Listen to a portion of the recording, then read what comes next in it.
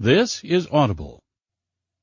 Touch of Fondness, a new adult romance. Stay in touch. Written by Joy Penny. Narrated by Susan Marlowe.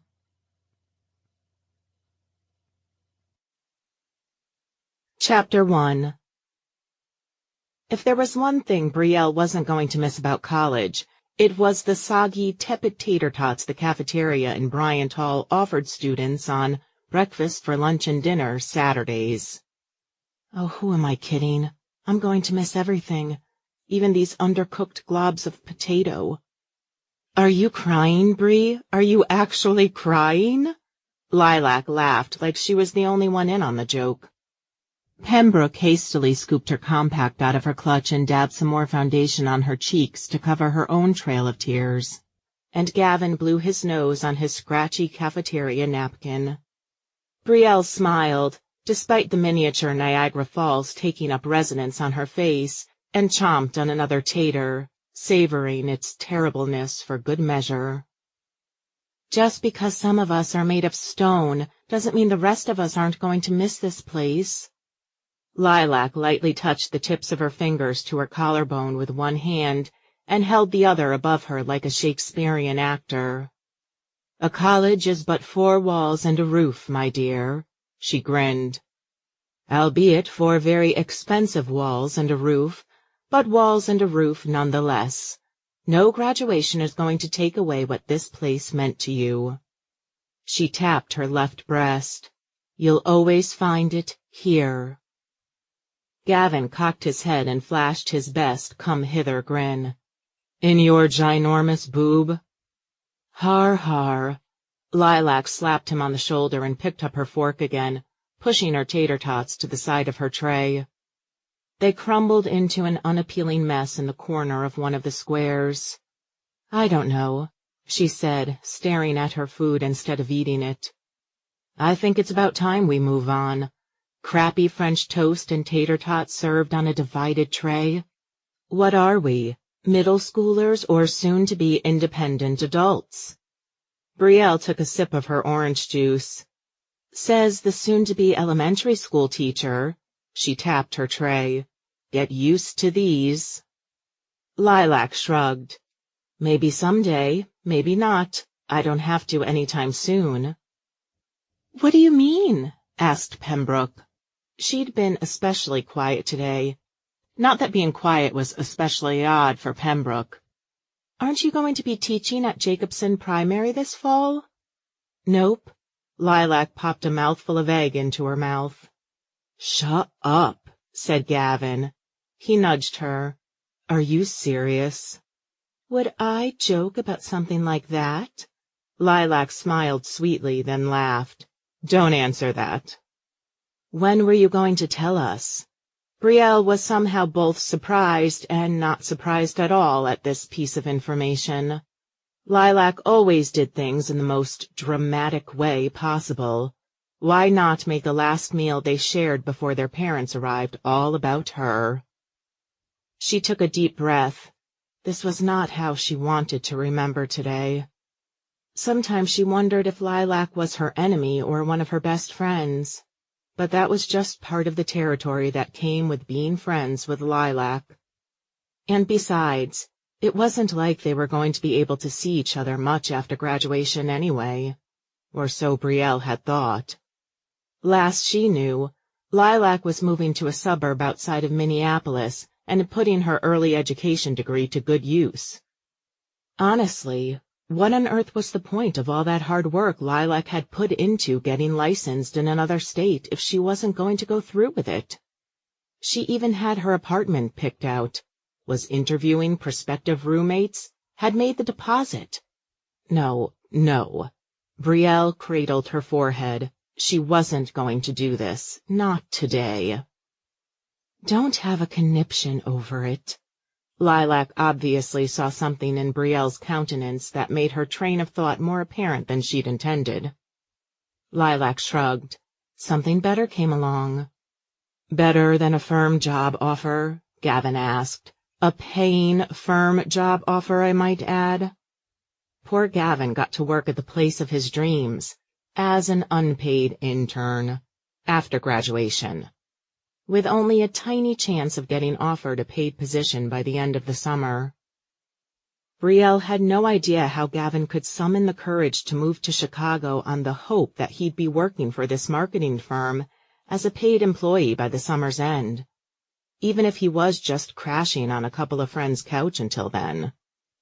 Not that he had much to take with him other than the clothes in his closet and that winning smile of his. His parents were assholes who'd disowned him and thrown out all of his stuff last summer after he'd come out to them. His grandma was the only one in his entire family who even spoke to him anymore, other than his little sister, who tried to text him in secret. But to quote the man himself, there was no way I'm moving into my grandmother's basement in the middle of bumfuck nowhere and trying for a job at the local hardware/convenience/crafting store that's the only place for miles, assuming they don't drive me out of town before I step foot into it. Do they even want gay people selling their cakes they don't want sold to gay people? Lilac cleared her throat and drummed her fingers on the table. I repeat, something better. Pembroke gasped. Did you get a job offer abroad? It was no secret how much Lilac had loved spending a semester in Spain her junior year, just as it was no secret that Pembroke had so badly wanted to spend the year in Japan, but had chickened out at the last minute, and how fixated on Lilac's changed-her-life experience Pembroke seemed to be as a result. Lilac snorted. I wish. About the only thing that would guarantee me that is a job teaching English, and I don't think a change in venue would make enough of a difference when I really wanted a change in job. Brielle couldn't keep biting her tongue. You're not going to be an elementary school teacher, after all the hard work you put into becoming one? Lilac raised her eyebrows. Maybe I wished I'd taken a cue from you, she said, and although her tone seemed cheerful, there was something a little darker under her words. And had studied something more useless so I didn't have to spend so much time in training and studying for my license. Lilac, Gavin shook his head. Brielle didn't really have a comeback. She knew her philosophy and history dual majors were utterly pointless. She had no ambitions to be a professor or teacher, and that narrowed her already narrow list of possible ways to put her degree to use, even if she really, really loved studying the subjects. But even her own mom didn't seem happy with her plan of moving back home to work for her mom's cleaning service, just like she had every summer as a teenager and every summer since. No matter how much Brielle tried to convince everyone it wasn't her forever plan, that she'd continue to look for something resembling a post-college career, between scrubbing mildew out of grout and vacuuming up Mrs. Tanaka's odious cat's scattered kitty litter. No one seemed to believe her that come this time next year, her life would be so much different. Brielle wasn't sure she believed that either. I'm serious, countered Lilac. All that wasted time just showed me I'm not cut out to be a teacher. That's not true, Pembroke frowned. It was sometimes hard for Brielle as well to associate unpredictable, party-hardy Lilac with reliable daytime guardian of rambunctious 7-year-olds. But she was a different person around kids. She was really good with kids. That's nice of you to say, Sweet Pea, said Lilac, almost inevitably going into teacher mode around too quiet Pembroke. But wait until you hear what I'm going to be doing instead. She pushed her tray to the side slightly so she could lean forward and place both her hands on the table for emphasis. I'm going to Tildy World. Wait, what? This was not at all what Brielle had expected Lilac to say. Sure, she had a soft spot for Tildy Taper. She'd practically grown up on Tildy Taper cartoons and defended them as being better than Mickey Mouse's. It was practically the only outwardly childish thing about her. But she'd been to Tildy World a dozen times throughout her life already, and she still dubiously claimed that the park was better than the nearby Disney World. She'd yet to find anyone who agreed with her, even though, to be fair, the park seemed to give Disney a run for its money. "Doesn't your aunt live in Orlando?" asked Gavin. How he kept track of insignificant details like that, Brielle would never understand. "She does, and Mom and Daddy only approved of this venture because I'm going to move in with her, at least for the first few months. Not that I need their approval exactly." "But are you going to be on vacation for that long?" Pembroke couldn't keep the confusion out of her voice. Ah, poor dear Pembroke. Brielle sometimes herself forgot the petite blue-streaked blonde wasn't a little girl. Lilac blew an audible breath out. "It's not a vacation," she shrugged. "Well, not that I won't ever just hang out at the park or head to the beach. Kind of the whole point of relocating to Florida, instead of even worse winters than here, like that somehow possible Minnesota." Brielle knew that was definitely one thing that Lilac hadn't been happy about when she'd accepted that job offer. But rejecting it now, after she'd already committed to so much of her life there, would probably hurt her resume. Not that Lilac needed to worry about that, apparently. Aunt Frankie knows someone who works at one of the resorts as a manager. She knew he was looking for an assistant manager, and voila! She gestured at herself. I became available for the job in an instant. "They hired you as an assistant manager?" said Brielle. "Right out of college with a degree that has nothing to do with running a hotel at all?" Lilac smiled. "What can I say? I'm a charming interviewee, even over Skype." Brielle's eyes flitted to Lilac's chest, which even when covered was hard not to notice, and she instantly felt guilty. But she did say he had been looking for an assistant manager. Lilac's voice interrupted the guilty nature of Brielle's thoughts. "And I'm just in training to start. Earl was especially keen to hear about my experience with elementary school children, since running interference between the resort's child care center and the management office would be a big part of my duties." Gavin wrinkled his nose. "You're working for a guy named Earl?" "Earl." Lilac waved a hand. "He could be named Billy Bob Jimbo for all I care if he got me a job in Florida." "I don't know," said Gavin. "There's just something ominous about a guy named Earl." Lilac punched his shoulder. "I'll behave. It's a thin-haired, chubby-faced man old enough to be my father named Earl, and I'm sure there's a Mrs. Earl." "Hasn't stopped the type before." Gavin sent Brielle a look. Lilac's ability to attract all the wrong kinds of attention, with or without her intention to do so, was about the number one thing the two friends had to discuss on the rare occasions they were left alone. "Stop being such a drama queen," said Lilac. "So anyway, enough about me. Pem, what about you? I know Brielle's got a plan for the summer until she finds that amazing job that awaits her." Brielle didn't fail to notice the sarcasm dripping in her words. "But you've never let us know what you have planned. Did you ever find anything?" Pembroke stared at her lunch tray and the food that was only half eaten. "No, not really."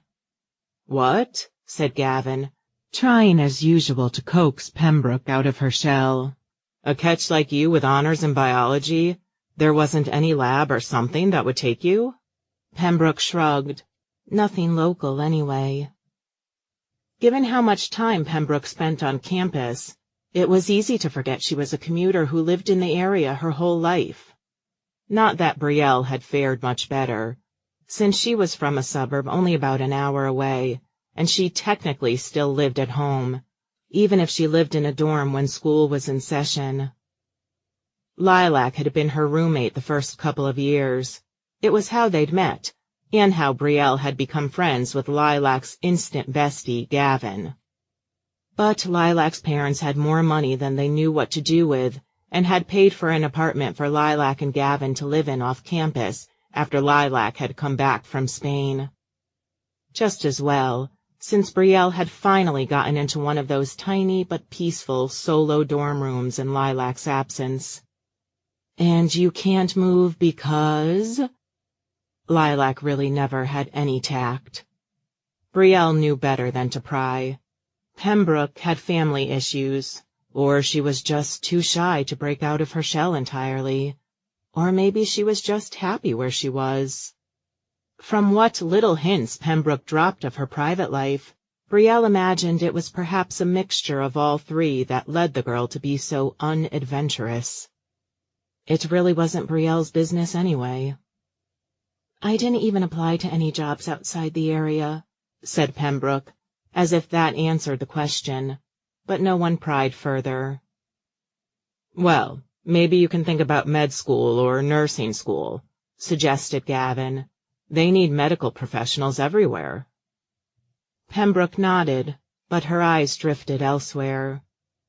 It wasn't the first time Gavin had tried to be helpful by tossing out career advice Pembroke would likely never bother to take. Gavin certainly wasn't rolling in it, even before his parents had cut him off. But Brielle suspected finances would prove a huge obstacle to Pembroke pursuing any further degrees, if she was even interested in the medical field at all. Brielle realized she wasn't really sure. She didn't talk much to Pembroke outside of social media, and those conversations were usually reserved for gushing about the latest The Walking Dead or superhero movie with her. "Well, good luck with whatever you decide," said Lilac. And Brielle was certain Lilac really couldn't care less about Pembroke's situation. Her eyes were glossing over, and her expression was far away, like she could smell the ocean air and feel the sand beneath her toes already. Brielle shook her head. Lilac doing an about-face at this point in time was shocking, but it was so Lilac. "Uh-oh, trouble at 3:00, said Gavin. "Bree, isn't it about time you see if your mom's made it here yet?" "Is it 3:00 already?" asked Lilac dreamily. "I thought all our parents weren't coming until after dinner anyway." Brielle turned to look in the direction Gavin indicated. Oh, that kind of 3:00, that kind of trouble. Brielle bolted upright and gathered her utensils and napkins hastily atop her tray. "Right. Thanks for the heads up. See you guys tomorrow." She turned around, ready to put her blinders on, but Daniel managed to meet her halfway to the dishwashing station, where she attempted to deposit her tray. "Hey, Elle, congrats." It was hard to act like a bitch to someone when they were dripping with pleasantness. A chill coursed through Brielle's body, and she settled for dropping the tray on the counter a little too loudly. "Thanks," she mumbled, turning around and staring at Daniel's faded Hershey's chocolate t-shirt. "And it's Brielle, or Brie, not Elle." "You'll always be Elle to me." Daniel did this annoying thing where he clutched both hands together over his heart, and his voice took on an exaggeratedly dramatic tone, like it was all a big joke. Everything was a big joke with him. "Elle, my belle, my sweet little spicy pepper." Brielle groaned and pushed past him, still not giving him the decency of looking at his face. Ever since the genius had figured out her father, the father who hadn't been a part of her life since she was 8, was Puerto Rican, he hadn't let go of the gross, insensitive jokes. How Brielle could have been stupid enough to date him not once, but twice, over the course of these past several years, she would never know. That was a total of 4 or 5 months, give or take, she'd never be able to get back. The only year she'd been entirely free of him was freshman year, and that was just because he was a year younger than her and hadn't started school yet. "Hey," said Daniel, trailing after Brielle as she made her way to the cafeteria doors. "You didn't seem to mind the name when we were dating." Brielle spun around, looking up at Daniel despite herself. He wasn't even that good-looking. Not really. Not when you couldn't not associate his skeevy smile with all the skeevy things he'd done. She would never forgive herself for being so stupid. Which name, Elle or Spicy Pepper? Daniel grinned, invisible slime practically oozing from the corners of his mouth. Either one. There were a few lovely evenings in my dorm room betwixt the sheets that I even christened you my hot mama. Grow up. Brielle turned around so Daniel wouldn't mistake the flush on her cheeks for embarrassment because she found him charming. It was rage, pure and simple, but he'd be too simple-minded to figure that out. Daniel followed her down the stairs. I'm going to graduation tomorrow. That's nice, clipped Brielle. Don't you want to know why? At the bottom of the stairs, Daniel grabbed her arm and tugged her back toward him. She slammed against a passing student and mumbled her apologies. No, said Brielle, ripping her arm free of his grip. But I figured if you didn't have a reason, you'd be gone by now. Most underclassmen don't stick around for graduation weekend. Or did you miss the fact that classes ended because you never attend them anyway? Ouch! Daniel gripped his heart mockingly again.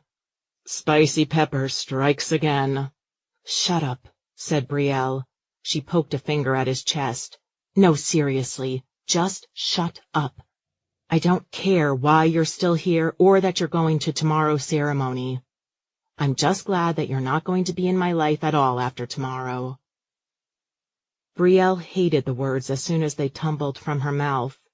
Daniel had this habit of getting under her skin, of causing her to explode and making it seem like he was constantly on her mind, when he wasn't. Not at all. He just burrowed into her mind when he wouldn't get out of her way and kept pushing and pushing her until... My fiancé is graduating. Daniel's gaze roved over her face. He was probably looking for some sort of reaction. He didn't get one. Good for her. Aren't you wondering how I got a fiancé since we just broke up 3 months ago? Nope. Broke up was generous. The second time was more like a fling. An ill-advised, stupid fling. Seriously? Daniel scoffed, loudly enough to catch several passerbys' attention. You know, you're one cold-hearted bitch. Brielle laughed. You're the bigoted asshole, but I'm the cold-hearted bitch? Bigoted? Daniel shook his head. If I were bigoted, would I have even dated you? Brielle imagined herself wringing his neck, and then took a deep breath. Fine. Brielle waved a hand in the air and turned around. Whatever. Case in point, said Daniel tauntingly. But thanks to the energy from the anger coursing through her veins, Brielle summoned her super speed and managed to ditch him before he was compelled to follow and torment her any further. Too bad she couldn't stop thinking about the asshole the entire rest of the day.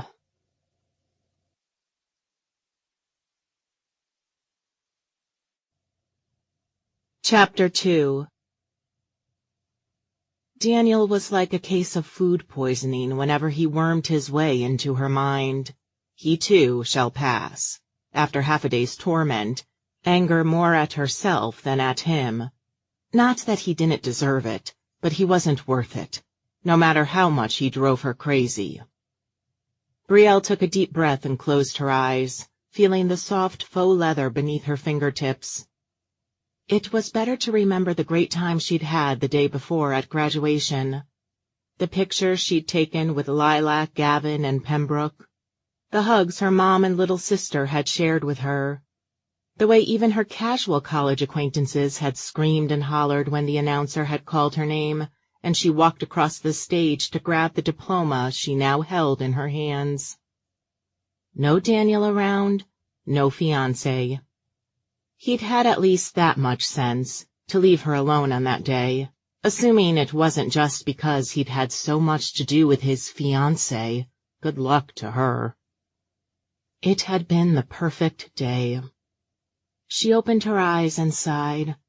She'd cleared a little space for the diploma on the top of her bookshelf, next to a Funko Pop of Loki, still in box, and a dream catcher she'd made in 8th grade at summer camp.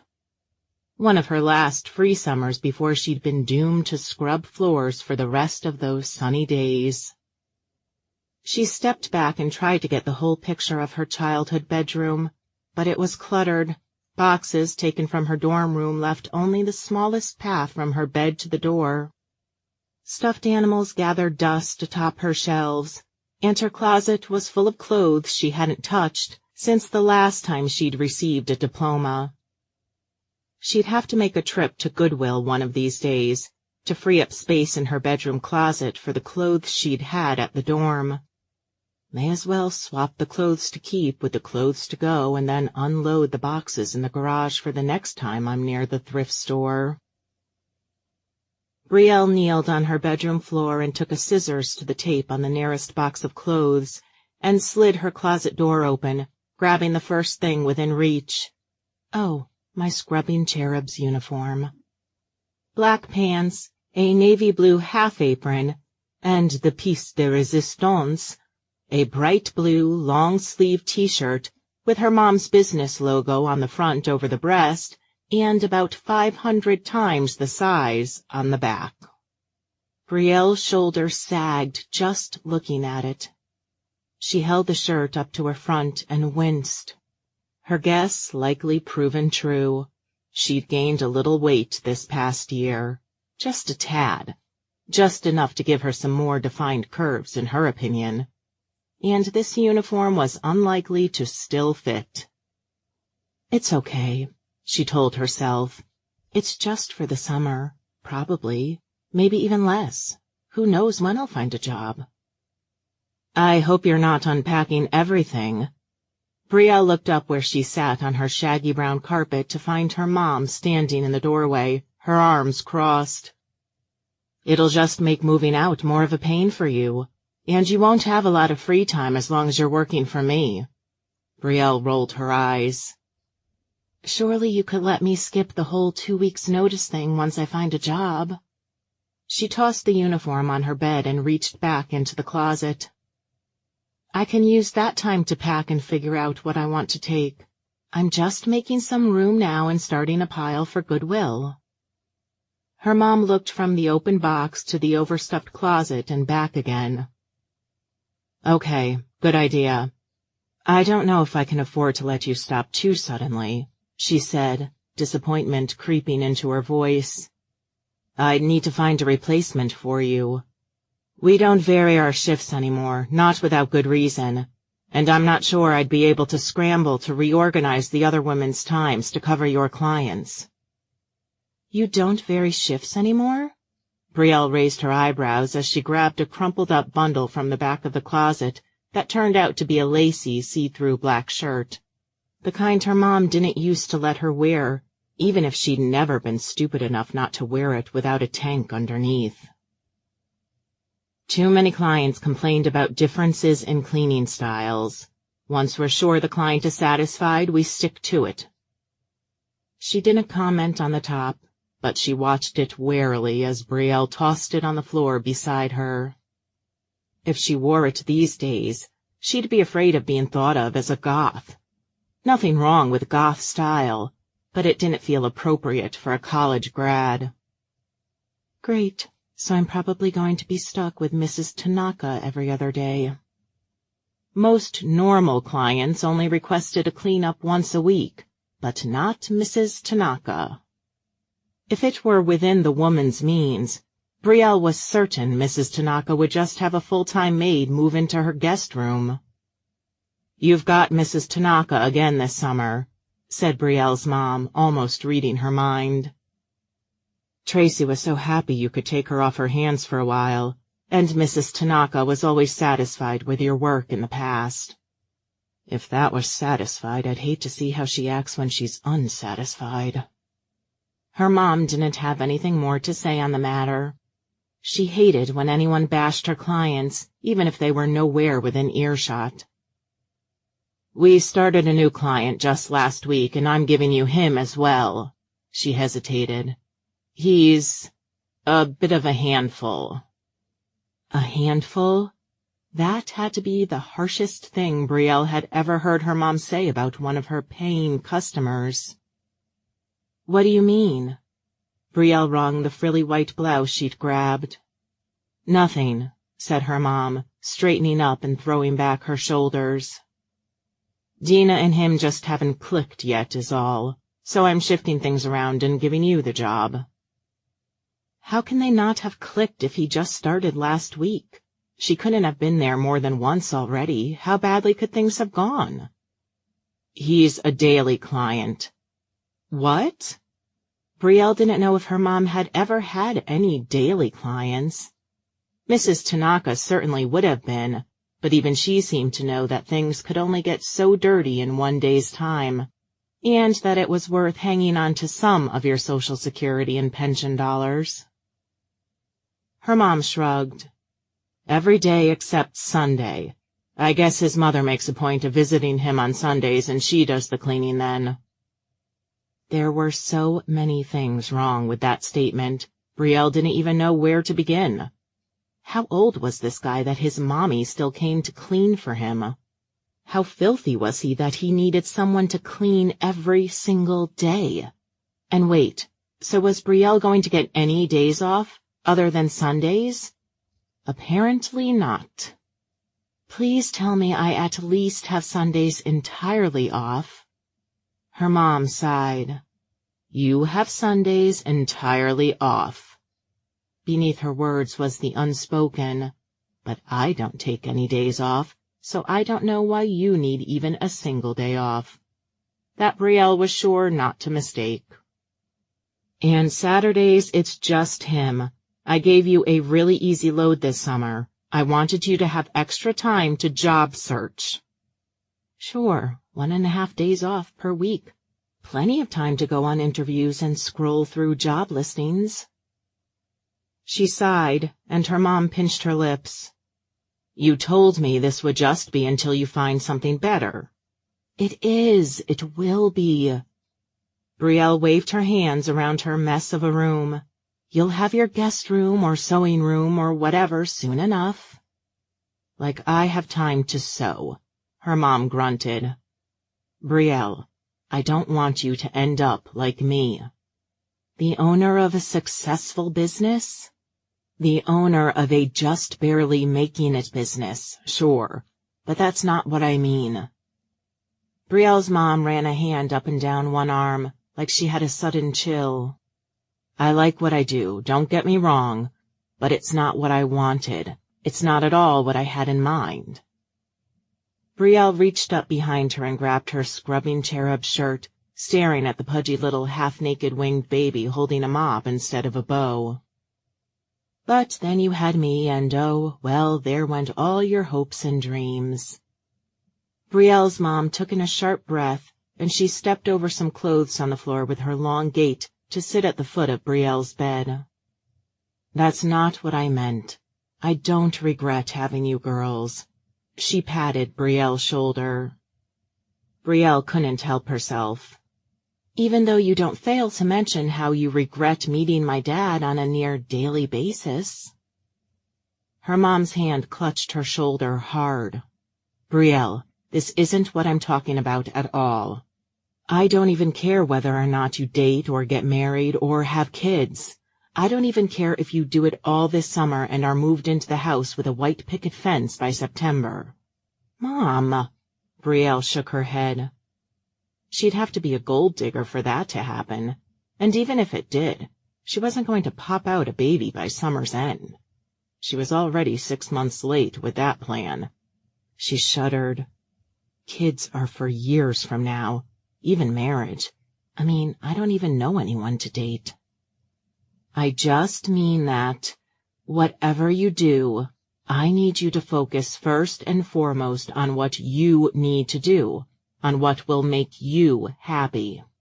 And I know for a fact, working for me as a house cleaner for the rest of your life is not at all what you had in mind, even if that might be all your majors prove good for." Brielle rubbed her fingers over her forehead. "Mom, I just graduated yesterday. Cut me some slack, maybe?" Her mom held her hands together over her lap and shrugged. "Didn't your friend Lilac have a job offer before she graduated?" "Yeah, and she totally blew it all on a whim and is off to Florida instead of Minnesota. Something I didn't even know until 2 days ago, by the way."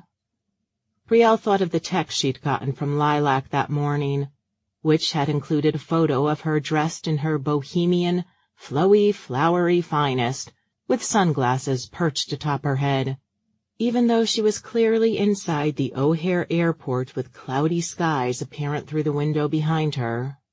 "So nervous, but so excited," read the text. Lilac hadn't looked nervous at all. And really, moving the day after graduation? So, she had 2 job offers. And your gay friend, too. "His name is Gavin, Mom." She shook her head. She didn't think her mom was bigoted, but little slip-ups like that drove her crazy. "Gavin, yes. You told me he got a job at a marketing company in Chicago." "He got an unpaid internship, but yes." "And internships are far more likely to lead to careers than cleaning houses for your mom, unless you're studying for the position of becoming a full-time maid." Brielle knew Mrs. Tanaka would hire her in a heartbeat if she charged less than minimum wage for the pleasure of cleaning full-time after Spark and Tigger, her 2 snobby cats. The thought sent shivers down her spine. "That's what I thought." Her mom stood to go. "I'll email you your weekly itinerary with directions to the clients who are new to you." "Oh, Mom." Brielle held her shirt up. "I think I'm going to need a size up." She could go buy a new pair of pants, but she wasn't going to find this gaudy design on any other piece of clothing, even if she spent the rest of her life combing thrift stores and garbage dumps. "We don't have any larges right now," she frowned. "I haven't hired anyone in a while, so we only have the smalls and extra smalls in the garage." Brielle grimaced.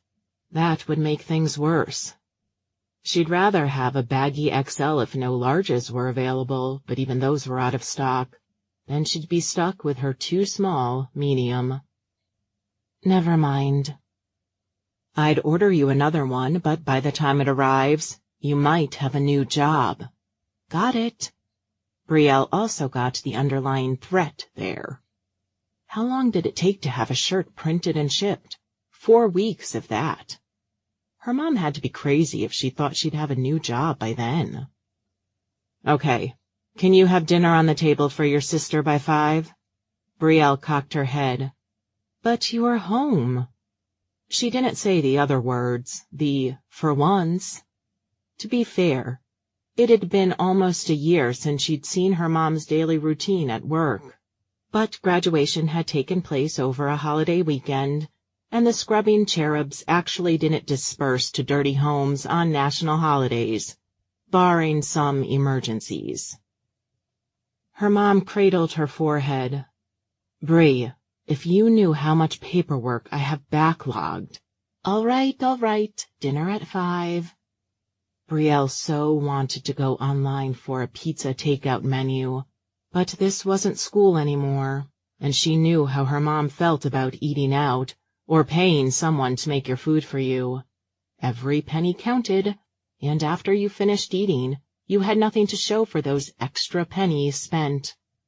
Nothing to show except satisfaction and time better spent. "I'll eat the leftovers later when I'm done, and make something healthy." She gave Brielle a once-over before stepping outside.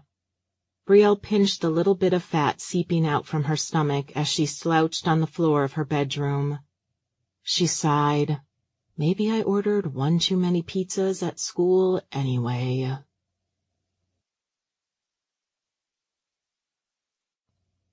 Chapter 3. You know, it's possible to steam vegetables without turning them into rubber. Nora pinched a limp broccoli stalk between her fingers and held it up to the light for a better look. Very funny. Brielle let out an exasperated sigh and slid into the chair next to her little sisters. Only she wasn't so little anymore. One more year of high school and she'd be off to college too.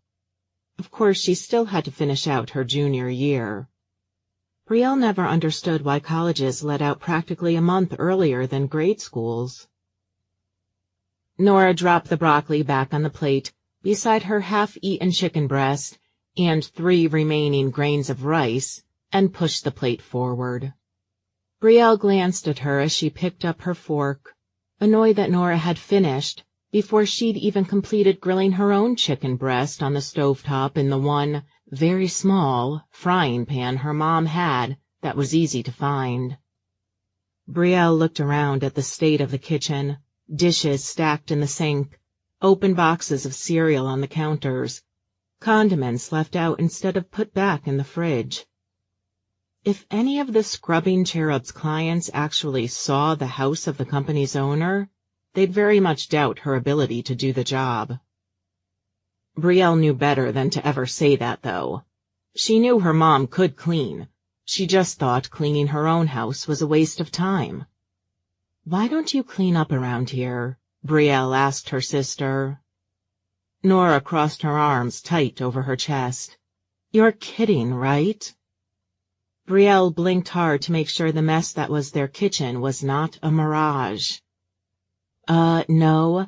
I've seen boys' dorm rooms that were in better shape than this house." "Well, why don't you ask Mom to do it? She's the supposed expert." "Nora, Mom's busy, you know that." "Yeah, sure, busy." Nora fished into her pocket to pull out her phone. Brielle fought the instinct to tell her to put it away at the table. She actually wanted to check her own phone. She'd heard it buzz while she was flipping a chicken breast, but she hadn't spent much time with her sister in ages. But she didn't know what else to say. Nora had still been so cute and little when Brielle had left for college, at least in Brielle's eyes. She'd still cared about spending time with her big sister. Brielle wasn't sure when Nora had started pulling away. Mom had kept them both too busy whenever Brielle had been home for the summer. "Can you, ask Mom to lay off me this summer?" Brielle paused with her fork halfway to her mouth. "What do you mean?" Nora rolled her eyes. "I mean, I don't want to be her merry little maid this summer." "Mom's not going to let you just hang out with your friends." Nora groaned and put her phone down on the table. "Heaven forbid I do that. But no, I have plans." "You have plans? Does Mom know?" "Not yet." Nora tossed her long brown hair back over her shoulder and clasped her hands together. "Summer camp. Well, more like an immersion camp. A good thing for my college resume." "Immersion in what?" Brielle popped the piece of chicken into her mouth. "Spanish." Nora spoke as if Brielle were stupid for not reading her mind. "Some of us are actually interested in our heritage." Brielle stopped chewing. Even the chicken was rubbery. She grabbed a napkin and spit the piece back out. "You don't even remember Dad." "I do too remember him, and it's not just about him, God." "Okay," said Brielle, distracted as her phone buzzed again from the kitchen counter. She stood up. "I'll back you up, but you have to tell Mom about it." Something clanged from the table behind Brielle as she went to check her phone. "She'll just ask me how I plan to afford it," said Nora. "Well, how do you?" Brielle tapped the screen.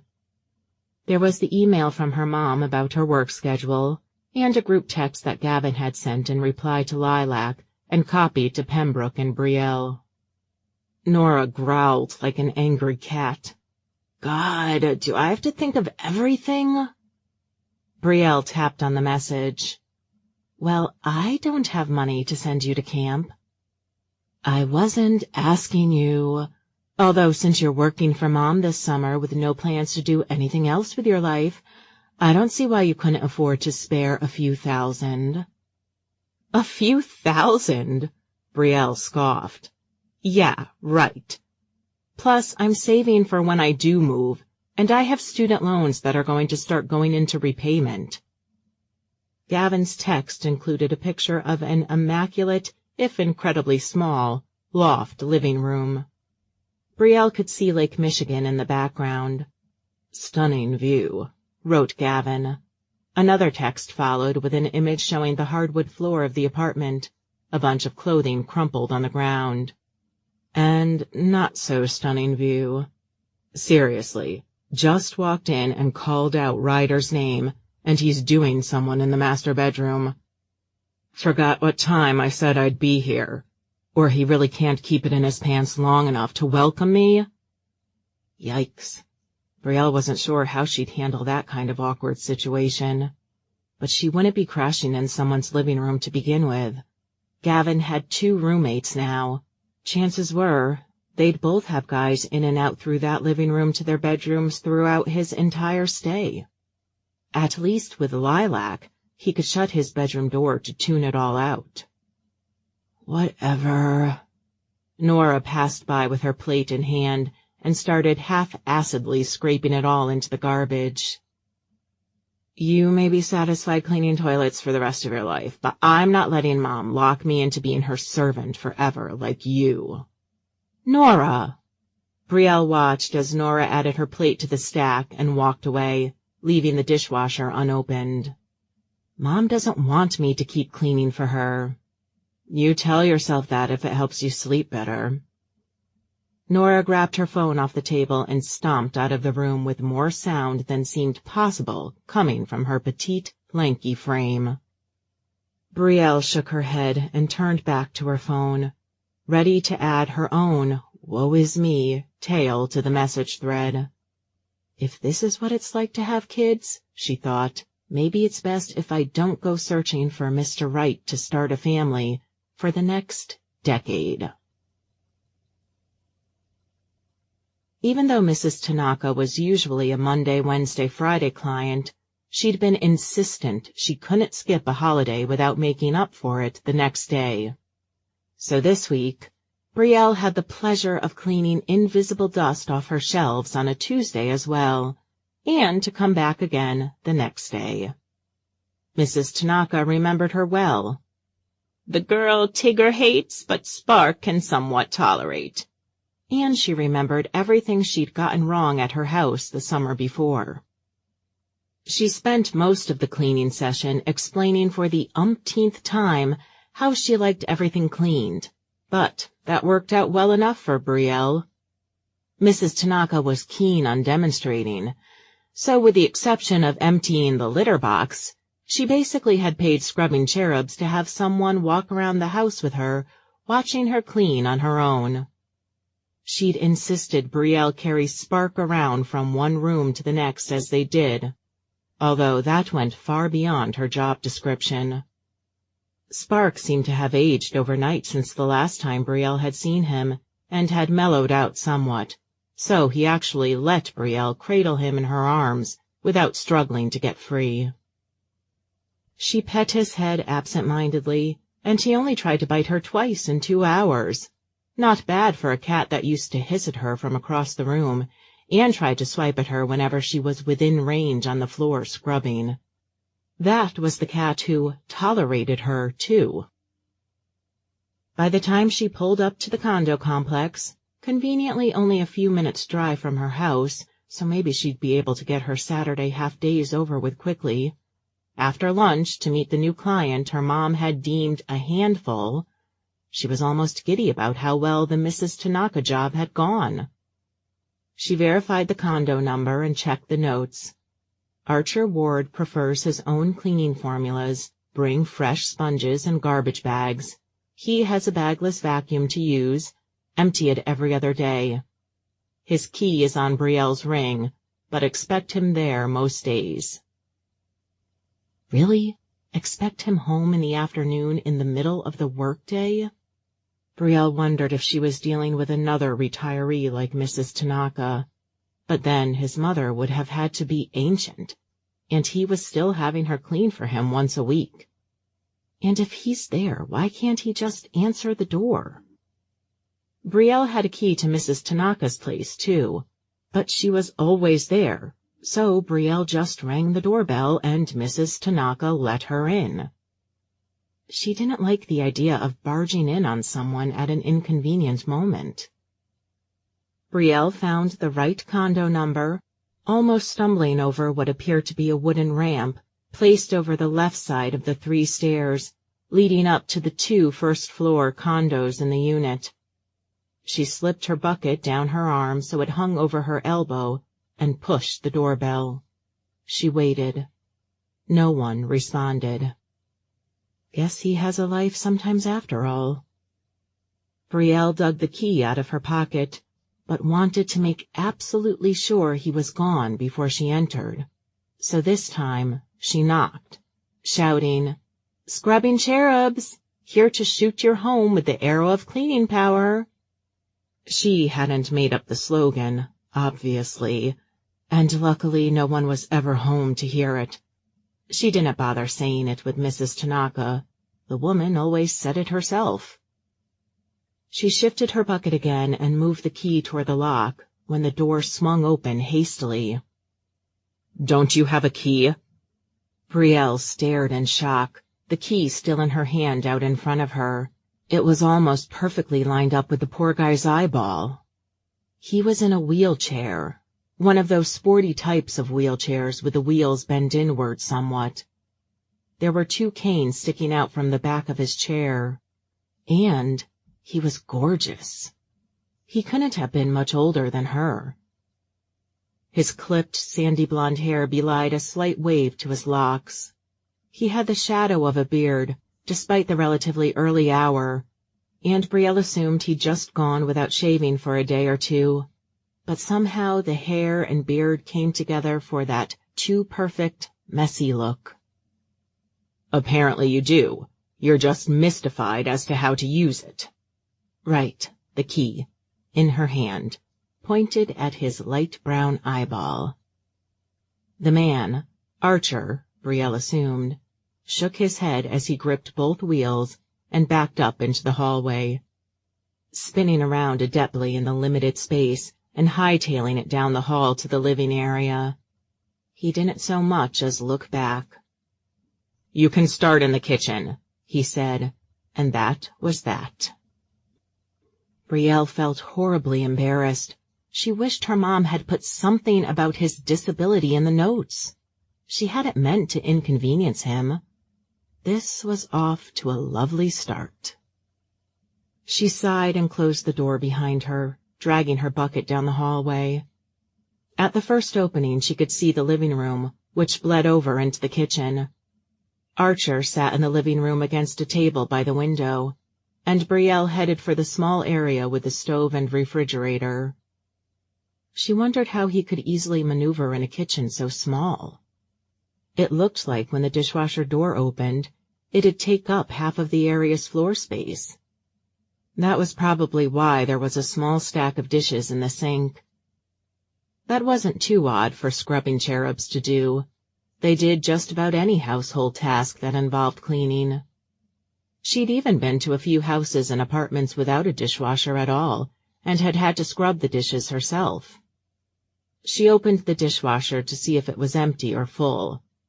"Dishwasher's broken," called Archer from across the room. He didn't even look up from whatever he was staring at on the table. "I would have thought Dina would have told you that." Brielle grimaced and grabbed for the dish soap that sat atop the sink. She wondered how he could even reach the sink to do this himself if he wanted to. No wonder he had someone come clean every day. She felt bad for ever thinking poorly of him for it. Brielle cleaned the dishes in silence for a few moments, until Archer cleared his throat. "Where's Dina?" He hadn't exactly given her a chance to introduce herself. "I'm taking over your home for the summer. She shook a plate and grabbed one of her towels from her bucket to dry it. "My name's Brielle. Brielle Reyes." "What's wrong with Dina?" Brielle stacked the dried plate on the counter, wondering if she should bother having him give her a tour of where everything went, or if that would incite his anger, and she'd have better luck simply peeking in all the cupboards until she figured out what went where. "Nothing. She just has other clients. I've been off the job for a while, and I needed new clients." "You mean she complained about me and the new girl got stuck with a job no one else wanted?" Wow, suffer from self-confidence issues much? Brielle felt bad for thinking that. He was disabled, after all. He certainly had more going on than most jerks to excuse his behavior. Brielle felt bad for thinking of him as a jerk, too. "I haven't even spoken to Dina, but I'm sure no one's complained about you." That was a lie. There had to have been something to get her mom to use the dreaded term, handful. It was the absolutely worst term she'd used to describe any of her clients, and there'd been a few doozies that would have made Brielle resort to words of a much stronger flavor. "Sounds like your company is a real team-driven effort. Great communication." Brielle put the spoon she'd grabbed from the sink down with a loud clank. What does that even mean? Is there no answer that would please this guy? She cleared her throat and picked the spoon up again, willing herself not to bore holes into the back of his head with her eyes from across the room. "I don't know if that's supposed to be some kind of insult, but it's a great business. We're all independent, but we also know we can go to the owner with any sort of issues." She grit her teeth, trying to stop herself from hinting that he'd caused issues after all. "The owner just doesn't believe in sharing her clients' personal business unnecessarily is all. No need for the rest of the team to know everything. Some clients appreciate that." She tackled the frying pan next. There was caked-on cheese, and Brielle wondered if he was really a grilled cheese kind of person, or if the cheese was from a burger or something. She looked at the oven behind her out of the corner of her eye, and wondered how he comfortably fried anything when his head would come only a couple of feet above the stovetop. "I hope the owner is as attentive to her clients' complaints." "Of course." Brielle shook the pan over the sink and glowered at Archer's back. Is he going to complain about the key thing? Mom will be disappointed in me, maybe, but she'll understand when I point out how she didn't fully explain the situation. So good luck trying to get me in trouble, Buster. Almost as if he felt her eyes on him at that moment, he backed up and turned around, wheeling himself closer to the kitchen. He nodded at her as he pulled beside her. "Because you're lucky I'm not allergic to animals." A chill ran down Brielle's body as she gently put the pan down. What is he? She looked down at her scrubbing cherub shirt, ignoring how tightly it clung to her moderate curves for once, to see what Archer must have noticed. It was covered with cat hair. Covered with cat hair, all the way down her chest. "Oh, I'm so sorry. I have a lint roller in my car. I should have—" It kind of says something about a cleaning company when the cleaners themselves are untidy. Brielle felt as if she'd been slapped. He had a point, but he was also being so rude about it. Still, her mom would kill her if she lost a 6-days-a-week client like this. Brielle's gaze wandered over Archer's head as she examined the place. It was nice enough, but pretty small. She wondered how he could afford $50 a day. "It was a client's cat," she said, nervously taking in the living room. She knew there was no excuse, that she was just sloppy, that the time away from the job, her distracted mind, had made her less sharp when it came to the details. She'd even gone to lunch like that. Yuck. "I came here afterward, and— Are those sketches?" She zeroed in on the table where Archer had spent the past few minutes. Archer scrambled back across the living room, far faster in his wheelchair than Brielle had ever thought possible. "I'll thank you for not gawking at my personal effects." "Well, excuse me." "I'm sorry," she said, taking a deep breath. "I just thought it was interesting. So, you're an artist?" Archer crouched over his table and picked up a pen. "Yes." "Well, that's neat." Brielle was glad that despite Archer's clipped tone, she seemed to have shifted the conversation away from her slovenly appearance. She stepped out and looked around the living room, spotting a few framed works of art, one of a pretty fall country scene, the other of a beautiful woman looking over her shoulder. "Did you paint those?" Archer looked up from the table. "No." "Oh." Brielle dried her hands on her apron. She took a survey of the room as she walked around, watching for areas that might need dusting and trying to pinpoint the garbage cans. There was one next to the kitchen area, and one overflowing with crumpled-up paper between his drafting table and his computer desk. Brielle felt stupid for wondering why there wasn't a desk chair in front of the desk at first.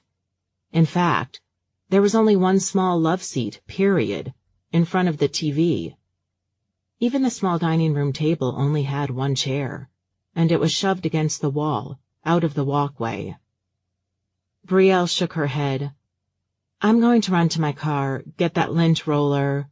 "Don't bother. You've already spread the fur and dander all over. What's a few more strands?" Brielle bit her lip as she stared at the back of Archer's head. He had hair that was perfect for ruffling. Daniel had hair like that, although it was a much darker color. "You told yourself you never thought about Daniel without reason, didn't you?" Brielle removed the roll of garbage bags from her apron pocket and pulled out a single bag, preparing to empty the trash bins. She crouched beside Archer to grab his overflowing basket. "Should I recycle these, or—" "Good God, woman!" Archer jumped in his chair and slammed the pen in his hand on the table. He scowled down at her. "Can you not sneak up on me?" "Okay." Brielle raised an eyebrow despite herself. She'd been talking to him. He knew she was behind him. "Sorry?" She started grabbing for the papers that had fallen out of the basket.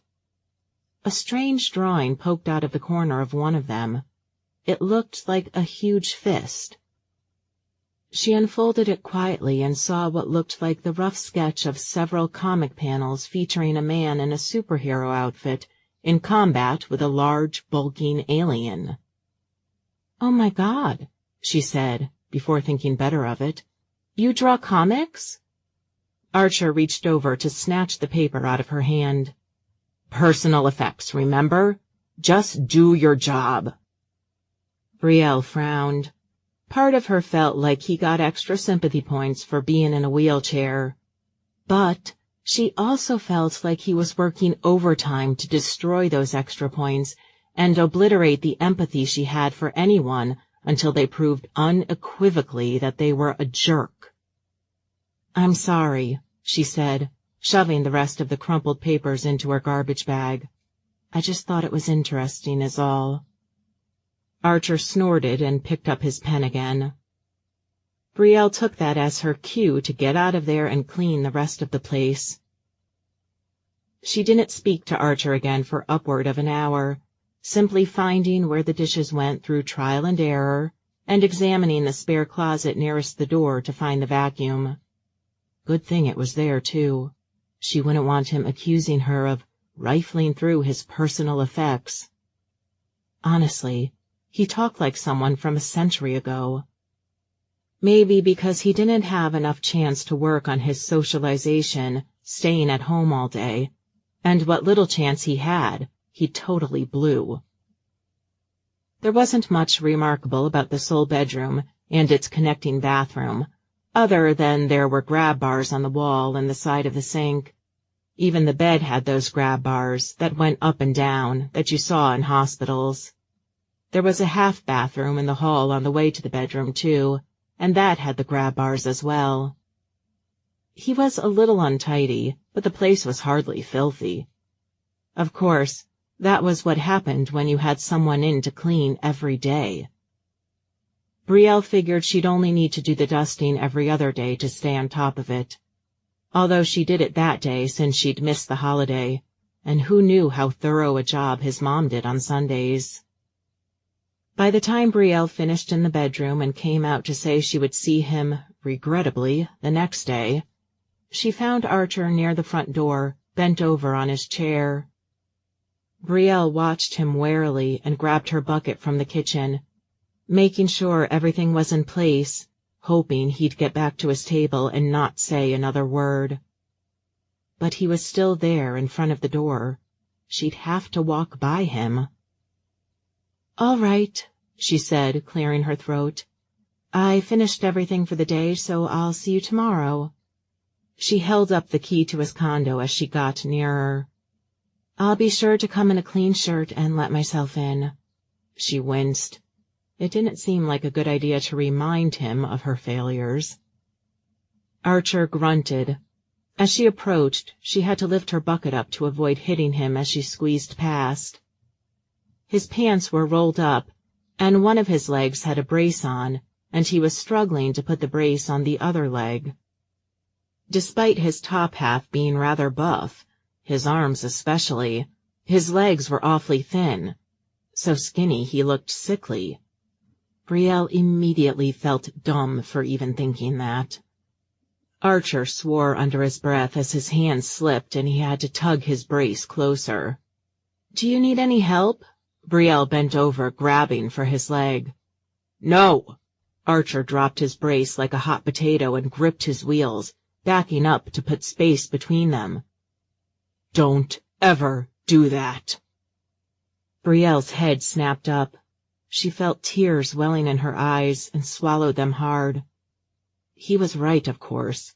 That had been inappropriate of her. It was invasive. She felt so stupid. But still, did he have to be so cruel about it? She just meant to help. "I'm sorry," she sputtered. She bowed a little, unable to look at Archer and deal with that rage on his face. She couldn't believe she was getting this upset. Even Daniel didn't ever get her this upset. "I'm sorry," she said again, bowing. She didn't even know why she was bowing. It felt so dumb. She scrambled for the doorknob. "Sorry," she said again, quietly.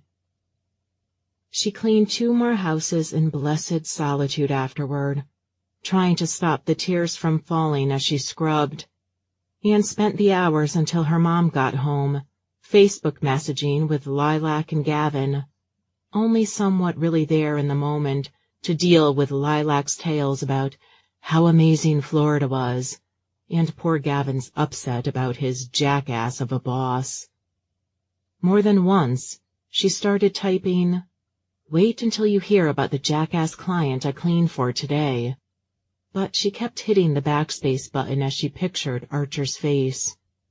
She felt as if she'd violated him, and she probably had. She didn't really tune into the conversation until Gavin mentioned that Pembroke hadn't responded to any of his messages, and that she'd been acting weird that graduation weekend, so he just couldn't fluff it off as her being busy. Brielle tried to remember the last time she'd really talked to Pembroke. It had been about Daniel, when things had gotten bad. She hadn't run to Lilac and Gavin. She knew they wouldn't be sympathetic, that there would be too many told-you-sos. So Brielle pulled up Pembroke's profile and DM'd her about her day. Chapter 4. Archer hadn't been alone with a woman so close to his age in years. He hadn't been alone with a woman so beautiful in forever. And no, he wasn't going to count his mother, no matter what others said. That first older cleaner he'd had when his mother had signed him up for the service had made things awkward enough.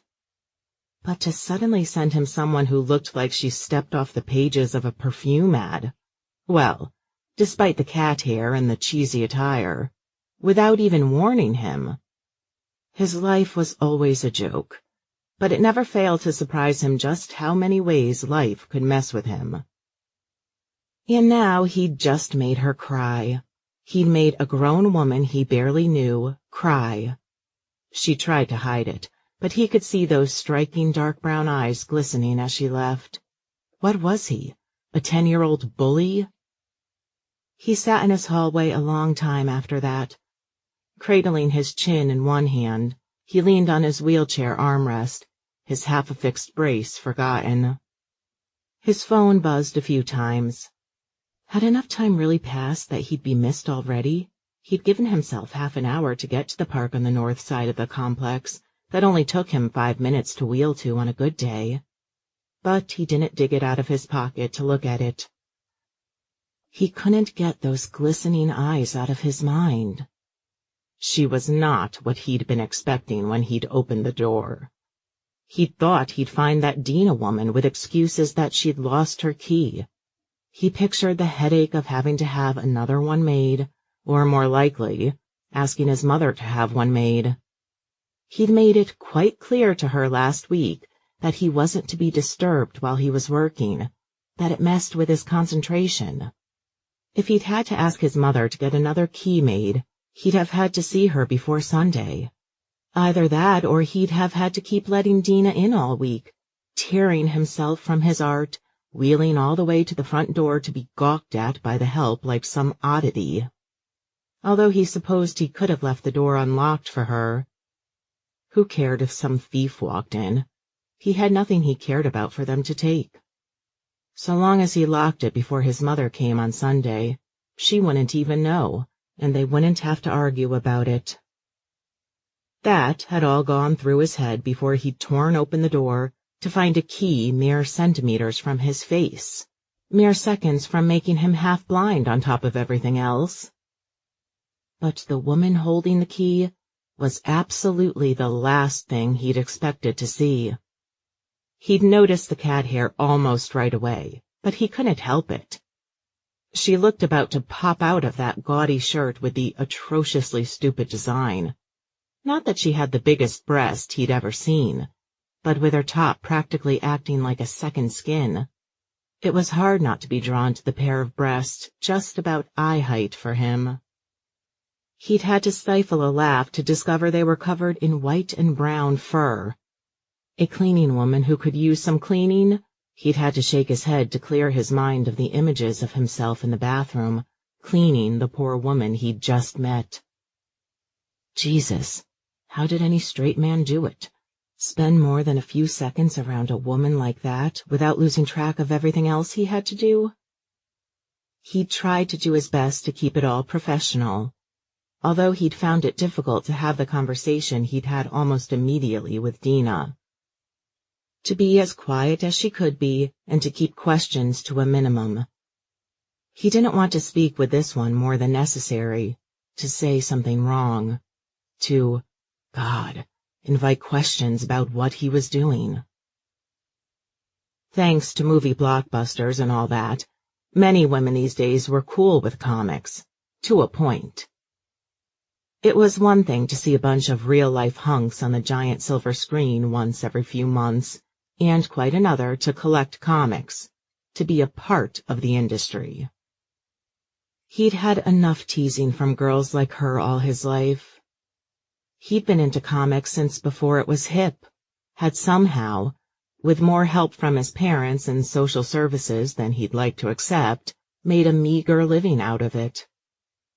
Few people knew what a rare accomplishment that was. Few women in the dating pool would think it was a big deal at all. They'd more likely view it as a negative. But who was he kidding? He wasn't going to be dating anyone. He didn't need to be dating anyone. The only benefit of dating someone would be to shut his mother up whenever she talked about introducing him to the daughter of a woman she'd met in the grocery store. or suggested he mingle more with people like him, to meet a woman like him who'd understand. How him having someone would help put her mind at ease. He had nothing against dating a woman with a disability, but it was the way his mother phrased it that made it so unappealing to him. Although he wondered if his mother would be so at ease if he started dating the hired help. He didn't even know why she insisted they come every day. Was he really that much of a pig? Sure, he let things go a few days when he had a deadline approaching, but if it weren't for Pauline complaining about it once or twice to his mother when she called to check in, because Pauline was a private duty nurse and Archer's parents were footing the bill, so apparently that made it okay to share information about him like he was a 5-year-old child, he was sure his mother wouldn't have been struck with the idea to hire a cleaning service. "Pauline isn't there to pick up after you, you know," she'd said. "Besides, with how little you get out, would it kill you to have more than Pauline's and my faces to see throughout the week?" Archer pointed out that he had 2 times a week basketball games with the guys, but that wasn't good enough apparently. Speaking of, his phone was now ringing instead of buzzing. That's no good. Only one person called him. Everyone else texted. Sure enough, he saw the call from Mother and let it keep ringing until his main screen popped back up. He swiped aside some texts from Jaden about where he was at, how they were starting without him, how they were getting worried. Holy crap. It was an hour after he was supposed to be there. He'd been sitting in his hallway thinking about a cleaning woman for an hour and a half. Then the phone rang again. He took a deep breath and ran a hand over his face. If he didn't answer now, she'd show up. He was in for an earful either way, but it was better when it at least wasn't face to face. "Yes, Mother?" he said, the too smooth innocence he injected into his voice at odds with the frustration of the day boiling inside him. "Why didn't you answer my call?" "It was just half a minute ago, my God, woman." "You know I play basketball on Tuesdays." "So I meant to assume, but I got a call here just a minute ago that you hadn't showed up and you hadn't let any of them know you weren't coming, and I just about had a heart attack. Oh, watch it!" "I'm going to kill Jaden. I'm a 10-minute walk away. If you're that worried, why don't you come check on me before you call my mother?" Jaden wouldn't even have had his mother's number if she hadn't insisted on coming to the park for a couple of their informal games and handed her number out to every single player there, urging them to call her if anything ever went horribly awry. He'd wanted to melt into his chair and take the chair with him through the asphalt into hell. Archer put the phone on speaker and started picking up odd noises from the call, honking and repetitive clicking, like a turn signal. "Are you on the phone while driving?" "No, yes, I wouldn't be normally."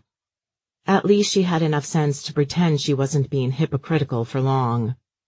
"But you didn't tell me you'd be skipping your game." "There was no reason why I'd have to."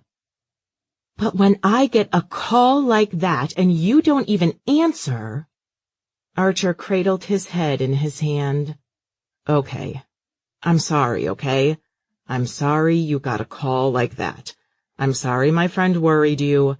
I'm sorry I didn't let him know not to be worried." "You know how I get— Oh!" she shrieked as a loud squealing sound erupted. "Mother?" Archer felt himself break out in a cold sweat. He just lost track of time. He'd just taken a short moment to feel pity for himself, and his mistakes had put her in danger. "Mother!" "I'm okay. I'm fine." A pounding sound like she was hitting the steering wheel over and over in frustration, something he'd seen her do more than once or twice. "I just started going before the light turned and—" A loud horn blasted. "Mother!" "Oh, fuck you, jackass! You never had a bad day?" Archer raised his eyebrow despite the fact that he had no audience. He couldn't help it when it came to her. She was normally so uptight and proper. Not that he'd never heard her speak like that, but only the very worst of occasions usually called for it in her eyes. "Mother, can you pull over, please?" I am. I'm right by the Starbucks by your condo. I'll pull in there." Shit. She's less than a 10-minute drive away. She'll never be turned away now. Archer cleared his throat. Okay, pull in." He winced as he heard another loud horn blast. She didn't swear this time. She just laughed like she'd become unhinged. "Mother." "Just a moment, dear," she cooed. Her voice had a sing-song quality that was quite disturbing between the cackling laughter. The clutch gear shifted and she lightly pounded the steering wheel again. "I'm in the parking lot, all safe and sound." Archer let out a breath. Okay. "Maybe go inside. Take a break before you go back home." "No, I'm coming over. I'll grab you a coffee. Caramel macchiato?" "You don't need to come over." "Nonsense." An unbuckling of a seatbelt and the door opening, an incessant dinging. "Mother, you forgot your keys," said Archer, knowing exactly what that ding meant. "Or you forgot to turn off the headlights, but more likely you forgot—" A door slam. "Mother." "Yes." "You left your keys in the ignition, didn't you?" "Oh." She must have been peering through the window. "I guess I did." Archer pounded his palm against his head. "And you locked the door by hand on the way out, didn't you?" "You know I don't like the honking it makes when I lock it with the remote. Everyone looks at me." "I told you you could get that disabled." "I don't have time to take it to a mechanic or whatever I'm supposed to do." "You have no job, woman. You are obsessed with checking in with me. You have plenty of time." "Okay," said Archer, exhaling loudly. "Did you put a spare pair in your purse like I asked you to?" "Of course I did. Oh. Oh? My purse is still on the passenger seat." "Why did you get out of the car and lock it without even grabbing your purse?" "I was talking to you. I had the phone in my hand and I forgot, okay? I was scared to death because of you." "All right." Archer massaged his temples. "All right." "I hope you realize how scared I was." "I do." "You know I don't like you changing plans without letting me know." "I know, but you're really overreacting." "Overreacting? When I didn't even want you to move out on your own anyway?" There it was. The feeling of anger, guilt, and embarrassment all rolled into one. "We're not having this discussion again. We agreed." "You and your father agreed." "I'm 25 years old." "But you're not like other 25-year-olds." She never believed in me. She never saw past this. She's known me my whole life, has been there since the beginning, and she still can't stop seeing me as somehow less than other people. He took a deep breath. He knew her prejudices, her domineering, all came from a place of worry and concern. He knew she wasn't perfect, but they'd settled into a routine he thought was better for them both. He didn't need to shut her out of his life entirely, as long as she acknowledged some boundaries. And today was his fault, sort of. "Go inside and order some coffee. Sit down and take a deep breath." She sobbed. "I can't order coffee. My purse is in the car." "No. Remember I told you your card is accessible on your phone."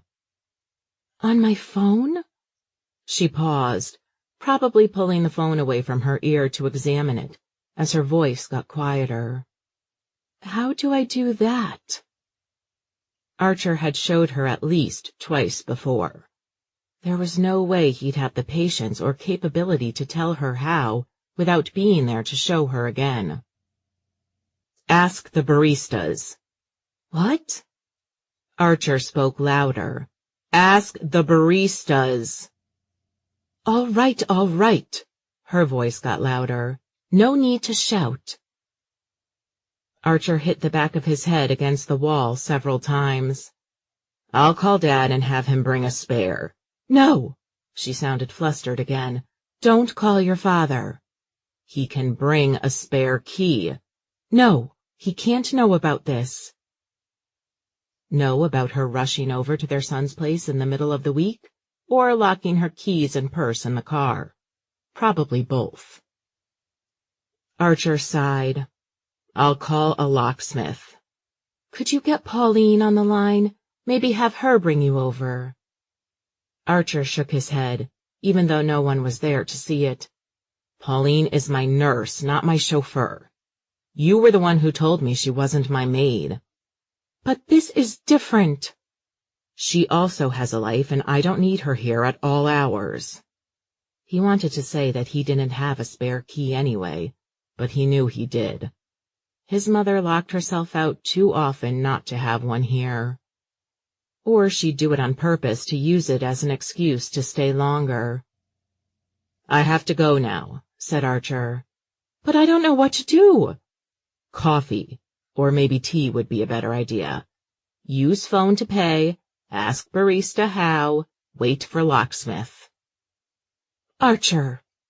"I have to go and let my friends know why I wasn't showing up, right? They'll be worried about me." "Why didn't you go? You never told me." "I'm getting off now. I'm going to call a locksmith and then my friends. So you'll probably just get sent to the voicemail if you call again." He hung up, even though he heard her call his name once more.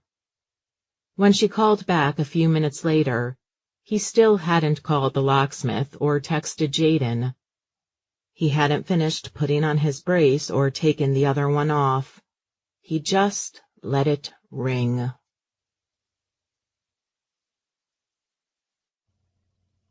Chapter 5. Pembroke still hadn't responded to Brielle's DM. Granted, it had only been a day, but that wasn't like her. Even when they never saw each other over the summers, she'd always responded by the next morning at the latest. Brielle wanted so desperately to talk to someone about her big mistake with Archer. She wanted to vent about what a jerk he was, too. But mostly, she just wanted someone to tell her it was okay and she'd made a mistake, but it would all be forgotten and soon it would be better. She couldn't tell her mom. Oh no, she would be in so much trouble. Even if she wanted to confront her about not warning her to begin with. But then she wondered if her mom had just been trying to be politically correct. Because it shouldn't have mattered, right? It didn't matter. Still, she just would have liked to have known, so she wouldn't have kept embarrassing herself left and right with him. Nora wouldn't understand, and she was hardly outside of her room when home from school anyway. And Lilac and Gavin had had so much to tell her about their own adventures. Actual adventures, not this BS nothing changed in my life post-graduation existence Brielle was experiencing, that Brielle couldn't find the right moment to add her own thoughts. Lilac was on cloud 9 in Florida, even though she wouldn't say much about the job itself. And Gavin loved the work, even if his co-workers were apparently almost as much of a drawback of his new life as living in close quarters with two very active roommates. To tell the truth, Brielle had started tuning them out after a while and let them chat back and forth on the thread while she browsed the internet with a numb mind. She'd spent the evening Googling how to interact with disabled people and felt stupid doing so. They were just people. Brielle knew that. So what was there to know? How was she supposed to act any differently? Everything she read said she wasn't, basically. By offering to help him with his brace, she had violated that line of not treating him any differently. And plus, she didn't know him well enough to offer to help with such an intimate gesture. She'd meant well, but that didn't matter. Disheartened, Brielle had considered lying to her mom and asking for the next day off, but she knew that would open up a whole can of worms about responsibility and her job search. Cripes, she hadn't looked for a job since last week. Assuring herself she was just excited about graduation and she could afford to take some time off. So she cleaned at Mrs. Tanaka's, tuning the woman out most of the time, and her once-weekly clients in the morning, barely stomached a half salad for lunch, and then went to Archer's, making sure to let herself in with the key. Her fist hesitated over the open door. Normally she'd knock to announce her presence, even after letting herself in. But maybe then he would think she hadn't let herself in, and feel the need to come to the hallway, all bent out of shape and railing at her. She took a deep breath. She was driving herself crazy. "Scrubbing cherubs, here to shoot." She let the motto die on her tongue. She really, really didn't want him to hear her say that again. But he wasn't there. After all her worry, after all those derogatory thoughts about how he never left home before she knew his situation, and he was gone on her second day. He hadn't left too much of a mess, so cleaning went fast, and she was gone before he returned. Wednesday evening, Brielle spent applying for jobs, mostly secretarial jobs. There was one at a museum several states away, but she wasn't sure she could manage moving across country without first saving up more money. Then again, it wasn't like she had a great shot anyway. In all her years at college, she hadn't managed to figure out exactly what it was she wanted to do after, even if she'd ruled out a few things. So she never got the internships or forged the connections she needed to get a job like that. She applied anyway, knowing she was simply sending the cover letter and resume into a void. Thursday morning was her first morning back without stopping by Mrs. Tanaka's, and it was refreshingly peaceful not to have to speak to anybody before lunch. She thought about skipping lunch entirely and going for a walk in the nearby park. It had been a long time since she'd done that, but her growling stomach had other ideas, even if it was still agitated by dread. When she went to Archer's and he wasn't there again, she was partly relieved and partly puzzled. Although it was clearer than ever now how inappropriately she'd behaved, his absence seemed to attest to that. He shouldn't have to avoid her in his own condo. If he'd called her mom to ask for a new maid, she was certain she'd hear of it, whether or not her mom could easily pull that off at the moment. No, he hadn't registered a complaint. He'd just taken to leaving before she got there, so he wouldn't have to deal with her. She was so certain she'd never see him again, despite going to his condo practically every day, that while cleaning the toilet, she actually screamed when she heard the sound of footsteps and a woman's voice coming from the living area. "Hello? What?" A middle-aged woman wearing navy scrubs poked her head around the door of the bathroom. "Are you all right? Who are you?" Brielle let go of the toilet brush. "Brielle," she said, clearing her throat. "I'm the cleaner?" "I told you I didn't want to rush back, that there was someone." Archer wheeled into view behind the woman. He stared at Brielle for a moment, and his face reddened as he looked down. "Yeah, the cleaning lady is here this time of day." "House cleaner," said the woman, staring down at Archer like he was a child she was chastising. "Sure, yeah." Archer wheeled backward into the hallway. Cleaner. The woman shook her head. You have to forgive him. He's woken up on the wrong side of the bed for the past 10,000 days. Whoa. Brielle's eyes widened. The woman chuckled and extended her hand. I'm Pauline, Archer's nurse. Brielle reached her hand out, noticed the yellow rubber glove, and quickly removed it before taking Pauline's hand in hers. Brielle. Pauline pulled her head back and glanced over her shoulder, but she didn't make any effort to lower her voice. So, you're the reason why Archer has been so insistent he get out lately, that we spend 10 more minutes at the grocery store.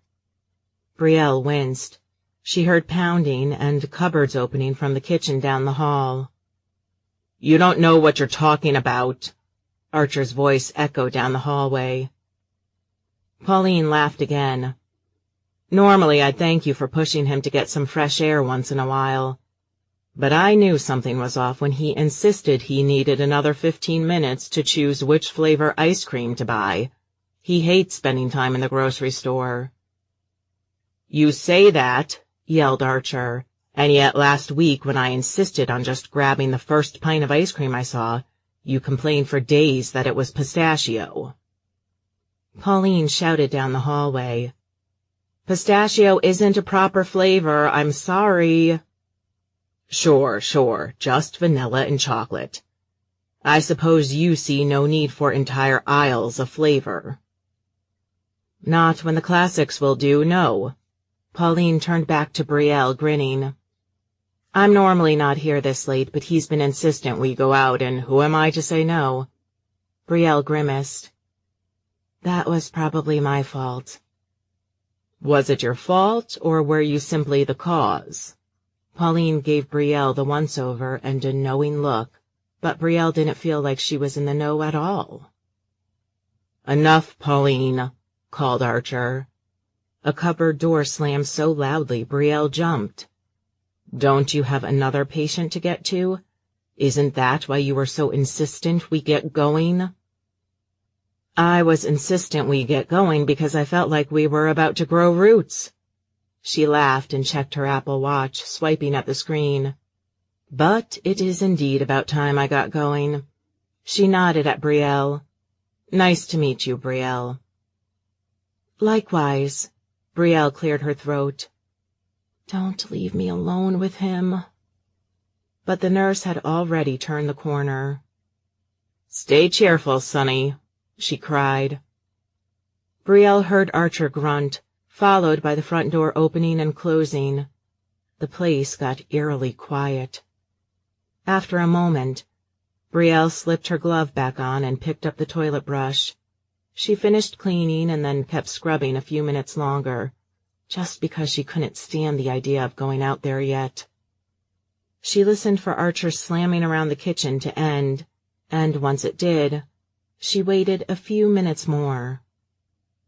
Then she decided it was now, or she was going to have to lock the door and camp out in his guest bathroom forever, which would be decidedly more awkward anyway. She gathered her belongings and headed out into the living area. Archer was in front of his computer this time, a tray table Brielle had never noticed before, pulled out to reach about his lap area. He held a digital pen in his hand, and it kept making loopy movements on the digital tablet, although Archer's eyes never left the monitor. Brielle almost walked right out the door without a word. She wondered if that was what Archer would have preferred. It was what she would have preferred, if the tension between them wouldn't keep eating at her forever. But it was also the wrong thing to do. It certainly wasn't the professional thing to do. She cleared her throat. So, I'm finished for the day. Archer nodded but didn't look away from the screen. Congratulations. Brielle's face soured. She didn't know how she'd been in this guy's presence for maybe less than 3 hours, and already she found him as aggravating as Daniel. It took her months, years probably, if she was being honest, to start really being annoyed by Daniel. And yet, somehow this guy was annoying in a different way. Not outright crude, just beastly. Yes, that was perfect. He was just like the Beast in Beauty and the Beast, all sullen and incapable of saying anything that could possibly be construed for kindness or even civility. At least not as far as she was concerned. Brielle felt an anger surge inside her she only thought Daniel capable of arousing. She dropped her bucket, letting it hit the hardwood with a clatter. "I wanted to apologize for the other day." Archer sighed and put his pen down. He backed up in his chair, and it was the first time Brielle got a good look at the drawing on the screen. It looked like he was inking a pencil sketch digitally. "No, don't bother," said Brielle quickly, scrambling to pick up her bucket, which she oughtn't to have dropped quite so loudly. "I just wanted to say I'm sorry, and I'll try as hard as I can to be quiet and not disturb you at all from now on. And you don't have to worry about structuring your day to avoid me. Not that you can't leave whenever you want anyway, but if that was the reason you were gone the past few days—" Whoa. Archer wheeled closer, taking one hand off its wheel as he neared to make the universal palm face-down hand gesture for calm down. He paused in front of her and ran his hand through his hair and over his face. Brielle found the movement surprisingly alluring, like he'd casually flicked on the light switch to her libido. "I don't want you tiptoeing around my house, afraid I might explode at the slightest sound." Brielle stared down at him blankly. He had met himself, hadn't he? Not that he likely saw himself the way she did.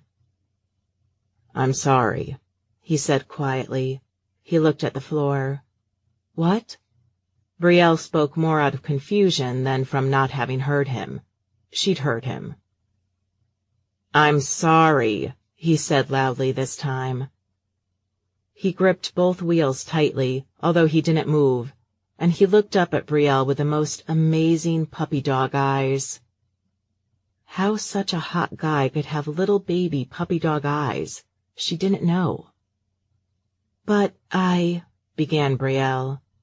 "I was rude to you your first day." Brielle gripped her bucket handle with both hands and tapped the toe of her sock against the floor. "I shouldn't have touched you, I'm sorry." "You barely did."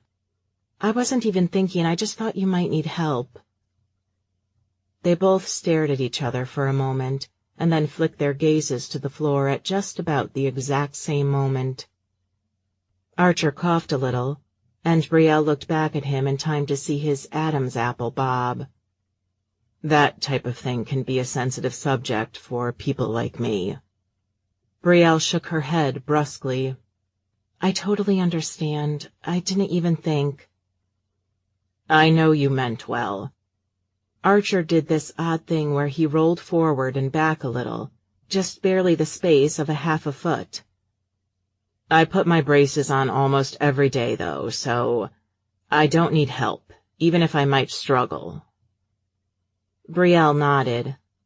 "Of course.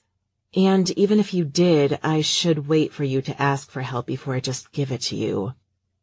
Archer laughed, and it made him look like a totally different person. Forget Beast. He was like a hunky Prince Charming. "Which I would have never done because I barely knew you." Brielle bit her lip. "Right. Understandable." "So, truce?" Archer stopped his wheelchair pacing and folded his hands over his lap. He was wearing a dark gray polo and what looked like black workout pants, and Brielle suddenly wished she could see how tall he'd be beside her. Like that made any sense or made any difference. She would date a shorter guy regardless. Brielle gently put the bucket down and extended her hand. "No truce necessary. Just a fresh start." Archer's lips moved just slightly, like he was fighting a huge grin. He took her hand in his. "That sounds even better." "I'm Archer," he said, finally letting that grin show. "Brielle." She shook his hand and leaned back against the counter that separated the kitchen from the living area. The eagerness in his pale brown eyes was actually making her knees buckle.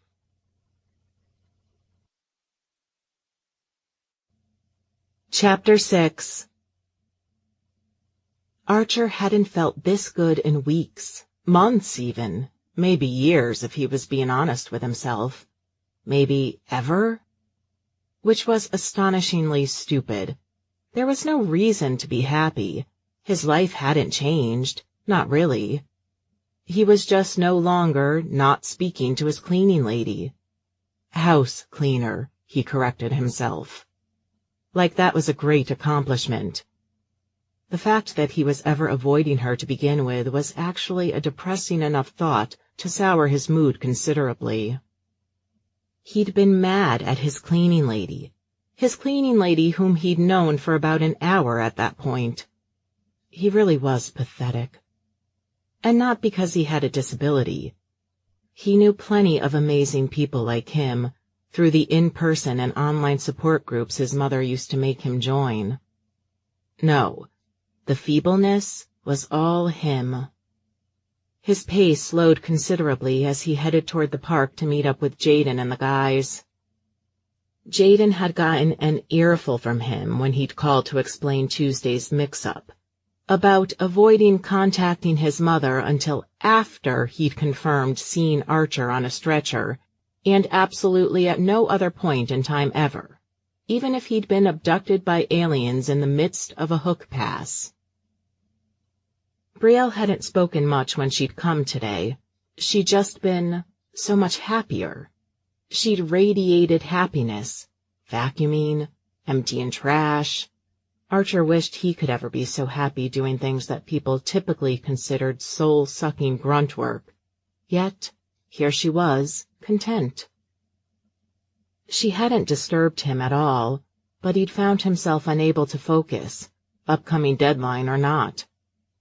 He'd purposely had his back to her, although he'd fought against every instinct he had to slink away by at least greeting her and thanking her when she was finished. But he'd kept redrawing the same line over and over. It wasn't just that it wasn't good enough. It was that he couldn't picture the scene properly in his head. Every time he'd try to focus on the superpowered man with a plan. He didn't write the comic, he just drew it. No one could blame him for that tagline. He'd kept picturing what she was doing based on the sounds alone. Putting dishes away was easy, only he hadn't just pictured her putting dishes away. He'd pictured her standing on her tiptoes and stretching to reach the top of his cupboards, that too-tight shirt of hers riding up, and flashing a spot of bare skin at her waistline. Which was ridiculous, since he knew only the things he almost never used were stored that high because, duh, he'd have a tough time reaching them. So she wasn't putting anything away that high up. Then there was the scrubbing in the bathroom. She was on her hands and knees in his vision. A little grunt and a moan. Whoa, he'd pictured her someplace else entirely. No, he could be absolutely certain she wasn't lying alone on his bed. Bed comfort testing was not in the service contract. Bed comfort testing was not something one paid for if one wished to be on this side of the jail cell. He should have talked to her more.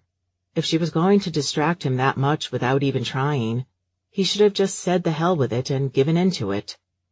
He knew almost nothing about her. It probably wasn't right that he spent so much time fantasizing about her lately. Hey, look who decided to show up. Archer hadn't even noticed Jaden appear behind him or heard him bouncing the basketball down the sidewalk. He'd passed the parking lot Jaden and most of the guys usually used, since few lived so conveniently close. He patted his hands against his wheels hard for good measure. He had to get his head in the game, in more ways than one. Someone had to stop you from sending my mom into a tizzy, right? Had to get here plenty early this time. Jaden twirled the ball on his fingers. Show off, thought Archer. Hey, I said I was sorry about that man. He looked over his shoulder to nod and shout hey at a few more guys who walked past them. Archer sighed. I know you are, He clapped his hands together once loudly. I just wish I didn't have to overthink everything, have to basically get permission to do anything not planned in my day. I feel ya. If anyone else hadn't showed up, I'd have texted him once and that would have been the end of it, whether he responded or not. Jaden shrugged. Life happens and all that. Archer smirked. But with me, you decide it's necessary to call in the bomb squad? You're... He nodded at him and looked him over once, as if taking in his form in the chair for the first time. I have a disability. I'm not dying. Yeah, my bad. Jaden cocked his head and stopped the ball from spinning by gripping it tight with both hands. She really that bad? Archer nodded. She's really that bad. Sorry. He tossed the ball in the air a few times and caught it each time. I would have checked on you myself, but I forgot where you live. Right back that way. Archer gestured at the sidewalk behind him with both hands like he was an air traffic controller showing a plane where to land. Straight down this sidewalk, like 10 minutes. You can't miss it. Jaden shrugged. I knew it was in those condos, but I didn't know which one. You only had me over like once, dude. Archer leaned over just as Jaden went to catch the ball again and snatched it out from under him. Fine, my bad. Just next time it's preferable you go from door to door knocking in lieu of calling my mom, okay? Roger, Jaden grinned and nodded toward the court. Ready? Archer spun the ball over his fingers, perhaps not as adeptly as Jaden had, but at least the ball didn't go rolling off elsewhere, and then dropped it onto his lap, his hands on the wheels. Are you? He took off toward the court. Jaden had to jog to catch up. So, why were you gone Tuesday? You never said. Archer finished saying hey to the rest of the guys and passed the ball to their friend Lawrence before peeling his shirt off and tossing it onto one of the benches on the side of the court. I wasn't aware you were my keeper, man. The game started, and Jaden, team shirts today, guarded Archer so there was no escaping him. Jaden spoke between looking over his shoulder to see if the ball was in danger of getting to Archer and shuffling around the court to make sure it never became a possibility. I'm not, I'm just curious. You were sick? No. Archer leaned around Jaden's torso to track the movement of the ball, trying to subtly edge his way toward the opposing basket. You had a deadline? Always. Archer made a sharp turn with his wheel, jutting out just enough beyond Jaden's range of grasp. But I've been making good progress this week. Okay, then I'm stumped. I know you have no social life, so... No. Jaden actually stopped in place, a look of astonishment on his face. Archer wondered if he'd given something, not that there was much there, away, some quick flit of the truth of his thoughts, considering the way that girl wouldn't get out of his mind. You had a date, shrieked Jaden. That's why you didn't want your mom involved. Nope. Archer used Jaden's utter distraction to lean out and catch a pass from Darren. He grinned and dodged away from Jaden, using his chair to block him, as he wheeled with one hand and dribbled with the other. I don't need to have a date to not want my mom involved, and I promise I'd send a text if I was canceling because of a girl. It had taken Jaden an extra beat to get back into the game, and that was all Archer needed to make the shot. Jaden jumped, but he wasn't quite close enough to make a difference. The ball hit the rim and rotated all the way around, and rolled right off. So much for an epic rim shot. Jaden laughed and did a little victory dance, like he had anything to do with it. So close, so close. Archer groaned and dismissed him, digging into the bag that hung on the back of his chair for a bottle of water. He took a sip as Scott dribbled, knowing he'd probably have to step in any minute to guard Jaden. He quickly popped the spout of the bottle back in place, his last sip still swishing in his mouth, and turned around to drop the bottle back in the bag. He dropped it right onto the court floor, and he practically spit his water out to boot. He had not expected to see her. "Nice," shouted Jaden, who, sure enough, now had the ball in play. "Yo, Arch," shouted Darren, clearly disappointed. "Get your head in the game, man." Scott ran over and picked up Archer's bottle, dropping it in his bag for him. "Sorry," said Archer, running his forearm over his mouth. "No problem." Scott clapped his hands together several times. All right, let's do this, He clutched his hair as Jaden took a shot, and made it. Somehow he'd gotten clear across the court, and Archer hadn't even moved an inch. Time!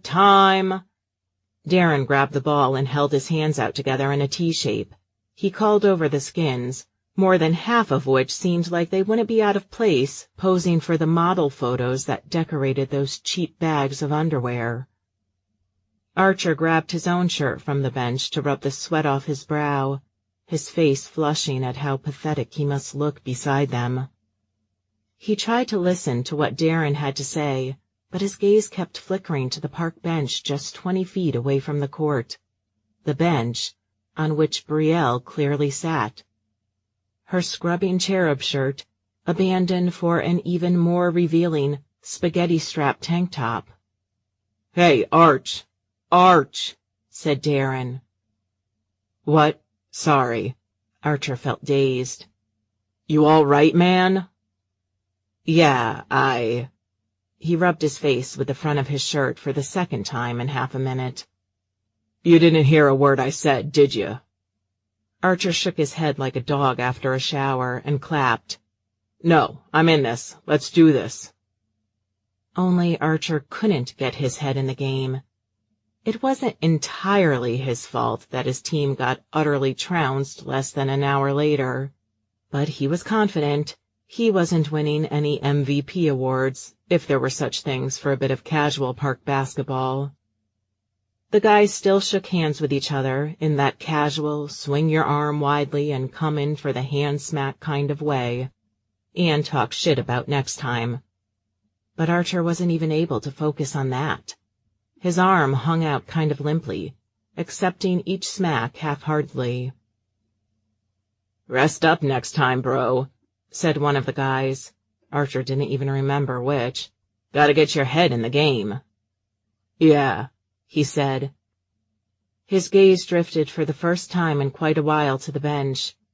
He hadn't let himself check since he'd first noticed her, but he could almost feel her eyes boring through the back of his head the rest of the game. Only, she wasn't there anymore. He laughed to himself. He'd been stressing all game over it when she'd probably left like a minute after he'd noticed her there, probably just as soon as she noticed him on the court. He couldn't blame her. He'd had half a mind to bolt himself, but he figured it would draw more attention to himself if he did. He was an idiot for even worrying about it. "See you next week." Jaden nodded at Archer as he headed back toward the parking lot, this time cutting through the grass for a more direct route. "Yeah," Archer nodded, his damp t-shirt crumpled in his fist. "Don't hold out on me, bud," Jaden called over his shoulder just as he passed the bench Brielle had been sitting on. "I want to know first thing next time if you have a hot date." Archer winced and tried to politely smile, but the smile was lost the instant he noticed Brielle wandering toward the bench from the park bathroom. How she stopped and looked from Jaden to Archer and back, clearly having heard Jaden's pointless jab.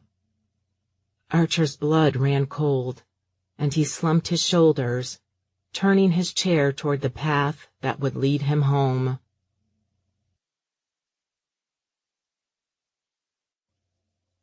Chapter 7.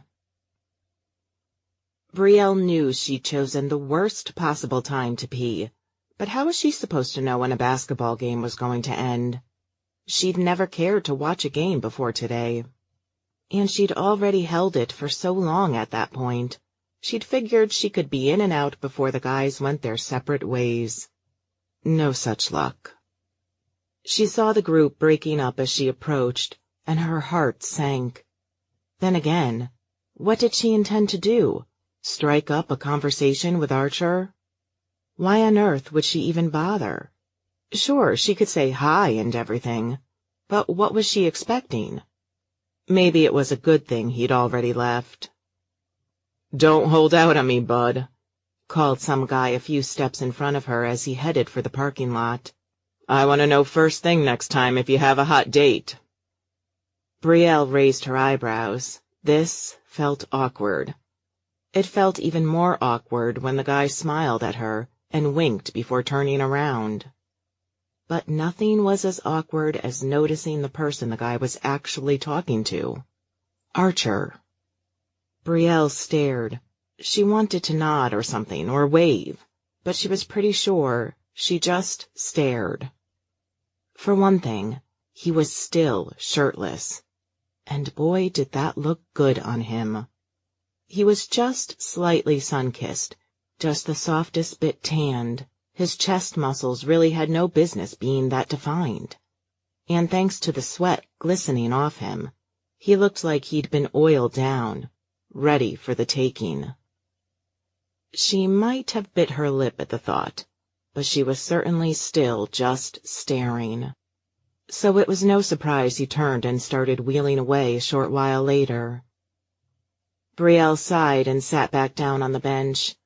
It had been a little surprising when she'd sat down earlier and absent-mindedly stared over at the court and found a guy in a wheelchair playing, and that guy being the one guy in a wheelchair she knew. Then again, it wasn't that surprising. She'd driven there, even though if she were being honest, she definitely could have walked from her house. Except there weren't sidewalks or paths the entire way, and she hadn't felt like walking in traffic in her frame of mind. And she knew it was a short distance from his condo complex, much closer to his condo than to her house even. And when she thought about it, she was sure there was even a sidewalk leading to it. But she honestly, totally wasn't hoping or expecting to find him when she'd set out for it. She just wanted some fresh air and some peace of mind. She'd been in a great mood after another day of cleaning Archer's without all of the awkwardness. Even Mrs. Tanaka had been downright pleasant to be around, because her favorite cousin's daughter had called her the night before or something. Brielle wasn't even sure, as she'd only been able to half hear her over the sound of the vacuum and the scrubbing. By the time she'd gotten back home to Nora, grumpily draining a pot of noodles in the kitchen, and her mom on the phone with one of her employees at the kitchen table, Brielle was ready for her first weekend post-college to be amazing. She had to clean Archer's place, sure, but that wasn't such a bad thing anymore. And then she'd be free to catch up on shows she'd missed because of finals, and packing, and every other crazy thing from the past few weeks, and maybe she'd even spend some time reading. She hadn't read for fun in forever. And waste time online and see how the gang was doing after their first full week of real adulthood. Although Pembroke still hadn't answered her, the thought of her ignoring everyone was a bit of a downer. Nora slammed the pot on the glass plate protecting the counter. "On warpath," she said as she flicked the stovetop fan off. Brielle cocked her head, but Nora just shook the strainer of noodles back into the pot and crossed her arms, sulking against the cupboard and staring daggers at their mom. Their mom put her hand over the speaker on her phone. "Girls, the sauce." Nora groaned, as if she'd been asked to pick up an axe and chop firewood for the household, as she flicked the burner with the saucepan off and carefully lifted the cover to stick the mixing spoon in. She shouted and shook her hand when a bit of bubbling sauce spurred at her despite her efforts. She smashed the cover back on and tossed the spoon at the spoon rest, getting sauce everywhere. "I'm not even hungry," she snapped, rinsing her fingers in the sink. Their mom laughed on the phone, oblivious to the mini-drama show her youngest was putting on several feet from her. "Okay, all right then. Thank you, Dina." She hung up and dropped the phone on the table, her face suddenly ashen as she massaged her temples. Brielle dropped her purse by the hallway to the bedrooms and removed her half-apron. "Something wrong?"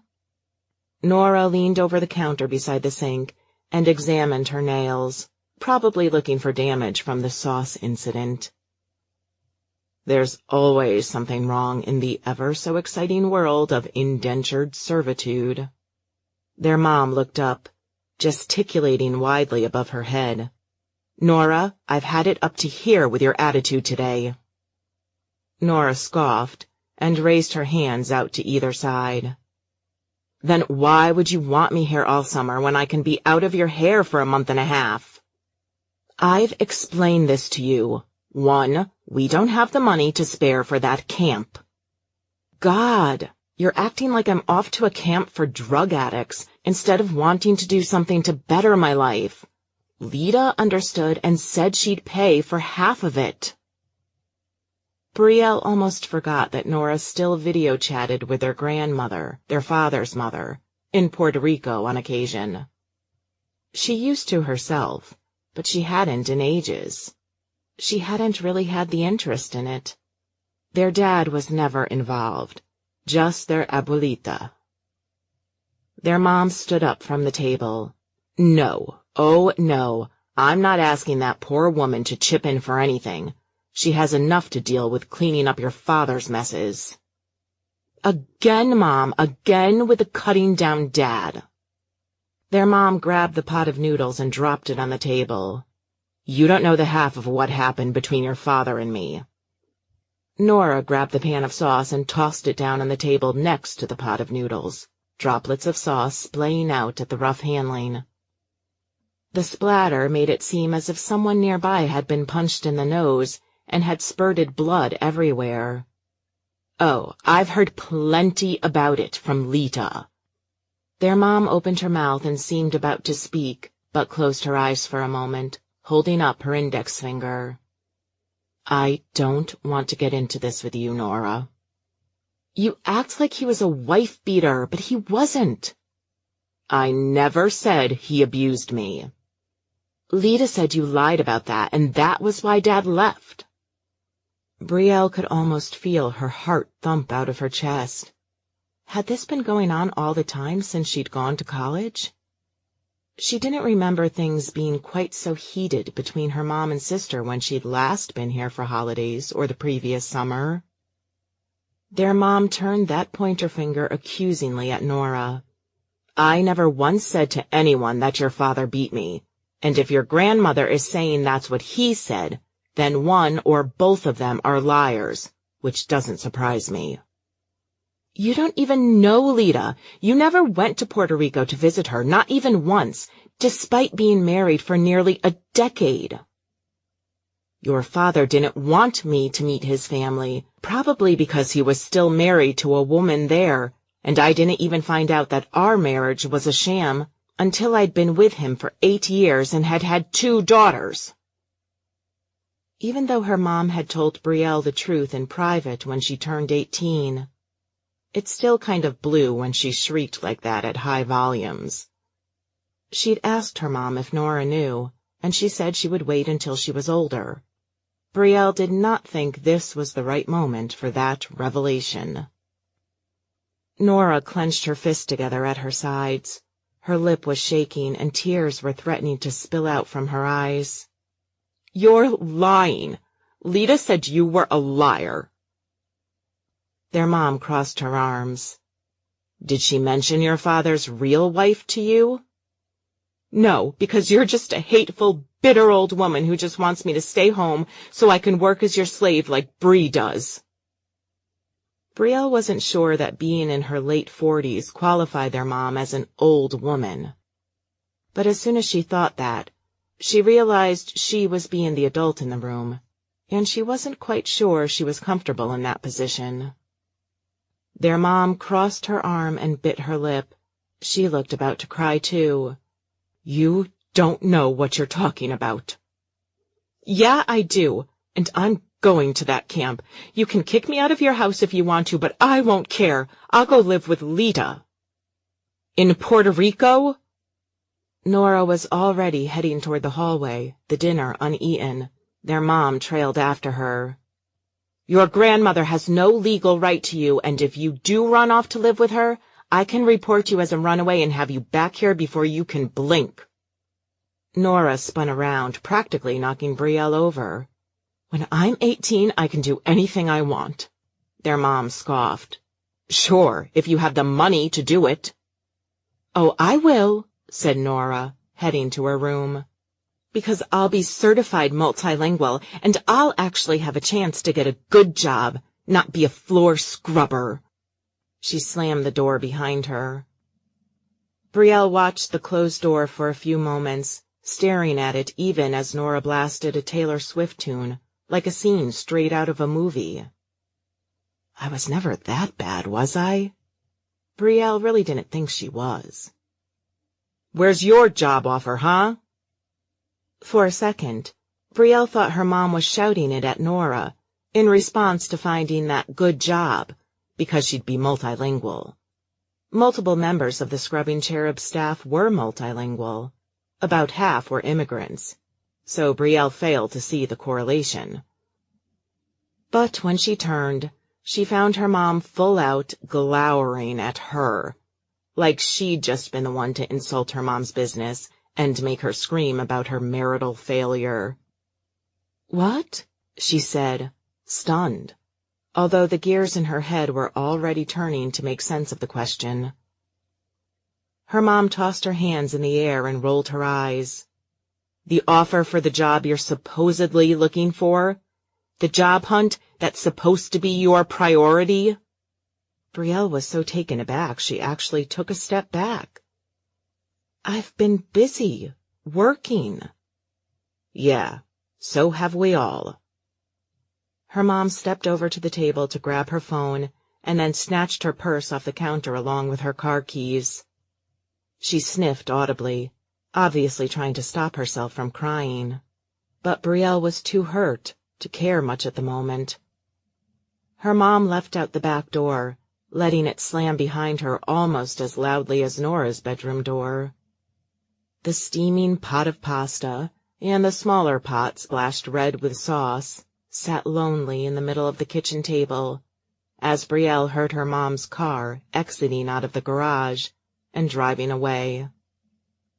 Brielle was relieved she'd parked on the street as usual, so her mom didn't come back in a foul mood, demanding she remove her vehicle from her path. Brielle felt her own well of tears filling up and swallowed hard. "Screw it," she told herself. "I'm not letting her take it out on me." She ignored the cooling dinner and went to her room to change before making her own getaway. Staring at Archer play for almost an hour had been enough to empty her mind, in a good way.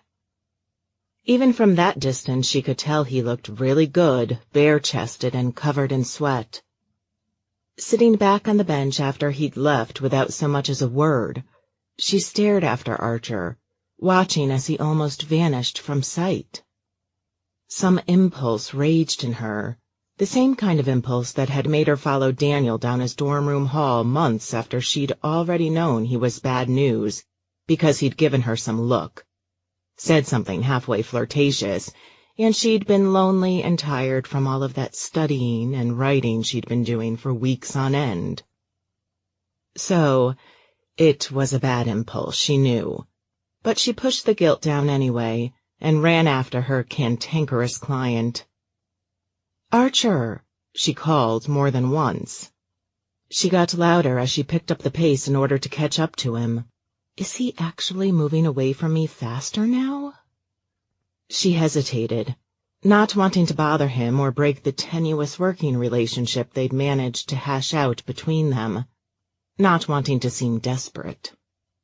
Which, after weeks, months of getting no action, she kind of had to admit she was.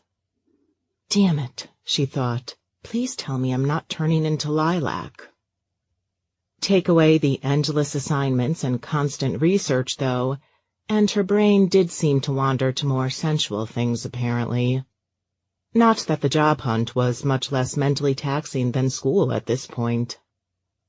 Her foot caught a crack on the sidewalk and she stumbled, crying out.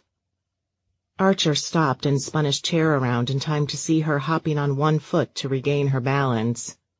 "Hi," she said after the fourth dorky hop. "Hey," said Archer. He was panting and looked like he'd just had a cooler of water dumped over his head. "You okay?" "Yeah," she said, putting her hands behind her back and shuffling her foot. She pointed back to the bench. "I was sitting back there and I saw you and I thought I'd say hi." It sounded really stupid when she said it. "I didn't know you'd be here. I mean, I know you live near here, but—" "You didn't think I'd be into park sports considering the wheelchair?" She shrugged. "No, not that. I mean, this is just the closest park to my place, too, and sometimes I just need some fresh air and peace. You know what I mean?" She wondered if Archer really did know what she meant, since he had his peace alone in his condo and seemed to find camaraderie here in the park. He nodded, though, his gaze drifting off somewhere behind her. Brielle felt eager to fill the silence and said the first thing that popped into her head, the stupidest thing, she would soon think. "So, hot date? That guy said you had a hot date?"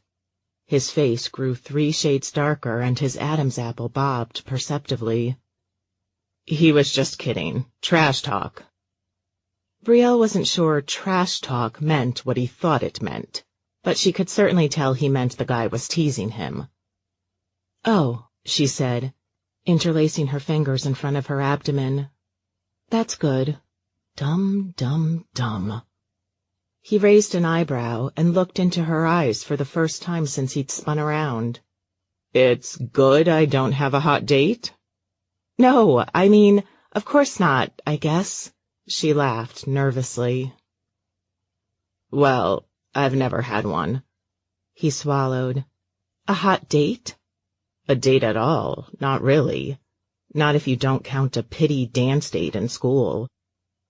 Brielle frowned. She hadn't meant to bring up such an uncomfortable topic with him, hadn't meant to insinuate anything. She supposed he was a bit old not to have been on a date, although Pembroke wasn't much better, but she was a girl at least, and guys typically didn't patiently wait for the one to walk into their lives. But there was his disability to consider. It was definitely rude to question him further on that point. Maybe he couldn't even... Maybe he didn't want to date because of where it might lead, and maybe he couldn't go that far. Her own face darkened at the picture that had just popped into her head. It wasn't her business anyway. "I can date," he said, as if reading her mind and deciding to censor her thoughts somewhat, considering there were kids just a few hundred yards away. "I just haven't." He cleared his throat. Then he laughed, his face stricken, as if she'd caught him in an embarrassing admission. "It was always just easier not to try. I can't even picture how I'd kiss a girl comfortably." Brielle's cheeks blazed harder. "You've never been kissed?" He stared at her. "Well, I mean, not more than a peck on the cheek, from relatives." The ground seemed suddenly far more intriguing for him to look at. He was squeezing the life out of that shirt with both hands. Brielle was just glad he hadn't thought to put it back on. "Would you like to try?" Brielle could feel the heat on her breath. She knew she was being bold, knew this type of interaction was awakening something inside her she usually managed to keep hidden. God, if Lilac even knew, she'd never stop teasing me. Startled, Archer jumped a little in place and looked around. With who? Laughing, Brielle crossed one foot in front of her other one. With me. I don't exactly have permission to grant on behalf of anyone else. Archer tried to look up at her, but his gaze kept flicking to whatever he found so intriguing behind her. When? How? She shrugged. Right now. She tentatively took a step forward and put her hands on either side of him at the edge of his armrests. They were shaking a little, but she could feel that warmth surging inside her from that place below her stomach. She needed this right now. She needed to have a small taste of him. Like this. There was no pulling away from her eyes when she was this close. He looked as surprised at what she was doing as anything. Would you like to? She asked, breathless. Yes, he said softly.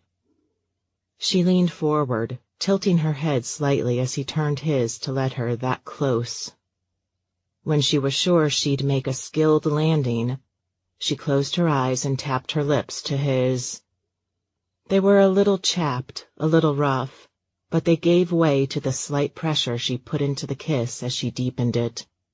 Her back and neck strained just slightly from holding the position leaning over him, but she dug her nails deeper into the sides of his armrests and pushed harder, parting his lips to let just the tip of her tongue inside him. More, her idiotic mind commanded her. More, more. But the screeching laugh of a child across the park reminded her of where she was, of her relationship, or lack thereof, with this man, and she pulled back, laughing. Sorry, she said, as she let his chair go and took a step back. He swallowed again and ran his fingers over his lips, almost like he was trying to catch the ghost of her kiss. It drove Brielle wild. She wanted to do it again, wanted to lean in once more.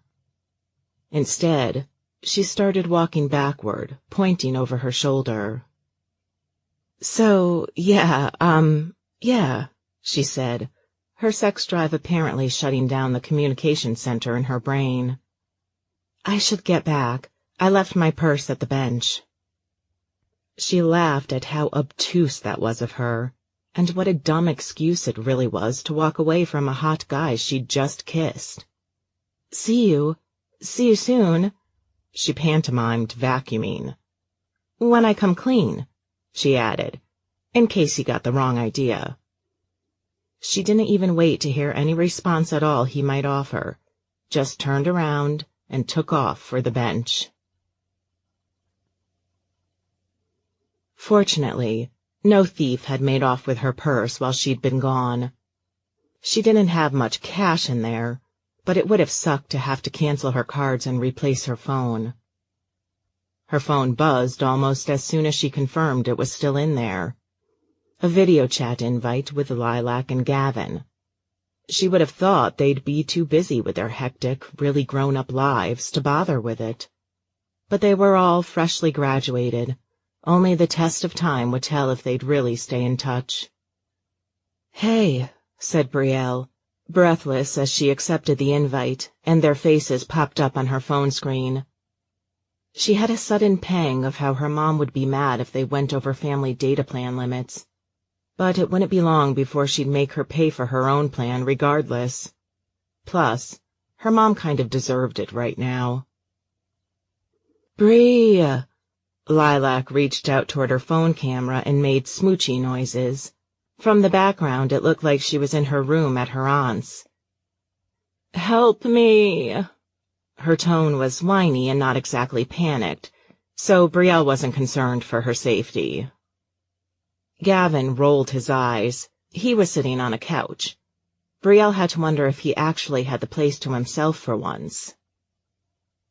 "Miss Big Bazongas is being harassed by Earl. Like that's such a big surprise." "Earl?" asked Brielle, totally out of the loop, her mind still lingering on that kiss. "The guy I work for at the resort." Lilac pressed closer to the camera with a haggard face. She pinched her fingers together. "He's this close to dropping a pencil in front of me and touching my butt when I'm bent over to pick it up, I'm telling you." "Gross," said Brielle and Gavin at the same time. "But he's like walking that line perfectly, making me feel uncomfortable without ever giving me anything I can actually complain to anyone about." Lilac sighed. "And actually, I don't even know who to complain to, since, he's my boss, and I don't know who his boss is." "Tildy Taper?" said Gavin, entirely unhelpfully. Lilac scoffed. "I'll be sure to file my complaint to Miss Taper right before I hop over to Disney World like a traitor and tell Gaston how my best friend back home first thought he might be gay when he fell madly in love with his two-dimensional six-pack." "You were in love with the villain?" asked Brielle. Okay, he was hot for a cartoon, but she'd pictured Gavin as the more innocent type. "He was fine as hell and could sing like a badass, so sue me," Gavin shrugged. "I wore out that DVD so much it got to be I could only watch Beauty and the Beast with my sister or at my grandma's if I didn't want to risk raising my parents' suspicions." Because only a gay guy could like Disney, princesses, or musicals. Not for the first time.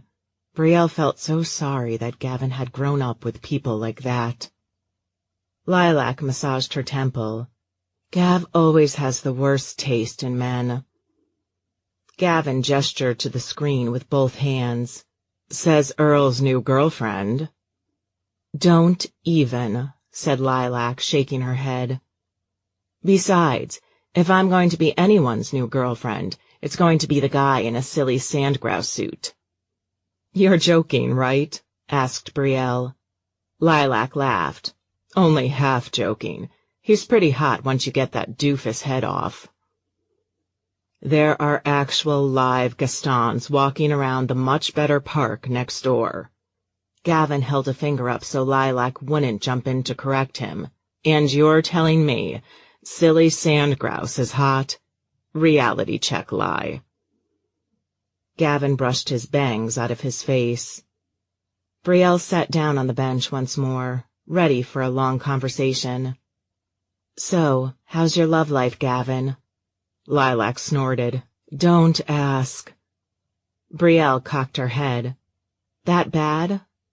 "That good," said Gavin, grinning mischievously. "Okay, now I want to know more," said Brielle, devoting her entire attention to the phone. Gavin shrugged and avoided her gaze. "My roommates have a date here almost every night." He looked up and gestured back and forth with his hands as if tabulating the numbers. "Okay, between them, there's been a guy here every night." Brielle winced. "You must be getting a lot of sleep with all that activity." Gavin stuck out his tongue like he was about to gag. "Yeah, well, one of their dates decided to hang on my couch with me before heading off to the bedroom." "Please tell me you didn't hook up with someone your friend brought over to bang," said Brielle. Lilac gasped and giggled. Gavin raised and lowered both of his hands in turn like he was weighing his options. Is it really so bad if he didn't make it to the bedroom and decided to take me out for coffee instead? Lilac rested her chin on both hands and stared dreamily into the phone. Ah, coffee. Not a drink, not the bedroom, but coffee, sure. I don't exactly have a bedroom to invite a guy to, said Gavin matter-of-factly. His voice lowered. Until I settle in permanently, I have to entice a guy to invite me back to his place. Lilac laughed and clapped her hands. So innocent, this one. Besides, I'm not a one-night stand kind of guy, so excuse me if I wanted to get to know him a little better. Brielle could feel her face flushing. She wasn't exactly comfortable discussing her friends' love lives in this much detail. How's the job, though? Think you'll have an offer by the end of the summer? Gavin's face soured. I don't know if I want an offer. I'm thinking of this as a resume booster, and hitting the classifieds in a few weeks to see if I could find something else in Chicago. He made the hitchhiker's thumb movement. Otherwise, I'm just out of here. Oh, but what about Coffee Guy? Cooed Lilac. Shut it, said Gavin, but he was suppressing a smile. Why? Asked Brielle, confused. I thought you were really excited about working there. His boss is a huge asshole, said Lilac. Like we've been having a competition for whose boss is the bigger asshole all week. Gavin pointed at the screen. No, you win that, hands down. If Gabriel starts grabbing my ass, maybe there'll be an actual comparison. He pinched his lips together, thinking. No, even then you'd win. I don't know if Gabriel is married or not, but at least he's hot. Lilac covered her mouth. Oh my God, you never told me he was hot. That seemed to make an actual difference to her. Anyway, said Gavin. Bree, you've barely told us what's up with you. How's your week been? Brielle shrugged, not sure how much to say. Not much going on. I've been cleaning. I've applied for a few jobs. My sister and my mom are at each other's throats just about every day. She shrugged again. Well... Lilac grabbed a decorative pillow from off-screen and hugged it. Oh, please tell me this is boy-related. Gavin shushed her, and Brielle felt herself blush even deeper. It is, said Lilac. Not really, said Brielle. I mean, this guy I clean for is kind of super sort of gorgeous. Gavin shook his head quizzically. Kind of super sort of gorgeous? He laughed. That's even better than the compliments you first paid Daniel when he caught your interest. Don't remind me, Brielle huffed. Lilac pounded her pillow. Details, details. Brielle shrugged again. Nothing to tell. I clean for him. We had a misunderstanding the first day, and I thought I would die from embarrassment, but we're cool now, I guess. She didn't want to tell them about that kiss. Nope, she really didn't want to keep thinking about that kiss. What kind of misunderstanding? Asked Lilac. Brielle tapped a finger to her cheek. He's in a wheelchair, and he was grumpy about me seeing his comic book art, and I just sort of crossed some boundary with him. I don't know. Speaking of crossing boundaries... Wait a minute, said Gavin, and he grabbed his phone from where he'd leaned it on the armrest of the couch. His face minimized as he tapped the phone screen and typed in a few things. Brielle wasn't sure what was going on, and Lilac watched, mesmerized. Archer Ward? Asked Gavin. Lilac scrunched her eyebrows up. Is that some kind of code word I'm supposed to know, or some zoning info? Brielle's jaw dropped. How did you know? Super hot, disabled comic book artist from your hometown. Gavin tapped his head. I have a good memory for these kinds of details. He shrugged. Besides, he's only the current lead artist on The Mystified. Kind of sort of a big deal in comic circles. Kind of. I didn't know, said Brielle. She hadn't heard of that comic. Oh my God. Brielle's going to date a celebrity, shouted Lilac. Kind of, said Gavin. We're not dating, said Brielle. It was true. One kiss didn't mean anything, especially when she'd basically just sprung it on him out of nowhere. Lilac looked thrilled as she hugged her pillow closer, doing a little dance in her chair. She stopped suddenly, her face serious. "But if he's disabled, how would you two—" "Okay," said Brielle loudly. "Change of subject. Has anyone heard from Pembroke?" "No," said both, shaking their heads. "I DM'd her earlier this week," said Brielle, "and still nothing." "Ditto," said Gavin. Lilac shrugged. "I haven't reached out, but I included her on a few texts, and she never responded." "You're the closest one to campus," said Gavin, referring to Brielle. "She was a commuter, so she lives nearby, right?" "You want me to drop by?" Brielle asked. She wasn't sure if that was the right thing to do, or a total invasion of privacy. "I don't know." "Somebody ought to," said Gavin. "If it was simply a matter of her wanting to be left alone or being busy, she should just send us a brief text saying as much." "Give the girl some space," said Lilac, shaking her head. "We just saw her less than a week ago. Maybe she's not even the type to care to stay in touch after graduation." "We promised we all would," said Gavin. Lilac sighed. "Yeah, just like every other group of college classmates in the universe." She nodded at the camera. "How long do you think we'll even stay in touch? We'll get even busier with jobs, maybe husbands, maybe kids." "You're starting to sound like my grandma," said Gavin. Brielle couldn't even check one of those off. She felt so behind. It was starting to get dark. How long had she stayed out here?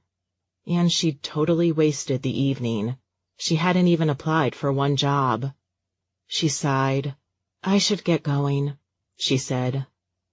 "Yeah, where are you?" asked Lilac. "Looks like a park." Brielle shrugged.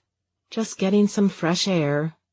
"Wow, pigs must fly these days," said Lilac, always smarmy. "Check in with me next week about Brooke," said Gavin, "and sweep that comic book artist off his feet." "Look up how you have sex in a wheelchair," started Lilac. Brielle quickly closed the app. She was beginning to wonder if it wouldn't be such a bad idea to follow Pembroke's lead and cut off contact with her college friends.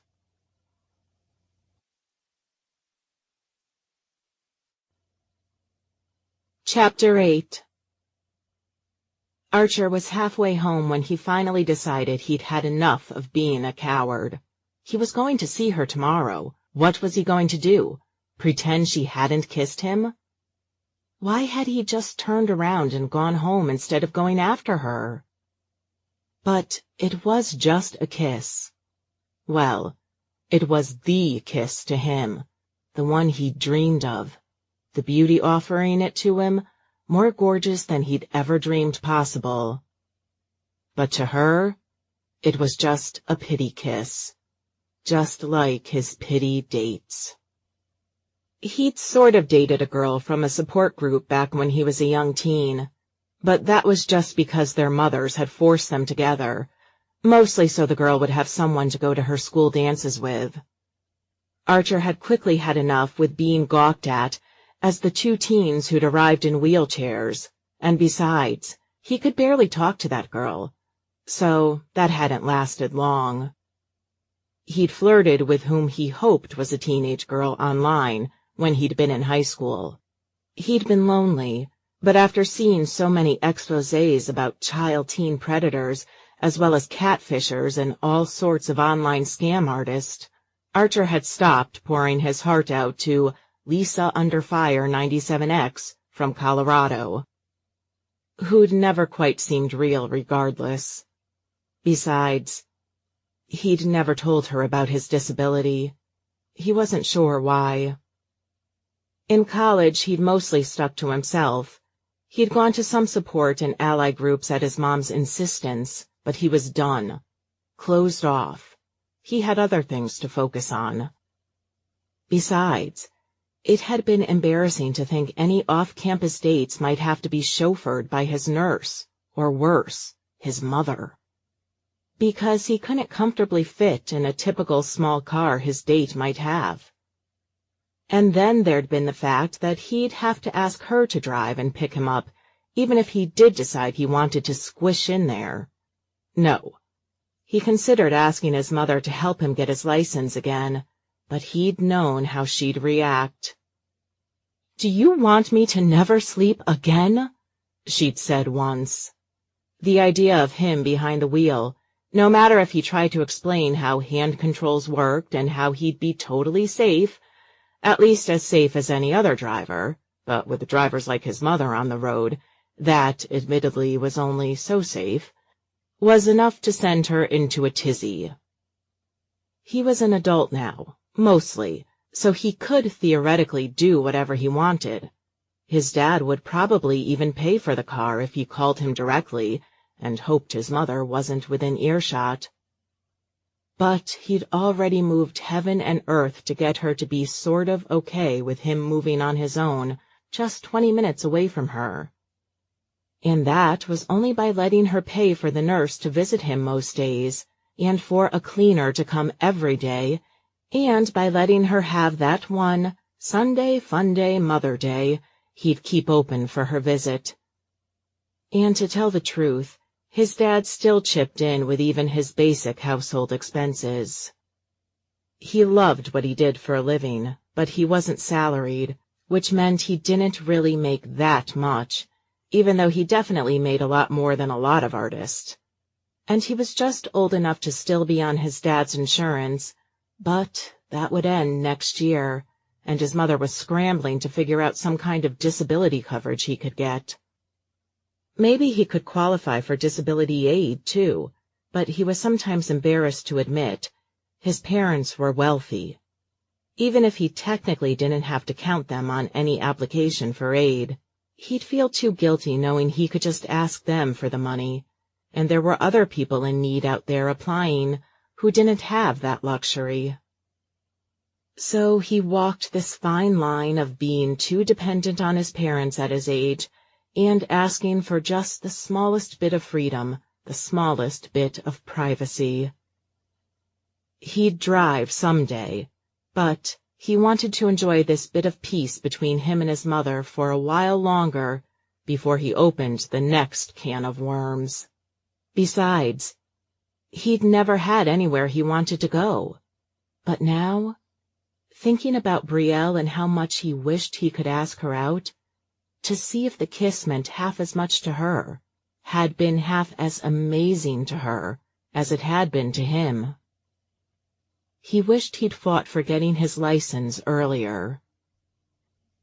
But then you'd just be riding around in a car your daddy paid for like a spoiled 16-year-old. No, there was nothing he had to offer a woman who worked an adult job and probably had 100 adult responsibilities. He looked over his shoulder, but the park was now barely visible from where he sat. Forget it, he told himself, and he wheeled himself back home. Archer hadn't been able to sleep much Friday night. He kept tossing and turning, thinking of what to say to Brielle when she showed up to clean today. He decided the best thing to do would be to let her bring it up first, feel out how she felt about it. But what if she was waiting for him to speak first?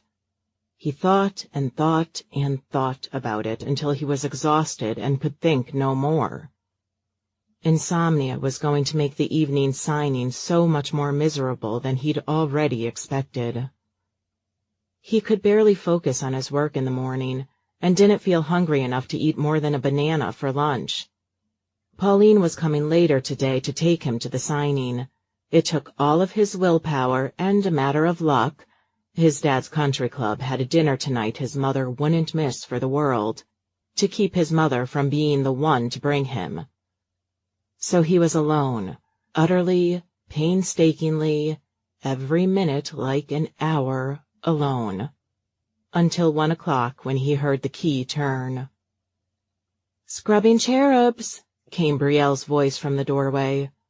Archer noticed she no longer bothered with the silly motto. He cleared his throat. He wasn't going to ignore her. That would be incredibly stupid. Even blary-eyed and short on sleep, he could at least be a halfway decent human being. "Hello," he said, not looking up from his drafting table. "Hi." Brielle made a small amount of noise as she put down her cleaning equipment. "Oh," she said after a minute. "Have you not eaten anything today?" I guess she's not going to talk about it either. Part of him expected that. Proof it was just a pity kiss for her, even if it meant so much more to him. But he couldn't help feeling disappointed. He turned himself around halfway. "Dishwasher got fixed yesterday," he said. It was the truth, although it was only half the story. "Oh, right," Brielle nodded. "You told me someone was coming." She looked around at the counter. "Still, my job here appears to be done. Not a single crumb or coffee stain or anything." Archer couldn't help himself. He laughed and maneuvered his chair to turn around completely. "You'd think you'd be happy you have less to do." She shrugged. "I'm here for an hour, whether you're a slob or a neatnik. Some clients actually clean before their cleaners show up, I can tell. They think we haven't seen a mess before and they get embarrassed." She opened the dishwasher. "I can put things away at least. There's nothing in here." Archer rolled over to the kitchen. "You got me." Brielle cocked her head. "I haven't eaten more than a banana since you were here last." Brielle's eyes widened. "You didn't even eat supper, and you played basketball for a couple of hours." "Oh," said Archer. "So you saw the whole game?" The game wasn't off limits, so they weren't pretending the park hadn't happened, just that the kiss hadn't. "Practically. I didn't expect to see you there, so I only started paying attention partway through, but—" Archer rubbed one of his biceps. "Then you know how badly I sucked." Brielle seemed genuinely flabbergasted. "I thought you were amazing." Archer stopped scratching to stare up at her. "I didn't score a single shot." "Oh," said Brielle. "I guess I didn't really pay attention to that. I'm not actually a big basketball fan." Archer opened a drawer and rifled around for an energy bar just for something to do. "Neither am I, usually. I just like playing a couple times a week. It's good to get some exercise in beyond the usual therapy." "Therapy?" "Pauline helps me exercise almost every day. I need to—" He tapped his arm with his energy bar. "Side effects are building up half my muscles a little too much." He always felt self-conscious about how lopsided he looked. But he couldn't get the same amount of muscle development in his legs, even if he did work them out with Pauline. "I wouldn't say too much at all." Brielle tapped her thigh and stared at the wrapped lunch substitute in his hand, clearly disgusted. "I can make you a better lunch than that." Archer chuckled and tore the wrapper off. "You're my house cleaner, not my full-service maid." "I don't mind if you don't."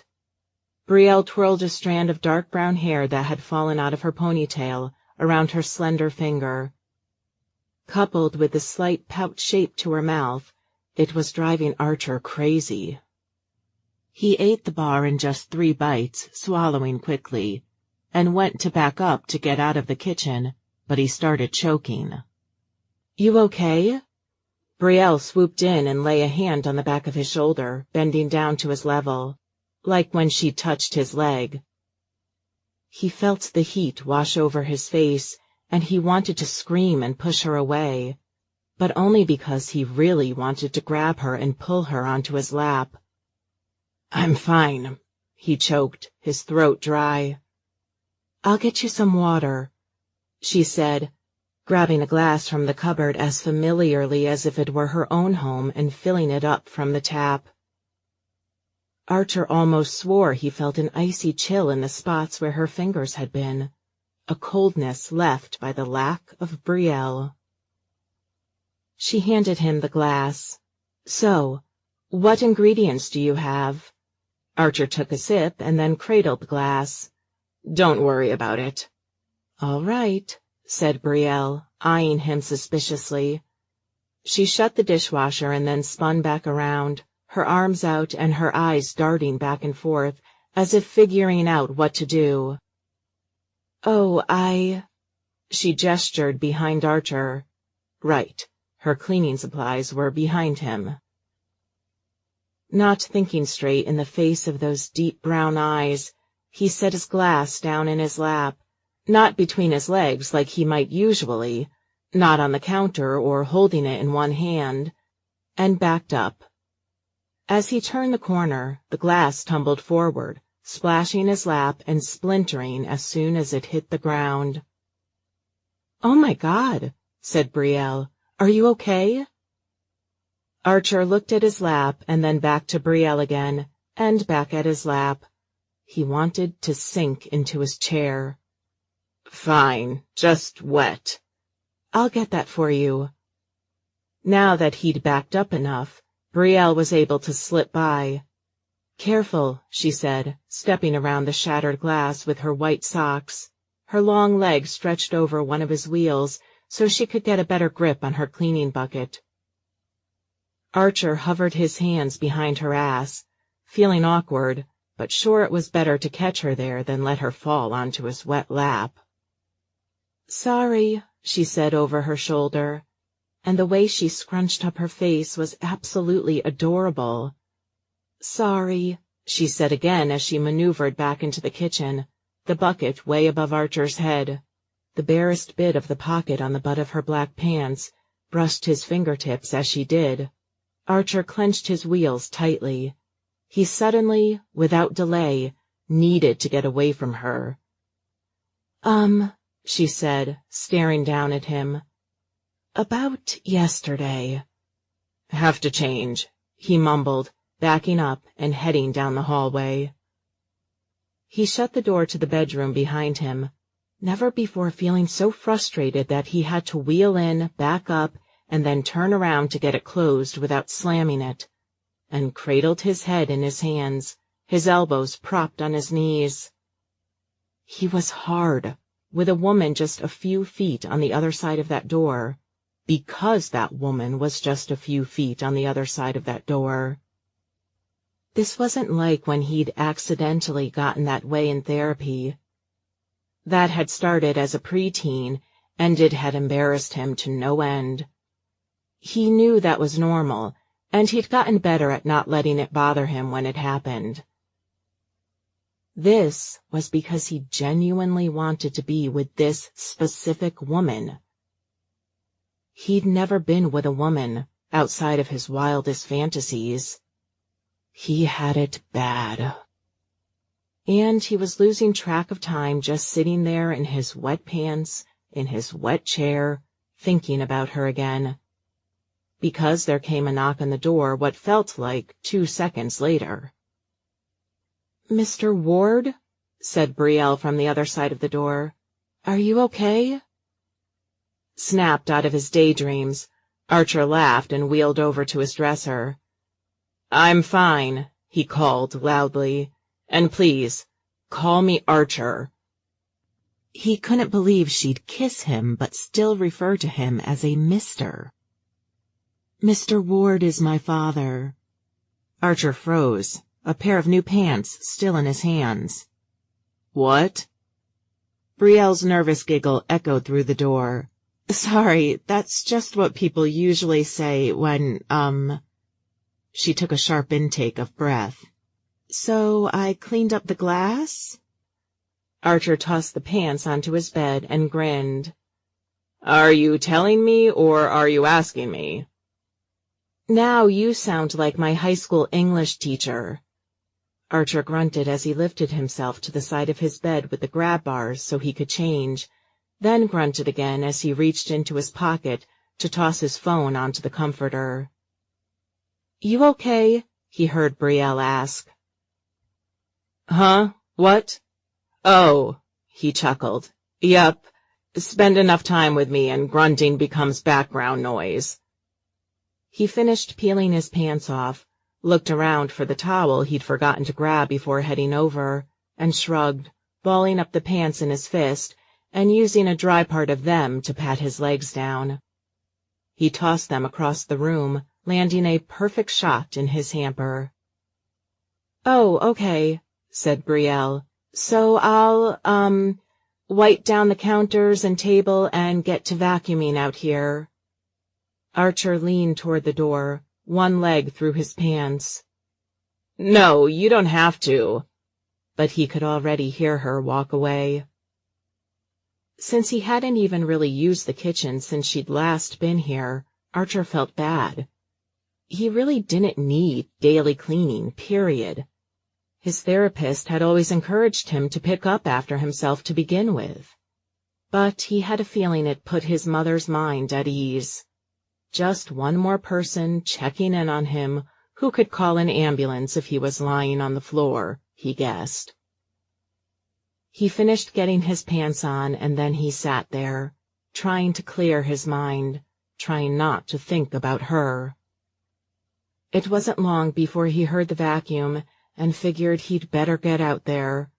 He was nervous about tonight, but he still had a deadline next week, and he needed to get in his daily quota. He'd just repositioned his chair when he heard a loud crash and a sound like an engine being choked, and a scream. "Brielle," he said, his heart thundering. "Brielle!" "Damn this chair," he told himself as he positioned his arms and swung himself back in. Thanks to his nerves, he fumbled. He'd forgotten to lock one of the wheels, and that half of the chair pushed backward with his sudden weight. He almost slid right down, chin first, into the seat, but he managed to catch himself, wrenching his shoulder and hitting his forehead with his canes, which he kept in the bag at the back of his chair. "Damn it," he said, aloud this time. He really wasn't supposed to walk without his braces, but he could, and he had, mostly when there was a therapist with him. Screw it. He pulled both canes out and set them in front of the bed steadily. He couldn't stop thinking about what could have possibly happened. The vacuum was still running, but it was making a sort of pathetic sound, like it was on its last legs. He pictured Brielle on the floor, unconscious, blood pooling. He had to get there, damn it, and make sure she was okay. It took him a few tries, but he pulled himself up using his canes and stood still, trying to decide whether to head toward the door and walk out there, or to simply walk in front of the chair so he could lock it and sit back down. Part of him wanted to run out there, but he'd never even gotten close, not even in a treadmill harness. There weren't a lot of days lately that he cursed the fact that he was born with legs like these. That was just how he was, even if it had a whole share of problems few others had to deal with. But today was one of them. Phone, he thought, realizing it was still on the bed, out of reach if he got into his chair to grab it. If she needed him to call someone, he wasn't going to be a lot of help without it. He gritted his teeth and walked back to where he came from, shifting one cane under his arm to grab hold of the phone and slip it into his pocket. His arms, easier to work out than his legs, but still never as reliable as he'd like them to be, ached, even after or maybe because of the workout he'd given them the day before. The vacuum shut off just as Archer let out one of his loudest grunts in months. Archer breathed hard, the muscles in his arms, legs, and chest hurting. He needed to calm down, breathe in, breathe out. A knock came at the door. "Mr. Archer? I'm sorry about the noise. The vacuum sort of exploded a little. I don't know why. I might have missed some of the glass when I picked it up. If you want, I can file the issue with my mom and then we can talk about a replacement." She stopped speaking and knocked again. "Archer?" Archer opened his mouth. He wanted to speak, to tell her it was all right, to breathe in relief that she was fine, too. He felt stupid for picturing her unconscious on the floor, for imagining himself some kind of savior. But it all hurt, and right now, all he could do was breathe. "Archer?" The door creaked open slowly, and Brielle's svelte fingers hooked around the edge as she peeked around the corner. Her jaw dropped and she shoved the door all the way open. "Are you okay? Your face is flushed." She rushed to his side, her hands hovering out around him, but she pulled them back quickly, searching his face for an answer. His legs were shaking. He'd gotten up too quickly. "My chair," he managed. He cleared his throat and pushed through it despite the pain. He wasn't about to undo what little progress he'd made with her after their disastrous beginning. "Please." "Right." Brielle jumped up and clapped her hands together before rushing to the chair. She pushed it into place behind him, not without an effort since one half was still locked and she had to lift it up, and stood back.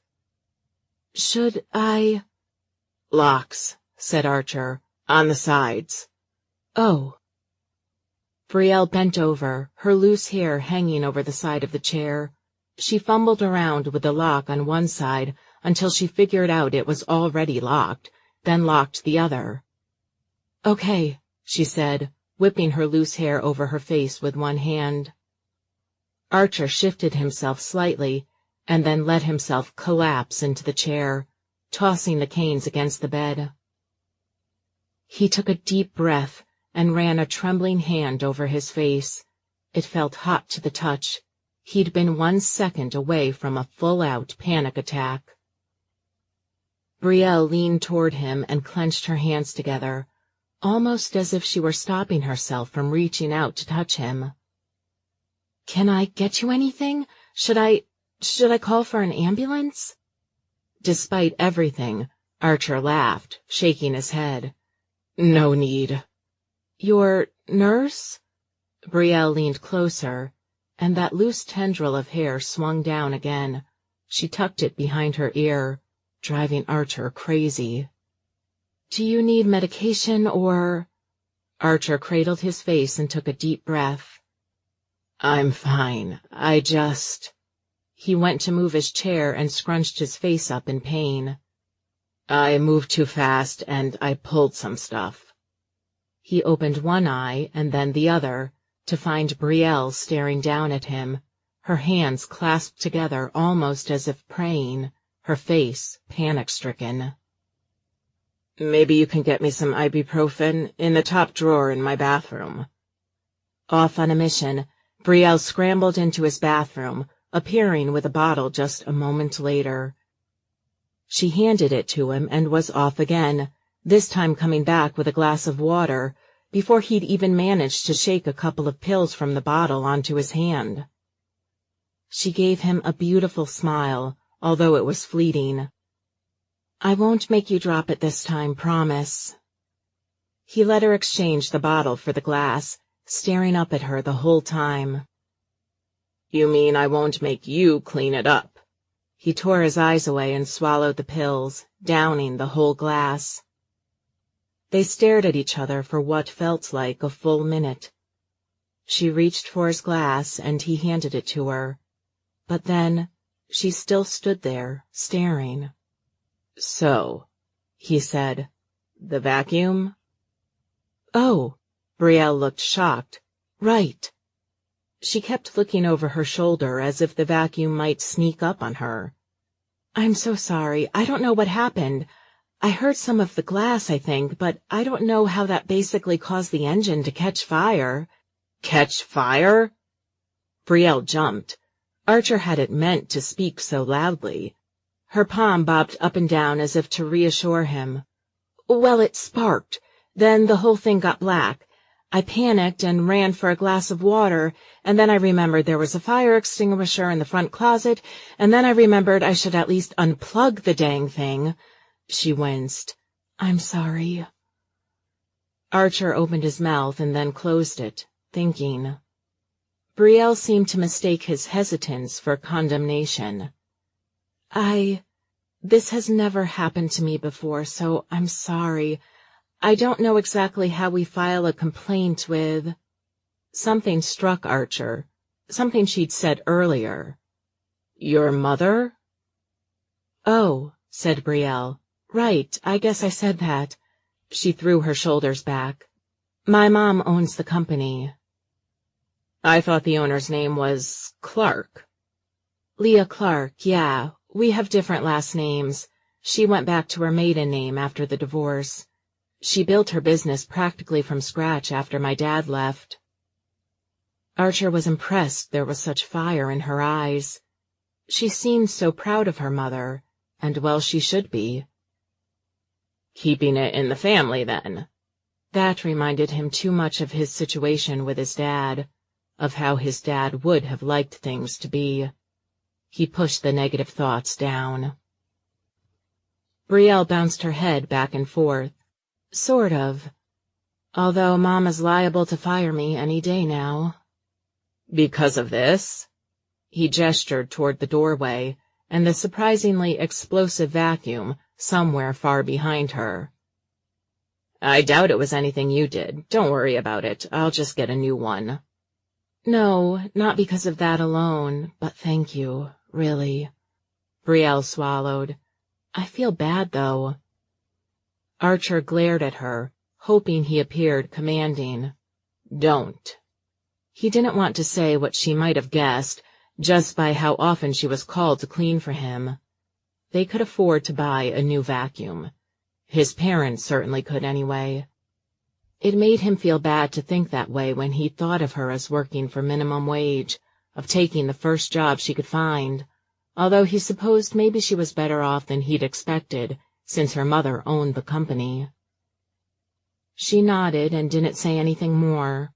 She shifted, probably about to leave him to clean up that mess, but Archer wasn't about to let her go. "Why will you be fired?" he asked, genuinely curious. "You do a great job." "Thanks."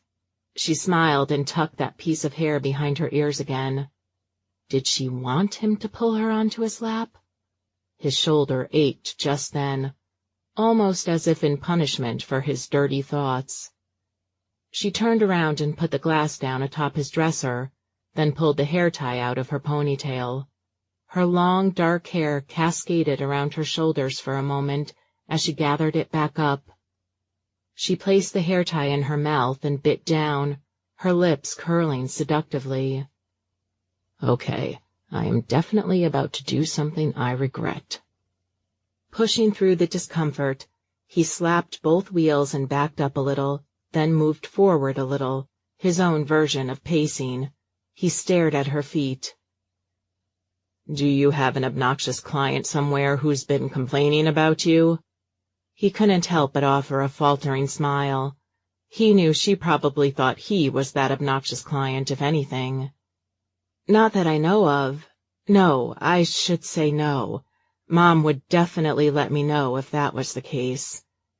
She finished readjusting her hair and sighed. Archer cocked his head and patted the corner of the bed beside him. "Sit down and tell your old Uncle Archer what's going on." She grinned. He felt like an idiot, but he'd made her smile, so maybe the silliness wasn't half bad. She looked over her shoulder. "I should clean that mess." "It can wait. I can even help." Brielle hesitated, bouncing on the balls of her feet and biting her lip. "God, woman, will you stop being so delectable? I'm sore all over. I really can't take it." "Unless you have somewhere to go right away after your hour's up." "No," said Brielle, shaking her head. "No plans at all today." A brief, impulsive thought shot into Archer's mind, but he knew it was really stupid of him. She practically collapsed onto his bed, the energy deflating out of her like she was a popped balloon. "Well, I ought to be spending hours scouring for jobs and drafting a dozen cover letters, but—" She left the rest unsaid. Archer wove his fingers together and wrung them to distract himself from his naughtier thoughts. She was just at the foot of the bed, and she was wearing the unsexiest maid costume he'd ever seen. But damn, did that ugly shirt cling to her. She could make anything sexy. "Because you're getting fired?" "Mom said I could work for her company as long as I need to save up and make sure there isn't a hole in my resume." She grimaced. "Although I've had to spin a bit of what I do so it doesn't seem like I've only cleaned since I was a teen." "Like helping a person with a disability?" "No." Brielle looked shocked and put one hand at the base of her throat. "Oh, God, no, I wouldn't exploit you like that. I don't do anything special for you." Archer shrugged. It definitely wasn't something you could put on a resume, but he'd call waking up his shriveled heart something special indeed. "No, I just mean like helping with scheduling, consulting with management, that sort of thing." "How is that a spin?" Brielle's face grew sheepish. "Mom is a one-woman show. I couldn't offer her much help that way if she wanted it." "So why the job hunt?" Archer twiddled his thumbs and stared down at them, suddenly not sure he could keep looking at her when she was this close. "Our town too boring for you?" "Not really, or I guess." Brielle tucked her hands under her thighs and turned her attention to the artwork his mother had painted that hung over his bed's headboard. "I don't really care where I go, as long as I have a job I sort of like." "You don't like cleaning?" Archer felt like an idiot as soon as the words left his mouth, because cleaning was sure to be many people's aspiration in life. God, he sounded stupid. Brielle laughed, swinging her ponytail over one shoulder. "I actually could clean the rest of my life, so long as I had to do something. But I mean, I did study history and philosophy. I should probably do something with those subjects. And besides, Mom doesn't want me to stay in her house or keep working for her." History and philosophy? He'd had no idea. He didn't know what he thought she was interested in, but that wasn't it. "Well, that blows," he said, not sure what else to say. "How long have you been job hunting?" "Just a few months. I graduated last weekend." "Oh." She was younger than he'd thought. Not that he thought she was ancient, it was just, she exuded sexiness. He tended to associate that with experience. Now he felt really dirty. "Congrats." Brielle shrugged. "Thanks." She raised her eyebrows. Years of school loans and, maybe at this rate, job hunting ahead. Yay. She studied the painting again, clearing her throat. "Do you have an art degree?" Archer nodded. "Yep. Mother wanted me to pursue a master's, but I had no need for it. Mother also enjoys painting. She did those." He pointed at the art above his bed. "Nice," Brielle said, looking back at them. Then she glanced at him, the curiosity plain on her face. "How did you get a job drawing comics? That's so cool." It was Archer's turn to feel sheepish. "Thanks." He wasn't sure if she really thought that, but she seemed genuinely interested. "It's a long story." She didn't seem deterred. "Well, it sort of started the opposite way of yours. I didn't want to work for my dad's company, and he wanted me to work for him, or he would have." "Would have?" Archer swallowed. He didn't know why he was telling her this. "Well, he owns a construction company." "Oh," said Brielle, gasping.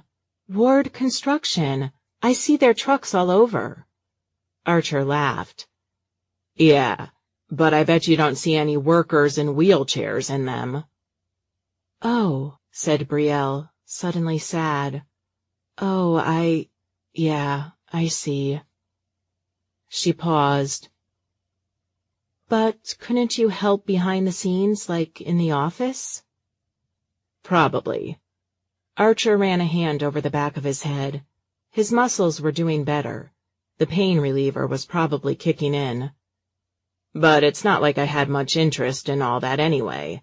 Besides, I think Dad's happy to keep me out of sight, out of mind. He gestured around him. I owe more than half of everything to him, throwing money at me to keep me out of the house and keep me quiet. I'm sorry. Brielle bit her lip again, and Archer had to go back to his wheelchair pacing. Guess we both have parents who don't want us to live at home. Archer scoffed, gripping both wheels hard in a lock. You haven't met my mother yet. Brielle stared at him, questioning. He wondered why he'd said yet. But he knew his mother. She was bound to show up sometime she wasn't supposed to. Hey, he said, trying to change the subject, but his voice was already shaking. If you're really not busy today after we finish up here... He lost his nerve. Brielle's eyebrows arched. I'm not. She sounded almost like she was sure he wouldn't believe her. I have a signing today at a local comic shop. Why the hell would she want to go with you to a comic shop? Not exactly the most welcoming place for a woman, particularly a woman this hot. Brielle's face lit up. I'd love to come. I'd love to. Crap. Archer had been so caught up in the moment, he'd forgotten why he'd stayed away from dating to begin with. Pauline was going to have to be their driver.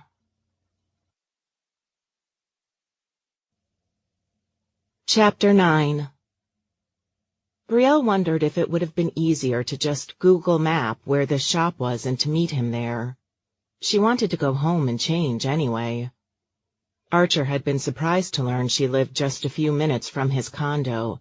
Pleasantly surprised, she might even dare to say, as if proximity made any difference to anything.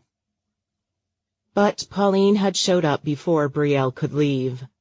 They'd lost track of time when cleaning up the mess of the dead vacuum, and she'd insisted Brielle come back to the condo after Archer's therapy exercises and that they'd all go together. Archer's face wasn't that hard to read when Pauline offered the ride. He so clearly preferred Brielle's idea, but Pauline was a force to be reckoned with. So now she was in the passenger seat of Pauline's van, in front of Archer, in the one and only seat behind her. Pauline had strapped Archer's chair in. Apparently some of her patients just continued to sit in their chairs when she had them in her car, but Archer had insisted on sitting in the van's bucket seat. It had taken him a short while, but Pauline's vehicle was equipped perfectly to make it easier for him, with grab bars and a ramp that lowered so he could make the step up. Archer's face had turned a deep shade of red the entire process, which would have made him look more endearing, except that Brielle was worried he was ill from exhaustion. "Do you read these funny books, the Mystics?" said Pauline, her eyes focused on the road. "The Mystified." Archer sounded like he was about to laugh. "Come on, Pauline, you know this." Pauline looked both ways before she executed a turn. "Excuse me if I can't follow all the things you kids do these days." "You're like 20 years older than me," said Archer, "if that. Stop acting like an old woman." Pauline waved a hand in the air, dismissing him. But he continued. "They had comics in your day, Pauline. Comics before your day." Pauline nodded and slowed the van down, glancing over her shoulder to switch lanes. "If they don't have an actual Chris Hemsworth to look at, they aren't worth my time." She flicked her eyes to the rearview mirror. Well, I mean, your art is always well done. Sure, said Archer. Blame the writers. The car fell into a slightly uncomfortable lapse of silence, and Brielle felt compelled to fill it. I prefer Loki to Thor. Ah, Archer said. One of those women. Brielle felt like he'd punched her in the gut.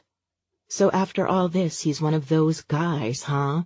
Going to complain how all women love the bad boy and he doesn't have a chance because he's so nice.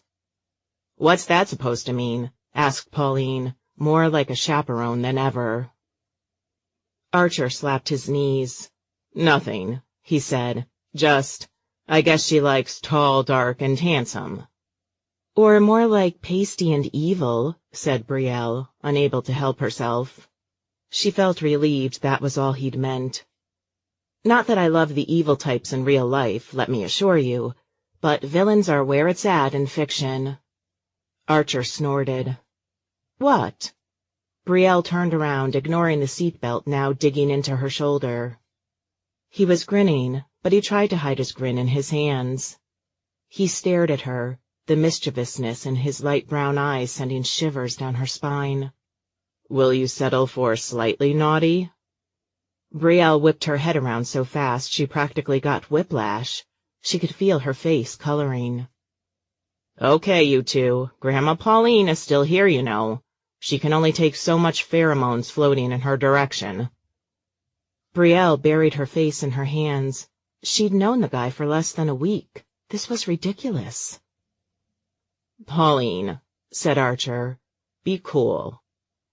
Brielle really felt like she was riding with her boyfriend and his mom on the way to junior prom. Still, she didn't think she was imagining things. Even if Daniel— God, why did she too often think about Daniel— had made it crystal clear much earlier he wanted her in his twin XL dorm bed.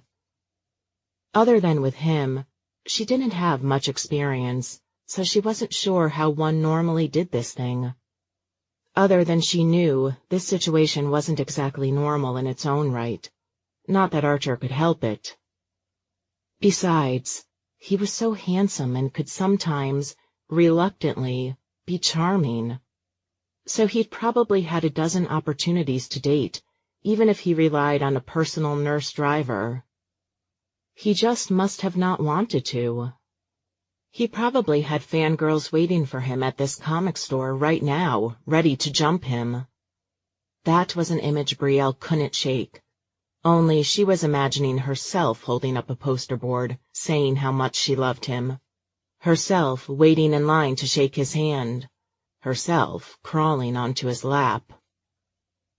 A flush of heat from her midsection roared up and down her body. She needed to change the subject like yesterday.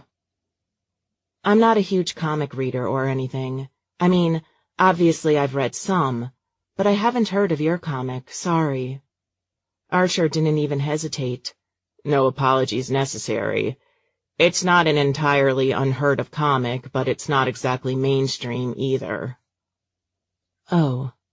Brielle had been worried he'd be one of those comic book guys who think anyone, a woman especially, who only sees superhero movies is somehow lesser than. I should have asked to read a trade, said Brielle, happy she had Pembroke in her life to teach her words like that. Even though she never in a million years thought she'd meet a comic book artist, let alone maybe, possibly, date one. She cocked her head. She wasn't even sure she'd seen any in his condo. That's okay, he said. I've only been on the book a few years, he sniffed. You can look at one tonight. Brielle had to stop herself from burying her face in her hands. Somehow, Archer acting like he didn't want her to see his book, then contradicting himself, was the most adorable thing she'd heard in ages. Her phone buzzed and she fished it out of her purse to make sure it wasn't her mom, but it was just Gavin, sending a photo of himself and his date, both looking hot and hipstery in some kind of tight quarters cafe. Brielle had texted her mom earlier that she was going out, but all her mom had said back was, okay. She was still waiting for the hammer to come down and the lecture about not looking for jobs. She had looked for some that morning. She'd applied for 3 or 4, although nothing really spoke to her. She'd finally gotten back one reply from the job she'd applied to the week before, thanking her for her application and stressing that there were many qualified applicants. She didn't know what was worse, the few outright rejections, the "we got your stuff, but just so you know you're probably not going to be good enough" emails, or the frequent dead silence. She'd had one Skype interview for a historical society in Iowa, of all places, about a month ago that went nowhere. That was actually the only interview she'd scored at all so far. And it had come so early into her job-hunting process that she'd assumed this whole job-finding thing would be easy. "We're here," said Pauline. She scoffed. "Not a lot of accessible parking." There weren't any parking spots, period. There weren't many uptown, where all the buildings seemed a little worn, like they were built back in the days of horses and carriages. But there were a lot of cars parked up and down along the block. "Pull around the back," said Archer. "The owner said he'd open it up for me." Pauline actually cringed as she pulled into the back alleyway. "This doesn't seem shady at all." She stopped in front of a door next to a dumpster, ignoring the "No parking, cars will be towed" sign, and shifting the car into park. "Sorry about the lack of space. I need more on this side for the chair." She looked over her shoulder. "No offense, hun, but once I make sure you're situated, I think I'll spend the next couple of hours at that Starbucks we passed." Archer unbuckled his seatbelt and waved a hand. "You can go home if you want. Don't worry about it. Mother will pay you the full extra 3 hours, but I doubt I'll need you again until it's time to go." Pauline pulled the keys out of the ignition and hit some buttons, opening the door beside Archer and the door beside his wheelchair automatically, extending the ramp. "Nonsense. What's waiting for me at home? A husband who promised to give me a night off from 2 very dramatic preteen children? Let them bond with Dad for the day. Mom's getting her mocha." Pauline exited the vehicle and started reaching for Archer's wheelchair, and Brielle scrambled out of her seat, shoving her phone back into her bag. She had to be careful to hold her door as she opened it and slid out so it wouldn't hit the dumpster. She actually exhaled audibly when she managed to sneak out and shut the door without dinging it, like it had all required physical exertion. Looking at Archer slowly sliding out of the vehicle with the help of the grab bars, she felt bad for even making a peep. "Can I help?" she said, wondering if that was the wrong thing to say. Archer laughed, grunting, and nodded behind him. "Hand me my canes." Brielle reached under his extended arm, her face brushing his side as she grabbed hold of the canes. He felt warm, and she had to fight the temptation to bury her face into him for more than a couple of seconds. "Here," she said, backing up to give him more space. He rested up against the first extended step of the ramp, taking the canes from her with one hand. He stared up above her head and laughed, gesturing upward. Brielle slapped her hands above her head and felt how her hair was sticking up. Had his shirt been covered in static? She often did his laundry, so if it was her fault. She swallowed and smoothed her tresses down, probably stroking her hair more times than was necessary. Archer looked away as he slipped his arms through his canes, they kind of wrapped around his forearms when he used them, and swung his brace-covered legs down one at a time. "Can you, go in from the front and ask someone to open the door?" Brielle jumped, clapping her hands together. "Okay." She felt relieved to be useful. She scrambled around the van, smiling awkwardly at Archer, as she plastered herself against the wall and passed mere inches from him, before heading down the alleyway. Turning the corner, she passed a couple of guys in comic book shirts who gave her a once-over as she headed for the door. She'd wanted to look nice for Archer, but she didn't think dressing to the nines was a good idea for a comic book shop. So she'd just thrown on her nicest, albeit tightest, jeans, and a slightly wrinkled flowery boho top, still in one of her boxes from her dorm room. Still, she felt like a freak as she stepped inside and saw the crowd gathered there. More than one group of people, almost all in comic book or flannel shirts, although some of the women had cute animal hats on as well, stopped talking to watch her warily as she headed for the busy cash register. Brielle cleared her throat. Excuse me?" The guy behind the counter looked her over from top to bottom, twice. "End of the lines that way." He handed a receipt to the guy in front of him, along with a pen for him to sign. Brielle got a look at the stack of books the guy in the Pac-Man shirt was buying. All the Mystified, except for one called Wheels. "She's not buying anything," muttered Pac-Man guy as he signed the slip. Brielle bristled. She'd discussed this before with Pembroke. That feeling you weren't allowed to enjoy something if you didn't show up dressed for the part. And sometimes not even then, if you might be confused for a hot cosplayer. She'd been to a comic shop before with Pembroke, a much nicer one in their college town, thank you very much. Brielle ignored Pac-Man fan. "I came with Archer Ward. He asked me to get someone to meet him at the door." That made everyone within earshot stop what they were doing.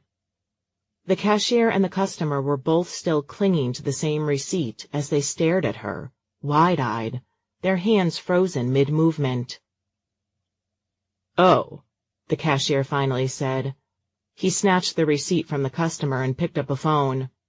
"George, can you come to the front, pronto?"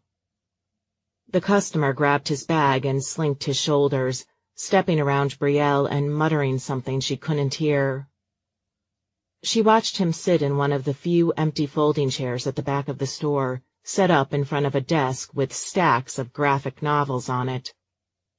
There was a big cardboard cutout of a superhero Brielle only recognized from Archer's crumpled-up drawing. So the guy had gone from outright contempt to muffled loathing. That's what happened when you diss someone who'd shown up with the guy they were all here to see. The cashier went back to ringing up the line of customers. The next guy was also buying the Mystified, and Brielle stood there, resting her hand on her crossbody purse, trying not to tap her toes and come across as impatient. But the truth was, she felt uneasy in such a place without Pembroke, and Archer being the only person she knew there made her feel even more awkward. "What's up?" asked a middle-aged guy with short-cropped gray hair and countless visible tattoos. He even had big round black discs in his earlobes that made his ears bigger. "This lady," said the cashier, gesturing to Brielle with both hands like she was a display on The Price is Right, "says Archer Ward is waiting at the door." "Oh!" The middle-aged guy jumped and held out his hand. "George!" Brielle took it and shook. "Brielle." George gestured over his shoulder. "Follow me."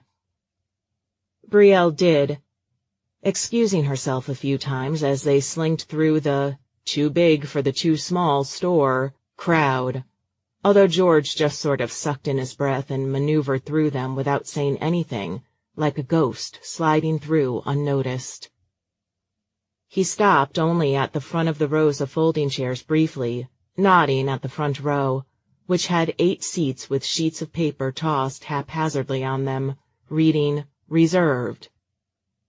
The only person on that side of the aisle in front was a rather severe-looking woman who looked more out of place than Brielle did. She sat there, her legs crossed, in crisp slacks and a silky top, more at home at a cocktail party, a pair of designer sunglasses resting on top of her head. Her attention was focused solely on her phone, which she kept in a case like it were an e-reader, and prodded at with a stylus. "You can sit here during the presentation," he said. "How many others did Archer bring with him?" "Two," Brielle started to say, then remembered Pauline was leaving for the next few hours. "Just me." George nodded and strode over to the chairs, scooping up 2 of the reserved papers and crumpling them in his hand. "The rest are for my staff," he explained. They'd just barely taken 3 more steps toward a door leading to the back room before 2 girls in adorably eye-catching Batman and Wonder Woman dresses squealed from the line of people standing to the side and rushed to take those 2 seats. Once George got to the employees-only door, he held it open behind him, revealing a mountain of boxes, a couple of computers with figurines perched all around them, a bathroom, and a couple of lockers in the back. Brielle took hold of the door and was about to follow when she glanced to her right and saw Pembroke. "Pem?" she said, her jaw dropping. George stopped ahead of her. "I'll head on back and let him in," he said, and Brielle nodded. She hesitated, wondering if Archer was really expecting her to show up with George or to chat with him before his presentation began. It seemed the right thing to do. She could hang with Pembroke later, assuming she was here for the signing, which she seemed to be, as she was currently reading a volume of The Mystified. But there was this niggling worry at the back of her mind, the shock at seeing her friend after almost a week of dead silence. "Pembroke?" she said again, and she finally looked up. Her eyes widened. She shut her book and slipped back behind the line of people. "Pembroke?" called Brielle, and she let go of the backroom door to follow after the skittish young woman. She almost lost sight of the oversized cargo pants and the tight black t-shirt she knew belonged to her diminutive friend. But Pembroke's thick-rimmed, black, cat-eye glasses and blue-streaked hair made her easy to spot, even amongst so many others with just as much indie fashion style. "Excuse me," Brielle kept saying, finally letting out an exasperated sigh, holding her breath, and just shoving forward through the crowd. She grabbed Pembroke by the shoulder and spun her around. "Did you seriously just try to avoid me?" Pembroke's gaze flittered up to Brielle's, and she adjusted her glasses with the hand not holding onto the book, rolling her shoulder out of Brielle's grasp. "Sorry," she said, almost too quietly to be heard. "What?" said Brielle, slouching down to hear her better over the noise. Pembroke straightened her back. "I said I'm sorry, okay?"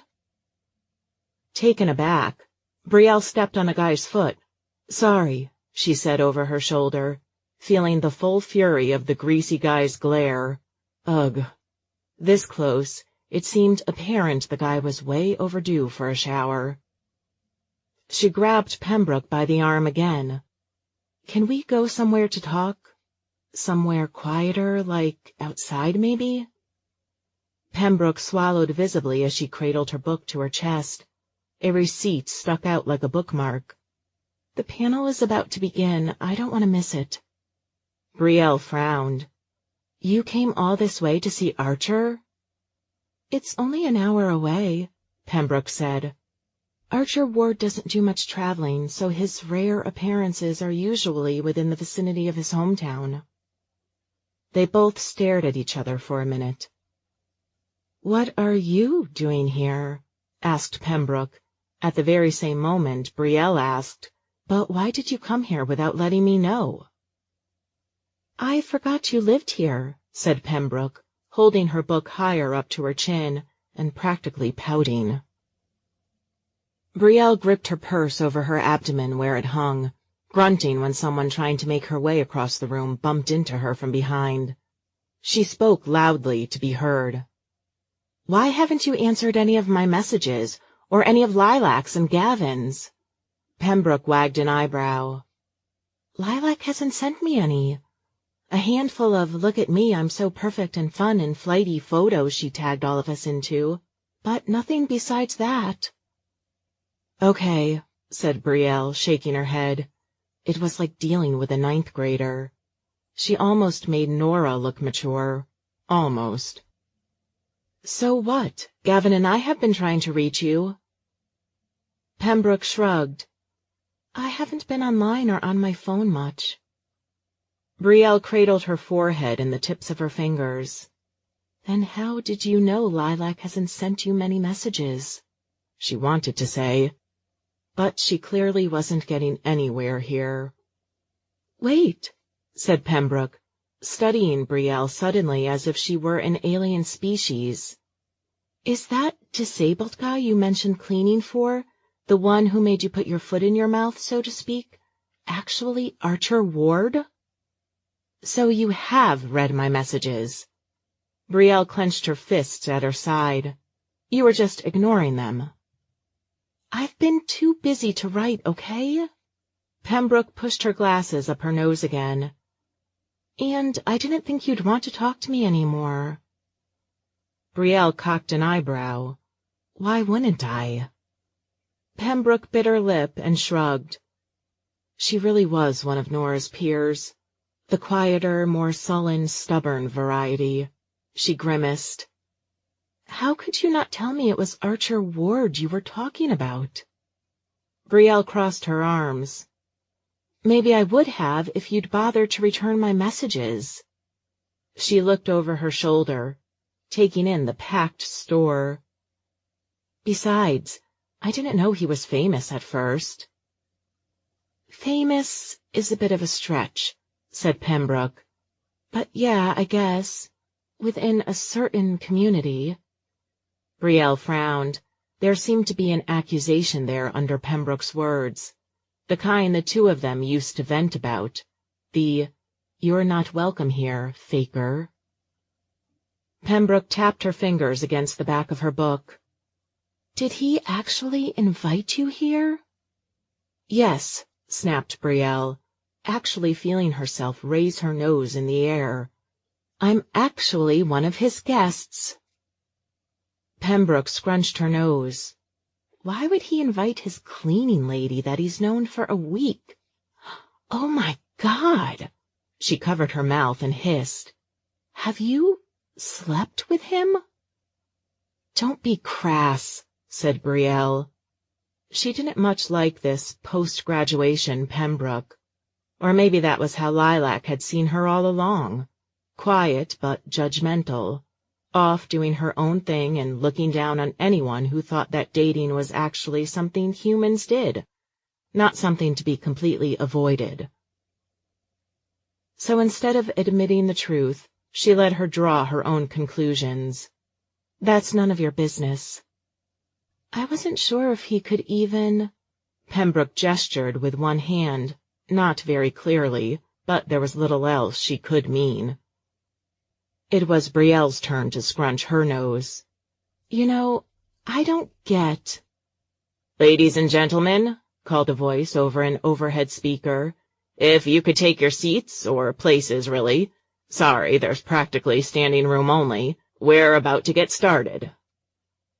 Pembroke pushed past Brielle to make her way back to the presentation area. Brielle squared her shoulders and squeezed through people to walk beside her. This isn't over, she hissed. I'll talk to you afterward. Even though Pembroke nodded, Brielle wasn't very confident. She'd heard her.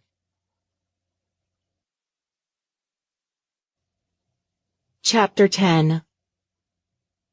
Archer often asked himself why he did these things in the weeks leading up to his events. He really wasn't sure why he did these things when they made him feel so looked at, examined, unreal. But he knew that a part of him really liked it. A part of him liked moving his world beyond Pauline, his mother, and his basketball buddies. A part of him liked to see the people who sent him fan messages in person. Fortunately, any trolls who sent him messages seemed reluctant to venture out to meet him face to face. The closest he got were some rambling people who thought he had a textbook knowledge of the comic and could follow every long-winded conversation they had about the story, which was also not even up to him. He'd made it both exponentially worse and exponentially more thrilling by inviting Brielle along. He still couldn't believe he'd done that, and that she'd accepted. He sat in his chair in the alleyway alone.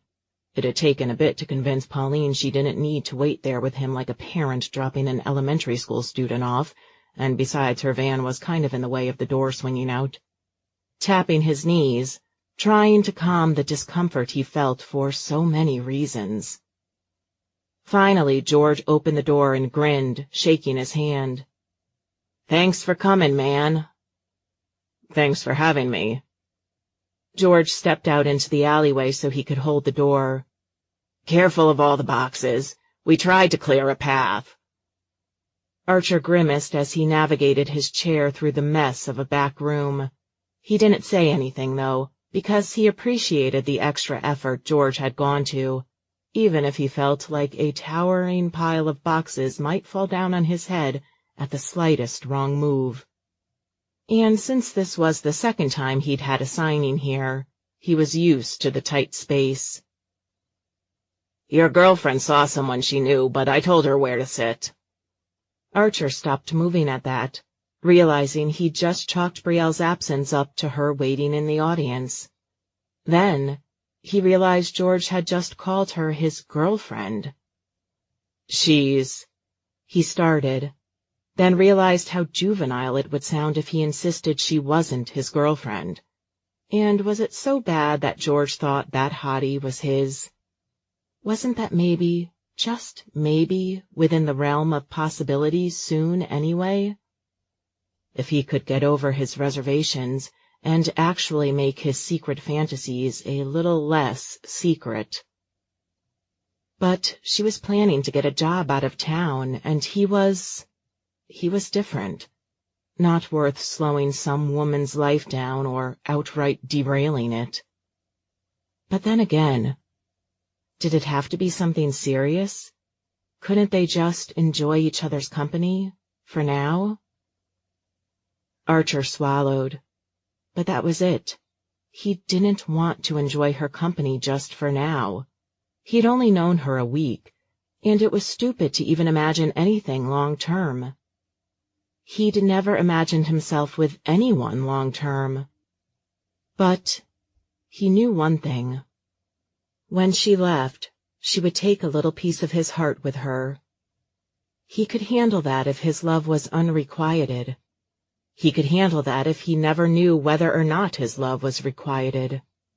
But if they gave into these feelings he had, the feelings he sort of, maybe, thought she might be developing for him, and then they had to go their separate ways, his heart would shatter beyond repair. He shouldn't even be encouraging her. George didn't notice Archer's sudden crisis of conscience. He plastered himself gently against the boxes to shift around Archer. "You're right on time," he said. "Let me check with the front and see if we should get started." He left Archer alone in the back room. Archer paced with his wheelchair, pushing the wheels back and forth. He'd been so consumed by the idea of being in a relationship that he'd almost forgotten George had said Brielle hadn't come with him because she'd met someone she knew. Who did she know at a comic book store? She seemed mildly interested in comics, but what if the person was a guy? He really didn't know much about her, did he? Archer wasn't sure how long he spent there. He didn't even feel like checking his phone. He heard, "Ladies and gentlemen," over the loudspeaker, followed by some more mumbling, and then George opened the door to the store. Archer felt like a rock star. A rock star in a no-name town with several hundred fans instead of several 100,000, but a rock star nonetheless. He'd waved and did his best to smile as he sent his wheels rolling, eager to make use of the meager free space they'd left for him. Staff members actually held the line back with their arms extended, like they were keeping fans from jumping him. More likely they were keeping fans from standing in his path to the table so they wouldn't get their toes run over. But Archer's fantasy decided not to acknowledge that. He rolled past the cutout of the mystified alter ego of Derek Diggerson, and up to the small mic at the table that had some of his works on display. He cringed a little to see Wheels there, but the comic store probably needed the opportunity to sell out whatever backlog of copies they'd ordered years ago, when it had come out. "Thank you," he said, clearing his throat. An electric shock practically ran through him. They'd seated Brielle right in front of him. Brielle, with those two tight, jean-covered legs crossed so perfectly, with that top that moved like water over her whenever she shifted, revealing a deep dig of her perfectly toned skin. Her mouth was parted slightly, her eyes focused on him. If it weren't for the fact that the girls beside her suddenly squealed, and his gaze roved over the row, he might have totally missed that his mother was sitting right next to Brielle. Thankfully, George sat beside Archer and led the panel, asking all the questions and helping redirect Archer's focus when his panic started overtaking him. He wasn't sure how he would have gotten through it otherwise. Almost as soon as it was over, he barely remembered how he'd gotten through it. It was like he blinked, was enveloped by this feeling like he wasn't even there in his own body, and then it was over. Now the interested customers were lining up to have him sign their books. His gaze kept flitting to where Brielle and his mother were sitting, but the line had already blocked them from view. Not seeing them, not knowing if, now that the presentation was over, his mother was asking Brielle questions, was worse than seeing them after all. "We love your work. Do you remember us?" Dazed, Archer looked up and realized he'd instinctively took the latest volume of The Mystified from a young woman's outstretched hand, that the girls who were sitting in the front row just a few seats over from Brielle were now standing in front of him. "Sorry," he said, willing himself to focus. He slid the book in front of him and picked up a black Sharpie. The girl on the left practically bounced.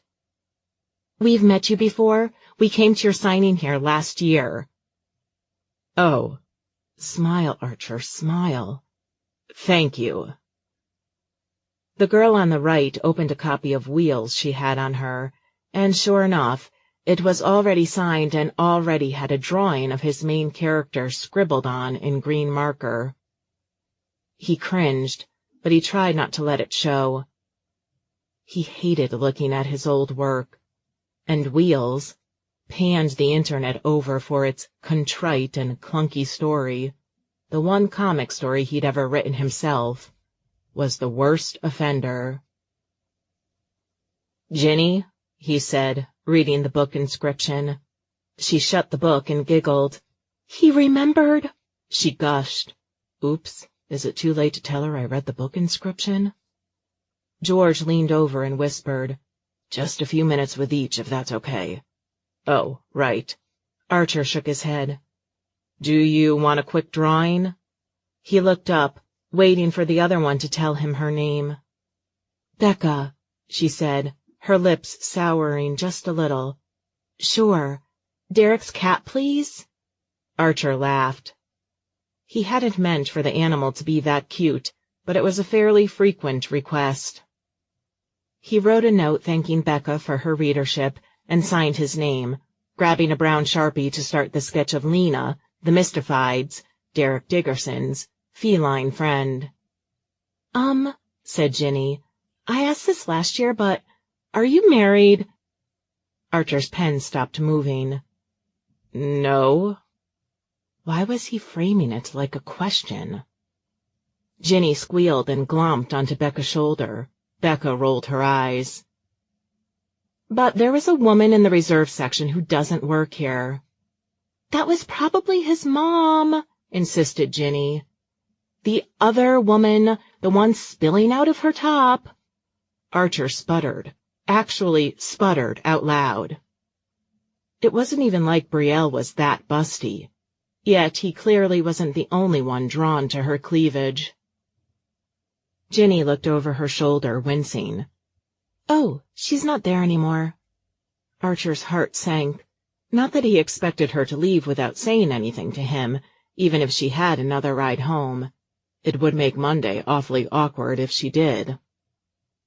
Archer quickly finished up Becca's drawing and slid it her way, smiling again. Thank you so much for your support, he said, blowing on the page to help dry it. He winked. Maybe I'll see you next time. Becca cradled the book to her chest, beaming, stepping slightly aside to let Ginny through. Ginny reached into a tote bag she had over her shoulder, rifling through what easily looked like half a dozen books, and plunked the latest, The Mystified, down in front of him. She slid her signed copy of Wheels behind that, looking up at George. They said we had to limit it to 2 copies signed, and at least one had to be bought here. She dug into her tote and waved a receipt around. Archer noticed an identical copy of the latest, The Mystified, still in her tote as she shifted things around. So I was hoping you could sign my Wheels a second time? Pushing down his feelings of disgust at his own work, without which he reminded himself he was unlikely to have gotten the Mystified gig. Archer smiled and reached out to put Wheels atop the pile to get signing it out of the way. Ginny actually leaned forward and placed her hand atop his as he did. You don't know how many times I've read Wheels. You don't know how much it means to me. Archer cleared his throat and tried to gently pull the book closer to him to free his hand. I'm so glad to hear. Thank you. He'd gotten a few messages from people like that, especially other people with disabilities, which, he had to admit, made him feel just a little bit proud, despite the problems with the work. It took some doing, but Archer did manage to free his hand and open the book. Which character should I draw this time? He asked, writing a second note on the page across from the first. Do you want to get coffee after this? Asked Ginny. Ginny! Becca slapped Ginny's arm playfully. What? Shrugging, Ginny readjusted her tote bag strap. I want to tell him how much the book means to me, and this guy who works here keeps staring daggers at me, so I figured we should just step outside and let the rest of the line get their autographs. Archer just stared up, shell-shocked. He'd be lying if he didn't admit he'd seen a few fans online talk about him being attractive. If he didn't admit that it made him feel good, despite everything, even led him to daydream about a gaggle of hot fangirls surrounding him. And Becca and Ginny weren't that bad-looking at all, far from it. But he'd never had to deal with these kinds of compliments outside of the comfort of his own head. If he'd detected flirting at any of his previous signings, it didn't really mean much because no one had outright said anything. I have plans, Archer mumbled. He quickly scribbled a squirrel. It was important to the plot of Wheels, and he'd already drawn Todd, the main character, and blew on it before sliding it back to her. How about another day? Asked Ginny, undaunted. Her eyes sparkled. I live just a couple of hours away. You live a couple of hours away? Asked Archer, opening up her other book to write an inscription. His usual, thanks for your support, message seemed awfully dull and dumb in this situation, but he scribbled it anyway. And you came all this way? More like 6, said Becca, and it was her turn to get playfully slapped by Ginny. I can make the trip for you, said Ginny. She raised her eyebrows in such a strange, seductive way that it was all Archer could do to focus on the generic drawing he added of Lena. When finished, he didn't even blow on it before closing the book and pushing it back at Ginny. When he dared to meet her stare again, he swore she looked like an eager puppy. Archer's gaze roved around the store. He found her. Brielle was over in the corner behind some of the crowd milling around, standing but looking unfazed by the crowd around her. She had her wrist looped through one of the shop's bags, which looked heavy with purchases, and she was engrossed in a graphic novel. He wasn't sure from this distance, but he was pretty sure he recognized Wheels. Of course she'd be reading that one. Still, she was reading his work. She'd bought his work. He could have gotten her free copies if she'd asked. He turned back to Ginny and smiled. "Thank you, but no. I have someone."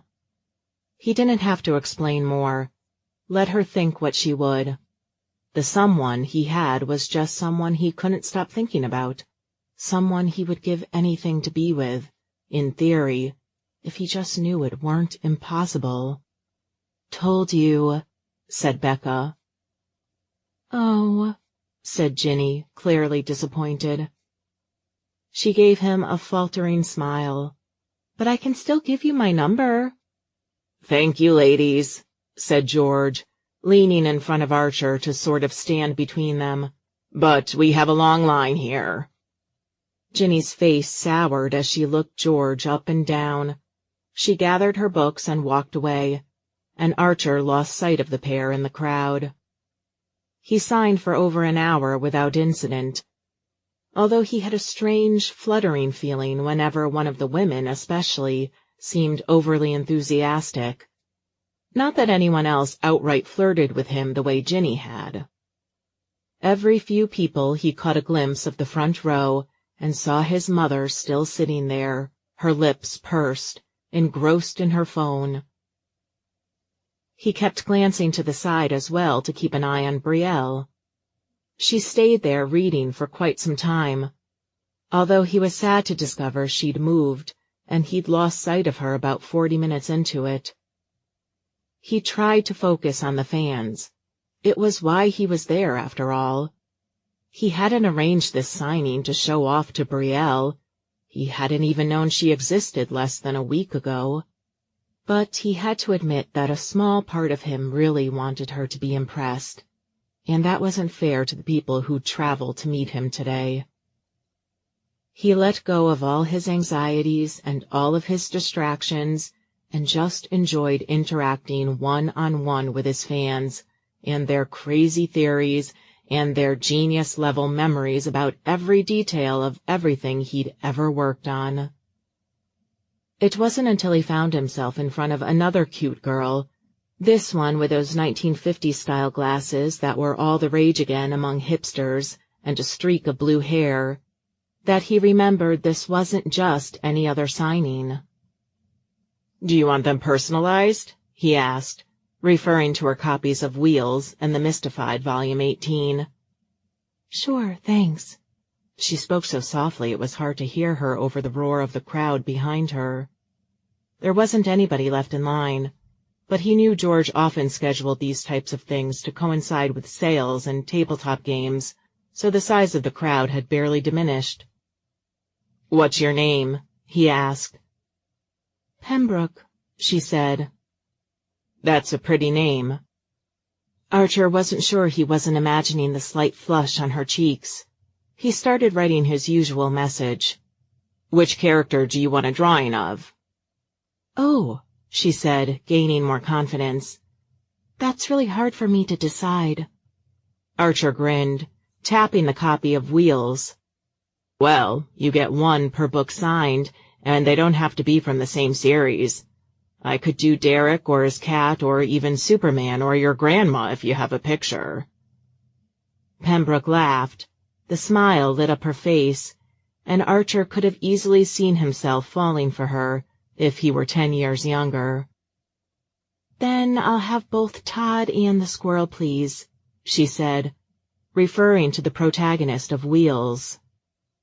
Now it was Archer's turn to blush. He couldn't help but think of how his critics wondered if Todd was just a self-insert character.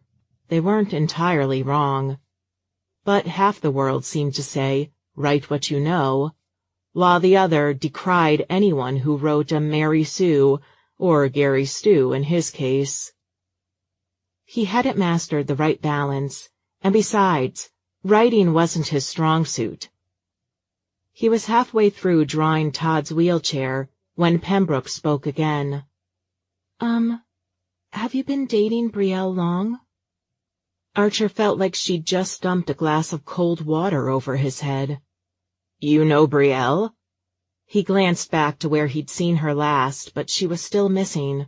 Or she morphed into a man a head shorter and with twice as much girth, flipping through the latest Captain America. "We went to school together." Pembroke fiddled with the handle on her plastic bag. College, that is." "This girl is the same age as Brielle?" He pegged her for 17 at the oldest. Suddenly, he felt incredibly relieved.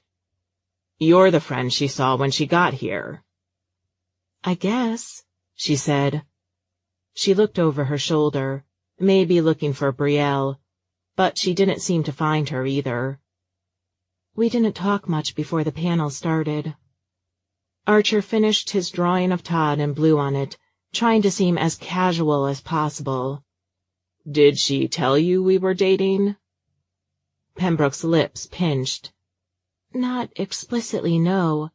But I knew she was your cleaning lady, and she said she came with you, and after the messages she sent me about you, I just assumed the two of you would wind up dating." Archer's eyebrows arched as he smoothed the title page on the copy of an older volume of The Mystified. The first volume he'd done the art for, actually. "Now I'm curious." "What?" said Pembroke, clearly confused. "The messages?" Archer's Sharpie halted at the top of the page. He tore his gaze away. "You said they led you to believe we'd be dating.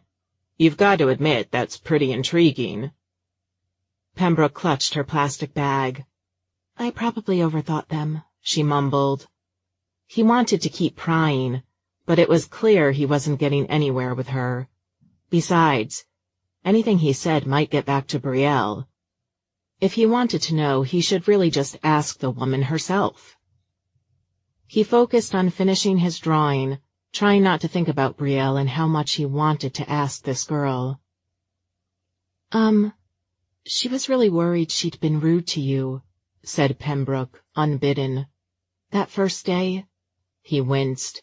It was like a punch to his gut. He suspected, he basically knew, that first day hadn't gone well, but he tried to move past it with Brielle. It hurt to have it confirmed again. He blew on the drawing and pushed the book toward her. "Well, we, talked about it." "Oh, good." Pembroke smiled, flustered. "That's good. Thanks." She scooped the books up and cradled them against her chest. "Thank you," he said. She stared a bit longer. She may have shared that look he'd seen in Ginny's eyes, before nodding and turning to leave. "Hey, babe," a guy sidled up to Pembroke from somewhere in the crowd. "You see your comic guy, ready to go?" George said something to Archer, but he was, wrongly he knew, too intrigued by the couple next to him to fully pay attention. They were just a few steps away, so it was hard not to hear them, even with the buzz of the crowd in the store. Pembroke spoke so quietly even her boyfriend didn't seem to hear her. He hunched over. Archer found his khakis and polo shirt a little at odds with his surroundings, although there was something about that ever-present smirk on his face that helped it make more sense. "What?" "Go!" hissed Pembroke more loudly. "We have to go, like this second." Now Archer was really intrigued. "Is that okay, Archer?" Archer snapped his head back toward George, noticing for the first time that his mother was no longer seated in the front row. "What? Sorry." George stepped around the table, moving several piles of books closer to him. "Can you sign these to keep in the store for selling later?" "Oh, sure." He picked up a Sharpie again. "Thanks, man." George left, heading toward where groups were already setting up several tabletop games. Okay, chill." The guy next to Pembroke looked disgusted. He scanned the crowd and put an arm around Pembroke's shoulder absent-mindedly. "Stop! Not here!" Pembroke shrugged her way out of the guy's half-embrace, going so far as to shove his arm away. He looked down at her like she'd slapped him. "What? So you're going to pretend we're not dating whenever we're in public? I don't care if you saw her. Let her see us." He put his hand back around her. "Stop," said Pembroke, shrugging herself out of his reach, moving farther away this time. The guy looked like he wanted to slap her. "Hey," said Archer, before even realizing he'd been outright staring at them. He wheeled around the table to get closer to them. "She said to stop." The guy stared down at Archer, and then laughed. "You're serious? You think you can take me or something?" "Not every conversation needs to be a pissing contest," snapped Archer. He looked at Pembroke. "You okay?" Pembroke adjusted her glasses. "Yeah, I want to get out of here." "Why don't I call someone over?" "Mind your business," said the guy, stepping between Archer and Pembroke. He sized the man in the wheelchair up and down, one hand clenched, almost like he wished he could hit Archer, but he knew he could never get away with hitting a man with a disability. It was the old, would you hit a man with glasses, to the nth degree.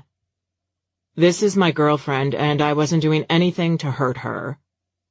"No, you were just making her extremely uncomfortable, and she told you so, and you went ahead and did it again anyway." The guy opened his mouth. "Daniel?" He turned, and Archer followed his gaze as well.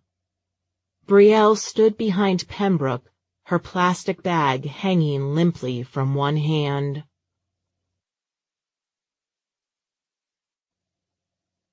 Chapter 11. As if finding Pembroke and having to deal with her acting like Brielle had stabbed her in the back somehow wasn't crazy enough, then there was the matter of the older woman she sat next to, who asked her if she worked for the store. When Brielle said no, she asked her if she was really a fan of her son's work, because she looked almost as out of place as she did. Brielle hadn't known what to do, other than to say yes, silently thank God that the presentation started quickly so the woman stopped talking, and then jump up almost the moment it was over, to hide in the corner of the store, to avoid any more questions. She wasn't ready to speak at length to Archer's mother. She'd spent a while staring at Archer from afar, watching him interact with his fans and light up with such a smile. She almost forgot she'd ever seen him as anything but cheerful and charming.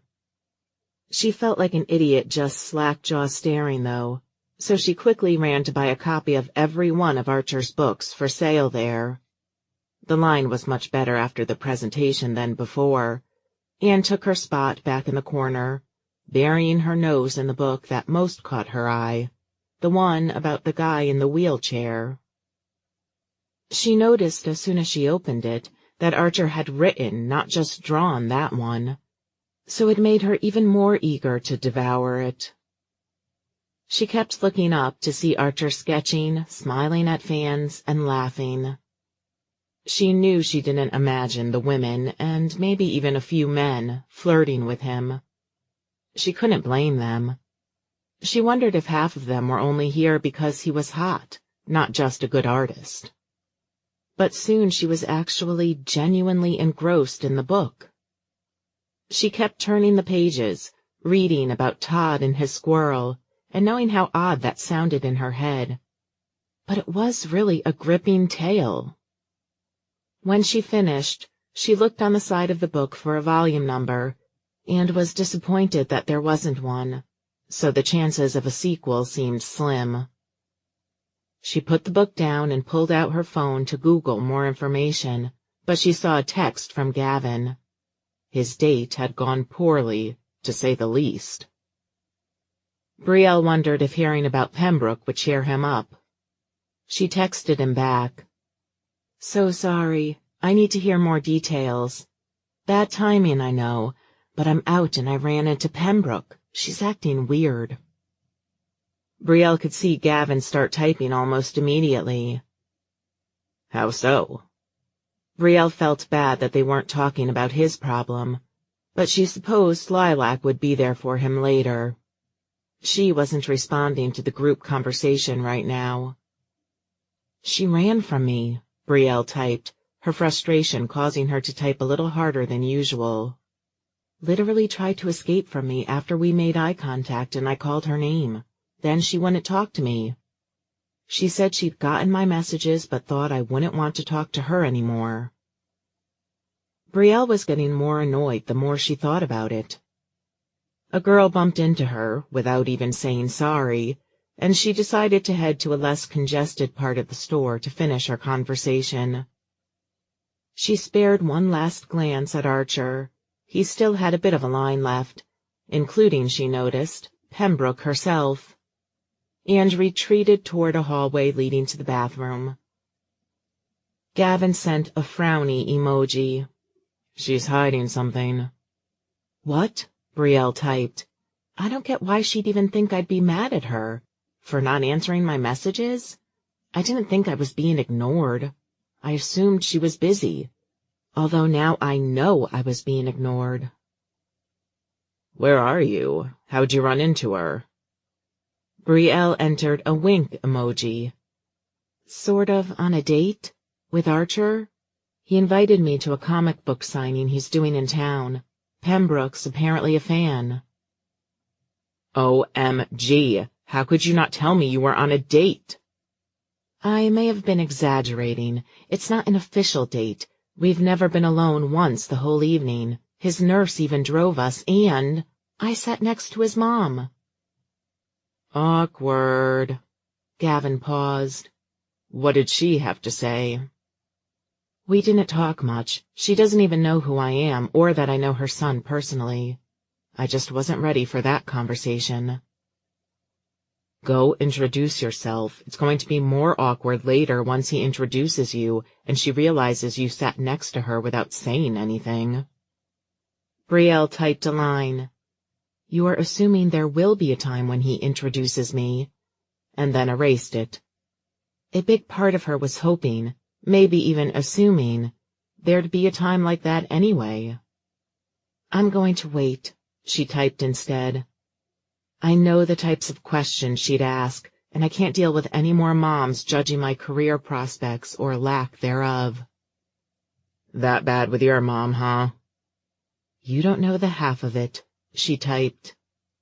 But she knew that made it all sound so much more dire than it was. "Anyway, I should try to catch Pembroke before she leaves. Any advice?" Gavin typed for a bit and then paused. "Just tell her I miss her, and if she gives you more attitude, I'm going to drive back up there and shake some sense into her." "That eager to escape Chicago already?" "You don't know the half of it." She and Gavin probably were overdue for a heart-to-heart, but there was so much going on.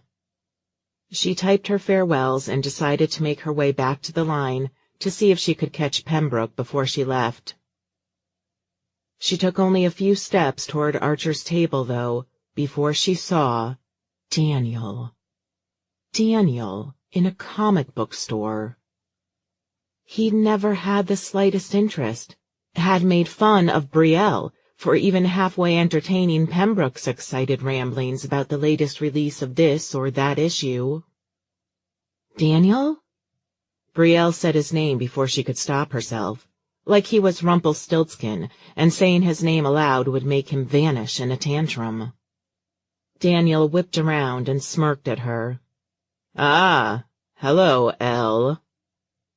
Brielle noticed as Daniel shifted that Archer had been behind him, and he was staring up at Daniel and Brielle in utter puzzlement.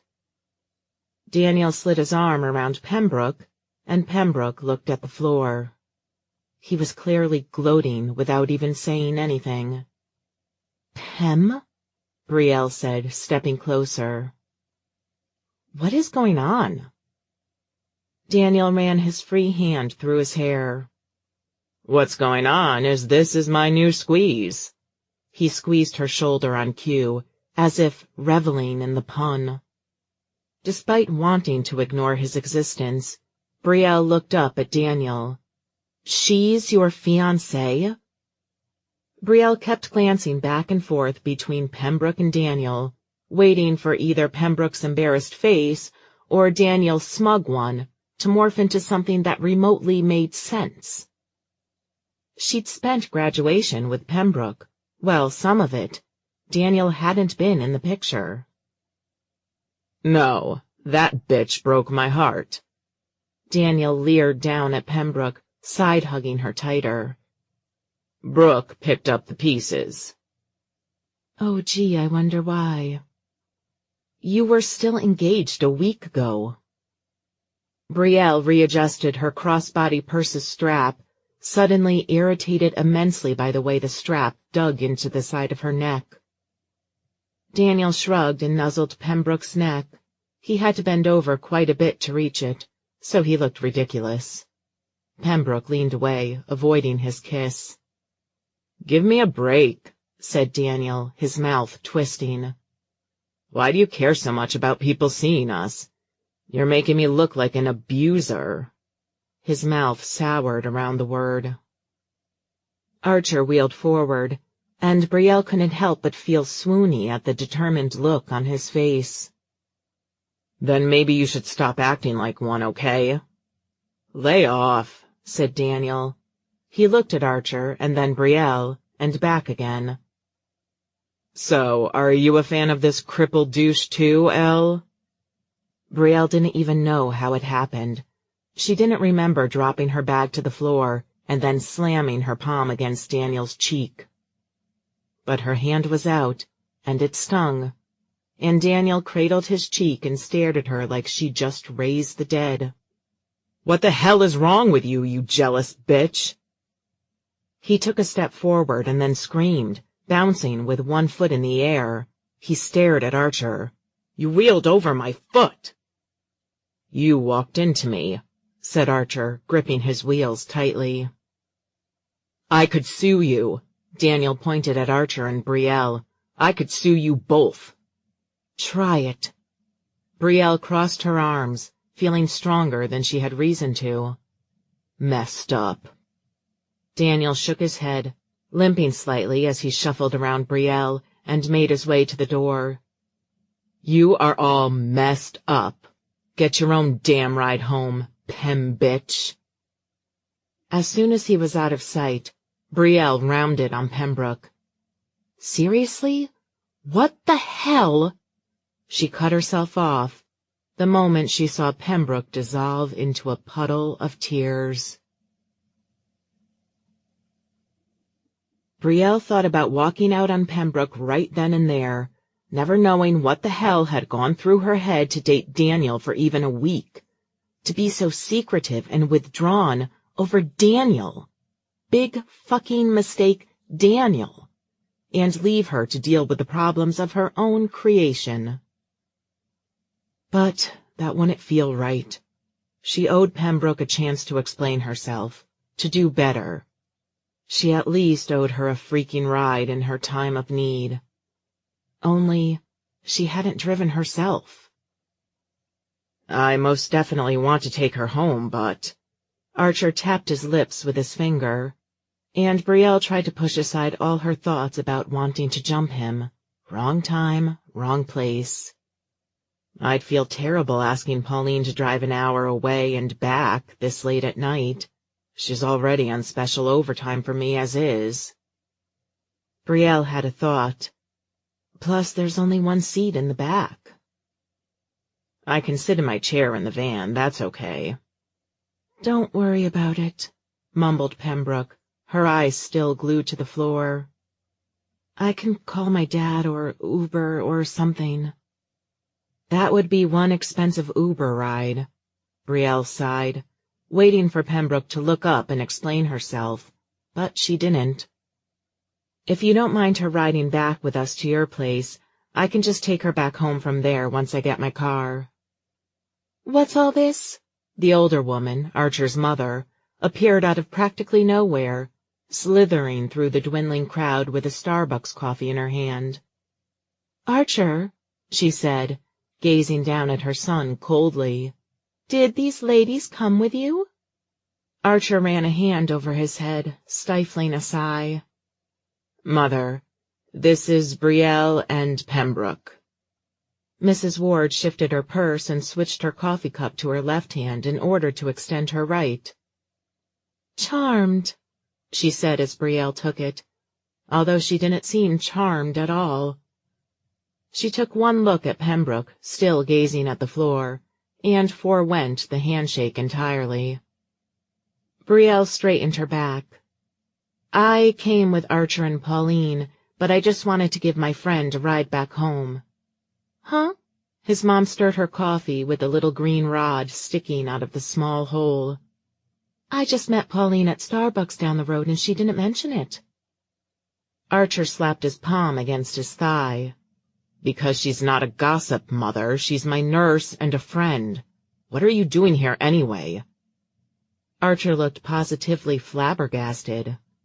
You promised me you wouldn't come. His mom sipped her coffee calmly. I said I had a charity dinner tonight.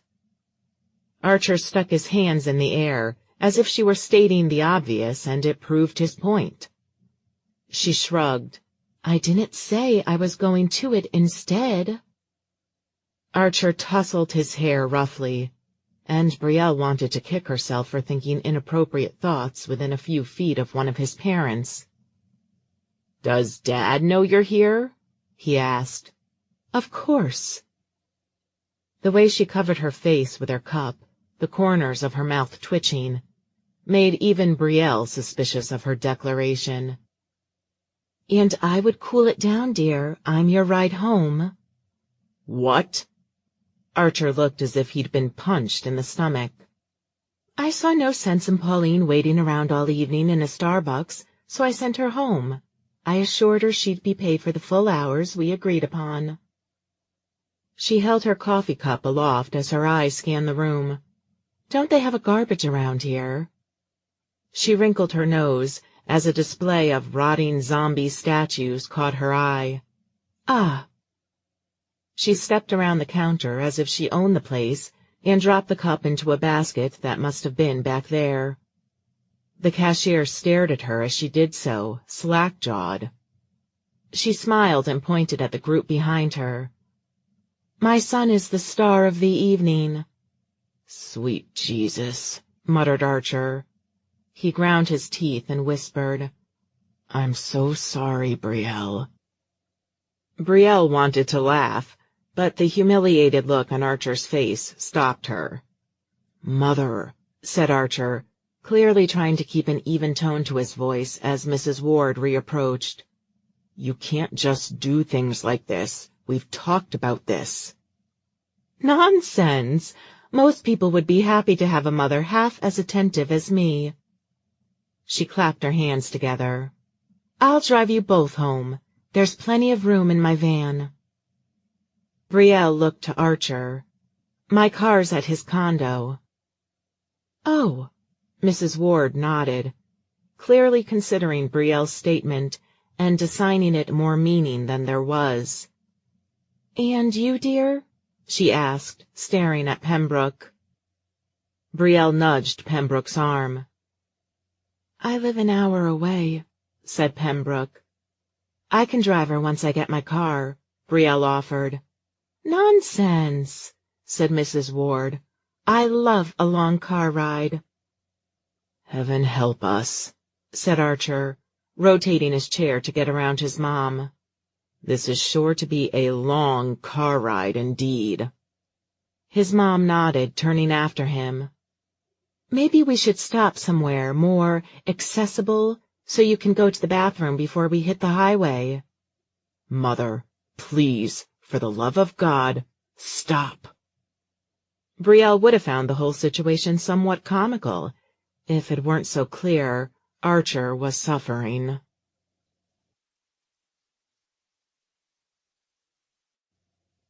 Chapter 12. If he had to choose between a slightly long car ride or his anger and embarrassment being the cause of his current nausea, Archer would have to wonder if it weren't a little of both. He always did get a little carsick, although perhaps, not that strangely, that did seem to abate somewhat when he could rely on Pauline to drive him instead of his mother. Pauline didn't make a habit of grating on his nerves. Oh boy, was he regretting not pressing his dad to help him get his license and a car now. Luckily, or not so luckily, depending on whether or not you considered what she could be talking about, his mother hadn't shut up about inconsequential aspects of her life. From the way Charlotte, whoever that was Archer didn't remember, had made a big deal about Lucy's, also a name Archer didn't have a face to put to, dietary request at a dinner the other day, to her usual liquor store no longer carrying her favorite brand of white wine. She spent the first half hour droning on, Pembroke beside her up front, and Brielle in the back beside Archer, his wheelchair strapped in the trunk of the van. Every few minutes, he'd look over to Brielle and find her either staring out the window silently, or, on occasion, even raising her eyebrows at something his mother had said. He wanted to apologize so badly. But then he figured, well, he had told himself that acting on his desires with her would be foolish for so many reasons. Maybe a good, embarrassing few hours with his mother would be enough to slow things down. Surely, he hoped, it wouldn't be like when he and Brielle had had their awkward exchange the first day they'd met. They could still be friendly even after this spectacle, surely. It would be just enough to warn her away, far away, from getting more involved in his life than she already was. "So, where do you go to school, dear?" Archer looked at the van's clock. Nice. Only 40 minutes into the drive does Mother even remember other people are in the car with us. "Dear?" his mother repeated, and Pembroke jumped in place, just realizing she might be talking to her. "I graduated. I'm job hunting," she replied quietly. A rustling drew Archer's attention. Brielle drummed her fingers across the bag of books on her lap. He felt bad that, thanks to his mother, she wasn't getting a chance to console her friend in the privacy she deserved. He still wasn't sure what was going on and what exactly had happened between the two of them, but it was clear that Daniel Dick didn't like Brielle. Which meant they'd either dated before, or he'd simply really wanted her. That type of asshole never took the end of a relationship or a flat-out rejection very well. He shifted all the blame to the woman, while his mouth betrayed the reality that he had nothing of substance to offer, once you scraped away the good looks and whatever charm he'd turned on in the beginning. The thought of that handsy asshole with his hands all over Brielle made Archer more nauseous. Brielle was upset, too upset. He was inclined to believe she and that Daniel had actually dated. There was no reason to be upset at Brielle over the idea. It was none of Archer's business, and she wouldn't be the first person burned by someone who turned out to be a grade A asshole.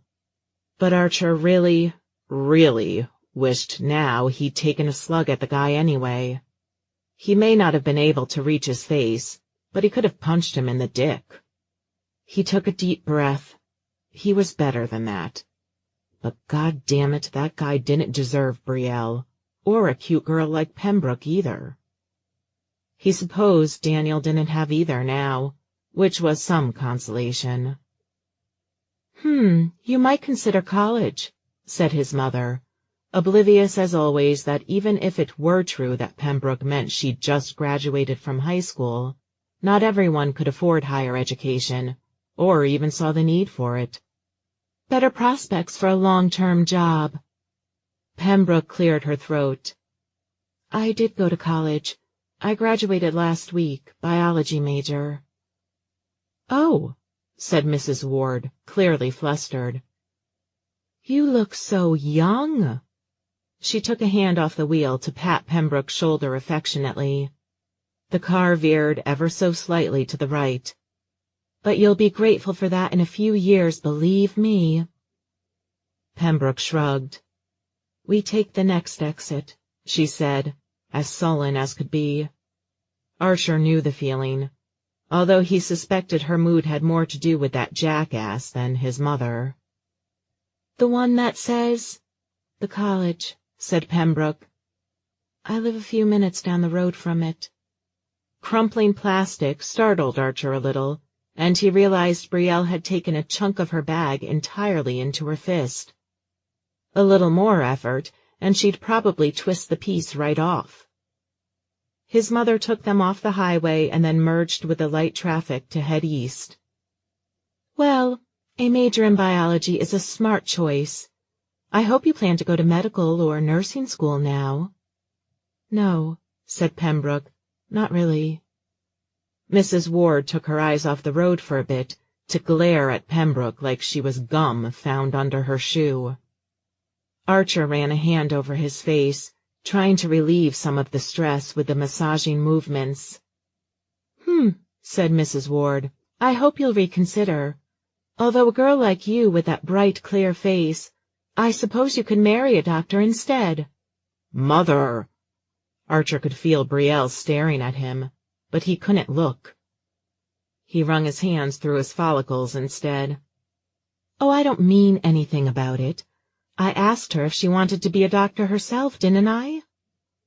His mother pulled her visor down and fluffed her hair, even though it was dark out and the lights that went on around the mirror were distracting. Archer could feel his heart pounding a mile a minute. "Besides," she continued, thankfully shutting the visor after half a minute, "there are still plenty of reasons to get at least a nursing degree. I know one man you can marry who's bound to inherit a respectable fortune, who could definitely use a nurse for a wife." She stared pointedly into her rear-view mirror. "Mother," said Archer, swallowing, "if you could please stop bothering Pembroke." He found himself looking at Brielle, the rest of his sentence lost on his tongue, as she cocked her head, studying him. Did she just now realize his family really, was well-to-do? Surely she knew most people didn't have cleaners come 6 days a week. Did that make her think less of him? Did that make him more attractive to her? Did he even want any interest from her based on that anyway? Despite all the security and extras his dad's money provided, he didn't exactly feel like he was rolling in it. He simply had the luxury to do things others couldn't through no action of his own. He hadn't earned that luxury, unless you counted by putting up with his mother's overzealous behavior. And someone forced to clean houses to save up would probably not find that an endearing quality in a supposedly grown man. All right, she readjusted the mirror, angling it toward Brielle. "How about you, dear? How do you know my son?"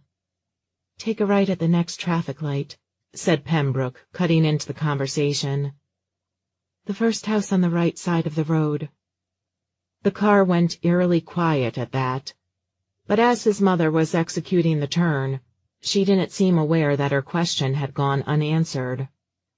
Archer wasn't sure if it would be more awkward for Brielle to admit their connection, or if he should just get it over with. "Thank you," said Pembroke, unbuckling her seatbelt. "You really didn't have to go so far out of your way." "No problem, dear," said Archer's mother, as Pembroke opened the door. "Pem," started Brielle, "please answer my messages." Pembroke turned around, clutching her bag to her chest, and nodded at Archer. "It was nice meeting you." Flustered, Archer looked to Brielle and back, the snub not going unnoticed. "You too. Thanks for your support. If you and Brielle need to talk about what happened—" But she'd already shut the door and walked away, heading down the driveway with her shoulders slouched. The crinkle of the bag on Brielle's lap was hard to miss as she watched Pembroke walk away. Laying a hand behind the passenger seat headrest to look over her shoulder as she backed out, Mrs. Ward spared a glance at Brielle again. "I still haven't heard about you." Archer gestured toward Brielle beside him. "She's my house cleaner." The van screeched to a sudden halt a little too quickly at the end of the driveway. "From that scrubbing angel service?" "Scrubbing cherubs," corrected Brielle, cringing. She looked to Archer for confirmation on how to proceed, but he didn't want her to have to explain more. "We have a lot in common," lied Archer, wondering if the only thing he knew they had in common was at least somewhat of an interest in comics, and perhaps a little sexual tension. The latter, of course, was mostly wishful thinking, but he didn't think it impossible. Brielle drummed her fingers on her bags as his mother frowned and finished backing onto the road. "I really liked your book," she said. "The Wheels one?" "Thanks." In the moonlight, Archer caught a glimpse of Brielle's smile, and it was so dazzling he couldn't tear his gaze away. "I thought your cleaning lady was an older woman," said Mrs. Ward, completely ruining the mood.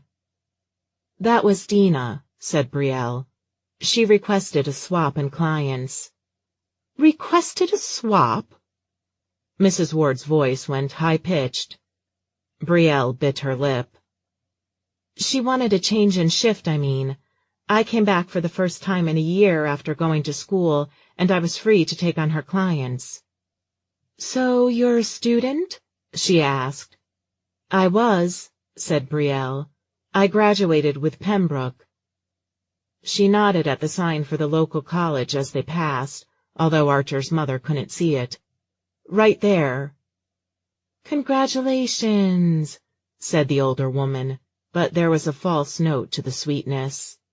"Were you a biology major, too?" "History and philosophy, actually."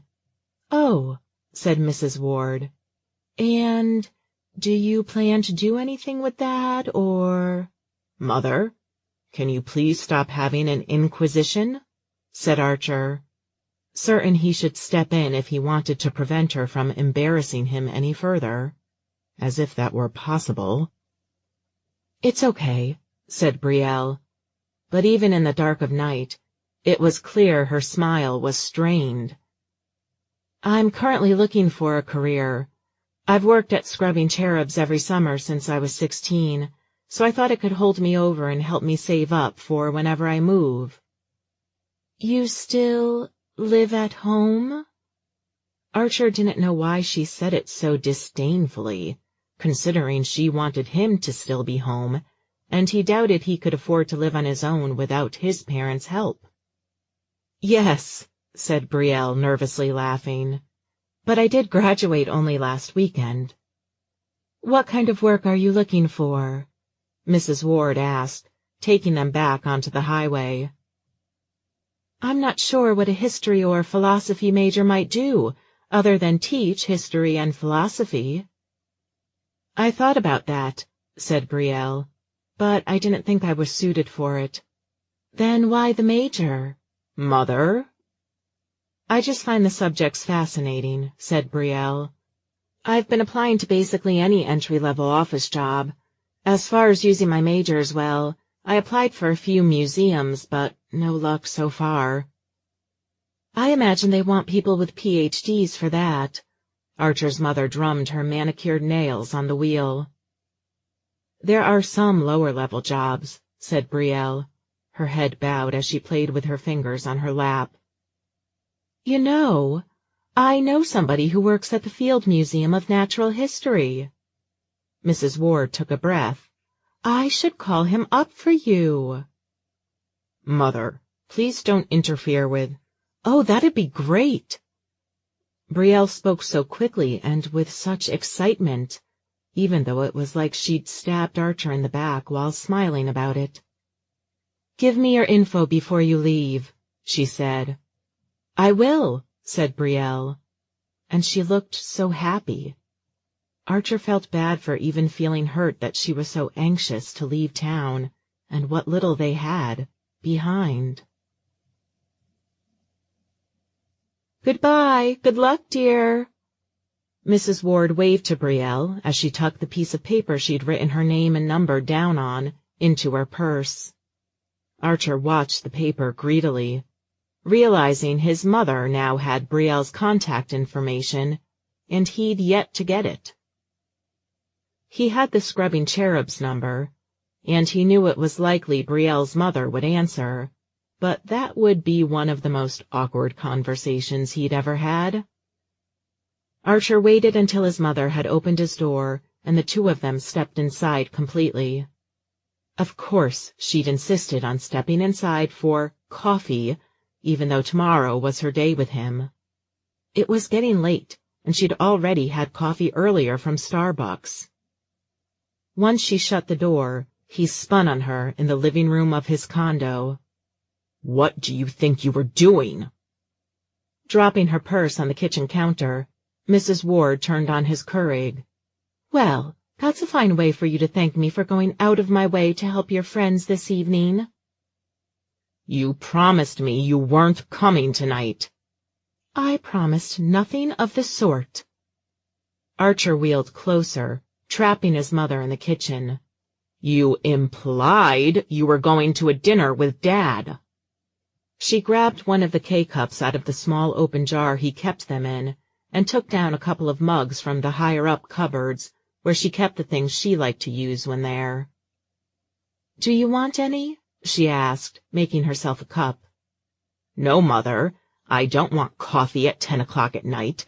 I want—" He rubbed his temple. "I just want some privacy once in a while."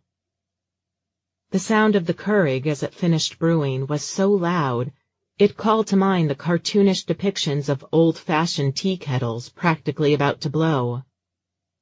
Something his mother said went unheard beneath the noise. "What?" said Archer, his tone short and clipped, his hand flying back down to his lap. She was in tears as she gestured around. "What do you call this place, this life your father and I provide for you? I wanted you home. I don't see why you couldn't do your drawings at home." Archer blew out a deep breath. "I know. I'm sorry that came out the wrong way, but—" "And I try to make sure you're okay, even when I'm not here." The Keurig, briefly quiet, started growling again as it tried to keep the water still left warm. "I make arrangements with Pauline for your therapy and extra needs, and to get you out of the house on occasion." I know, I appreciate it. But tonight was me getting out of the house, me doing something on my own." "It was you having a book signing and not wanting your own mother there. What kind of mother would I be if I didn't go and support you?" She didn't even read his comics, he was sure of it. She'd tried reading Wheels once, but she had no interest in the Mystified. Not that he cared. "You'd be a mother who respected her son's request." She looked as if she'd been slapped, and she flicked the Keurig off to quiet it mid-growl. "You never said I wasn't invited." "I thought I didn't have to only because you told me you had a dinner tonight." He slammed his palms on his wheels. "I was outright going to ask you not to go until you said that." Water flowed freely down her cheeks. "I thought you wanted me to go. You wanted me to cancel my plans to go." "No!" Archer wrung his hands through his hair. "I'm glad when you have a life outside of me. I want you to do things for yourself." "You didn't disinvite your father." "I don't have to. He'd never come." He swallowed then, the words harder to articulate than he'd thought. "Oh, but that causes you pain." She was shaking so hard her limbs were trembling. "But me being nothing but supportive of you, fostering your art skills, giving up so much in my life to take care of you, me, you don't want around." "I didn't ask you to." Archer found it difficult to stop the tears from welling in his own eyes then. "I didn't ask to be a burden. I didn't ask to be born this way." "I never said you were a burden." She wiped the tears from her face with two of her fingers squeezed together. "But I am. I get it." He backed his wheelchair up to give her more space in his tiny kitchen. "Look, I think it's healthier for the both of us if we see less of each other." She sniffled, crossing her arms and not bothering to wipe her dripping nose. "You allow me to only see you once a week." "I think that's a good amount." Archer winced. He didn't like hurting his mother, but damn it, she drove him crazy. She stepped past him, ignoring her mug of coffee. "I'm done paying for that maid you're sleeping with." His jaw dropped. "I'm not." She swiped her purse off the counter, not noticing or caring that a small slip of paper fell out from the open top as she did. "You're so independent, you can clean your own place." "Mother, please." Archer followed after her down the hallway to his front door. "Don't be upset." She twirled around to face him. "So, what's gotten you more upset? Me telling you to clean your own stuff, or me being upset?"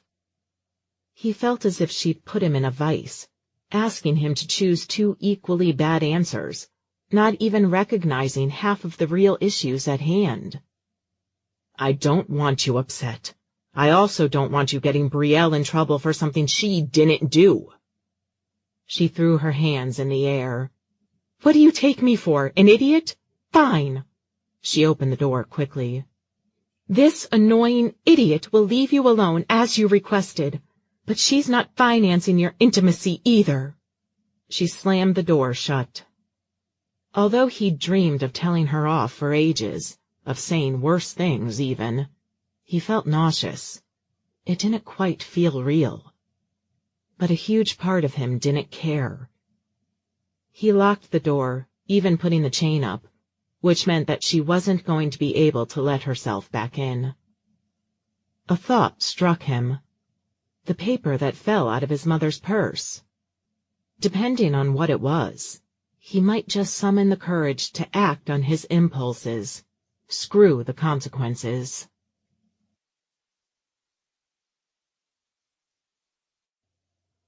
Chapter 13. Despite the terrible, terrible evening Brielle had wound up having the night before, she still felt like she'd had the best evening of any of her friends. 1 week away from graduation, and already life was in shambles for her closest friends. She didn't even have it in her to talk about Archer or the weirdness of getting a ride from his mom. Neither of which was terrible, really. It was mostly how things went down with Pembroke that worried her. With Lilac, who was in tears on Skype. Lilac wouldn't talk much about it, other than to lament the fact that she'd ever done such a reckless thing, that she wished she'd taken the summer off and stuck to the teaching job in Minneapolis like she'd planned, that she'd been stupid to do this stupid thing. Brielle had hardly known what to say, other than to tell her to take a deep breath and wait until some more time had passed before she made another rash decision. Lilac had not taken kindly to the another rash decision, and she'd cut the call earlier than planned. barely hearing anything about Brielle meeting up with Pembroke. Gavin sighed after she said goodbye. He looked haggard, like he hadn't slept in days, and Brielle was fairly certain he was in a closet. "I'm sorry," said Brielle, slumping forward on her desk in her room. She was fully aware the room looked like a mess behind her, complete with piles and piles of half-opened boxes. Throughout the past week she'd dig around for something and not bother to unload the rest. She just didn't really care. Gavin shrugged. "I'm worried about Lai," he said, "but I'm also worried about Pembroke. And you too. What do you mean she was dating Daniel?" Brielle tucked a piece of hair behind her ear. She was dating Daniel, despite him having a different fiancé last week, but I think that's over now. "I wish she'd answer my messages," said Gavin. "Mine too." Brielle's lips soured. "I told her she didn't have to cut me off because she made the same mistake I did, albeit just a little bit shittier, since she had a friend to clarify what a dick he was. But that's it. I've got too much else to worry about. If she doesn't answer, I don't need that kind of drama in my life." Gavin smirked. "You did have a friend to tell you he was a dick?" Brielle grinned. "Shut up," she said without malice. "Okay, but you didn't literally have first-hand accounts to testify to that." "Didn't need to fuck a dick to spot one." Gavin rolled his eyes. "Touché. And apparently I needed to screw him several times before I could see the light." Brielle let her gaze wander to her bedroom door, but the house was eerily quiet on the other side of it. But isn't it just too weird? Did Pembroke even go on a single date all of college? Gavin twiddled with what looked like a decorative piece of yarn at the end of a hanging scarf. "She was too shy, I guess." "She never wanted to talk about it. I thought she might be gay." "Not all late bloomers are secret gays." Gavin shook the scarf toward his phone as if admonishing her. "I thought she might just be not interested, or too scared to take a risk." "After yesterday, who even knows? Maybe she dated all the time and just didn't feel close enough to us to tell us." Brielle ran a finger over the top of a framed photo on her desk of her and her high school friends, including her high school boyfriend she dated for a year and a half. Once a huge part of her life, and whom she hadn't thought about in ages. Almost as if to signify that, the photo was covered in dust. She didn't talk to any of these people anymore. Not really. No more than an occasional reaction to a Facebook post. Was that what was going to happen to her and her college friends? Brielle peered closer at her friend, trapped in a literal closet. "But enough about that. You worry too much about everyone else. Anything you want to tell me?" The scarf stopped flapping as Gavin squeezed it. "Nope, just a bad date." "I'm sorry," said Brielle. "You were so excited." Gavin shrugged and started tugging on the scarf again. He didn't even flinch when it fell down over his face. "It's fine. Maybe I don't always have my dick-seeing glasses on." Brielle laughed. "The image you just put in my head." "Shush," said Gavin, but he was smiling. "And the job, still a nightmare?" "Yup." His lips grew tight. "That all you have to say about that?" "Yup." "Okay," said Brielle, feeling a bit disappointed, but she knew Gavin didn't like to talk much about his own problems. He almost never talked about his own problems, but he worried obsessively over his friends, which made him a perfect match for Lilac, who was perfectly content to only worry about her own problems. Sure enough, he redirected the conversation back away from him. "Do you think Lilac was assaulted?" Brielle felt the wind knocked out of her. She'd been so used to Lilac's hysterics She hadn't even considered that Lilac might have had more than a wildly fluctuating fit of conscience to blame for it. "Has she told you?" "No," said Gavin. "It's just a feeling I have. Probably that asshole Earl." Brielle waited for him to say more, but he didn't. She didn't want the world to rest on his shoulders, but she didn't feel like it was her place to intervene in Lilac's case. "Then keep at her, gently, okay? Let her know she can talk to me, too." "I will." Gavin wrapped the scarf around his neck and shook his head as if to clear it. Brielle smirked. "Cold in that closet?" "It's the Windy City," he said, posing for the camera. He bonked his head against the wall as he flung back, and both Brielle and Gavin burst out laughing, even as Gavin rubbed his head. He smiled sheepishly. "There's no other place for some privacy here." Almost as if on cue, Brielle heard some muffled voices in the background of the video, and the light trickling in under the door shifted slightly as someone's shadow crossed in front of it. "What about the bathroom?" Gavin shook his head at her like she was a poor, misguided child. "You have not spent time in an apartment with 3 hot gay guys, so I will forgive you for not understanding that the bathroom is practically the busiest room in the apartment." "Other than the bedrooms?" said Brielle, feeling saucy. Gavin flung the edge of the scarf toward her in a parody of a femme-gay stereotype. "Oh, you did not just go there." Brielle raised both her hands outward, as if to apologize, but she was smiling all the while. "I'm just going off the picture you've painted for me." "Yeah, well, you're not too far off." His face soured. "But I don't have a bedroom, so I can't exactly be sure." "You're not the jump-into-bed kind of guy." She seemed to have struck a nerve. "So everyone tells me." Brielle winced. She waited for him to explain more, but he had nothing more to say. "Do you think—" she started. "But what about your comic book hottie?" said Gavin at the same time, just as she got a text. "It's Archer. I got your number from my mother.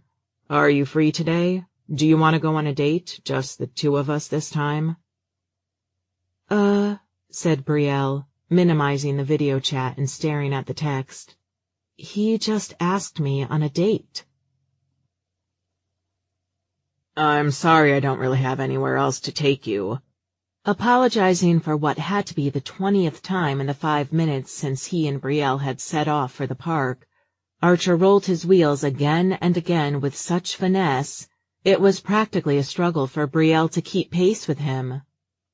"I don't mind." Brielle caught sight of the tote bag on Archer's lap, not for the first time. He'd offered to meet her at his condo and go with her to the park, where he promised a lunch.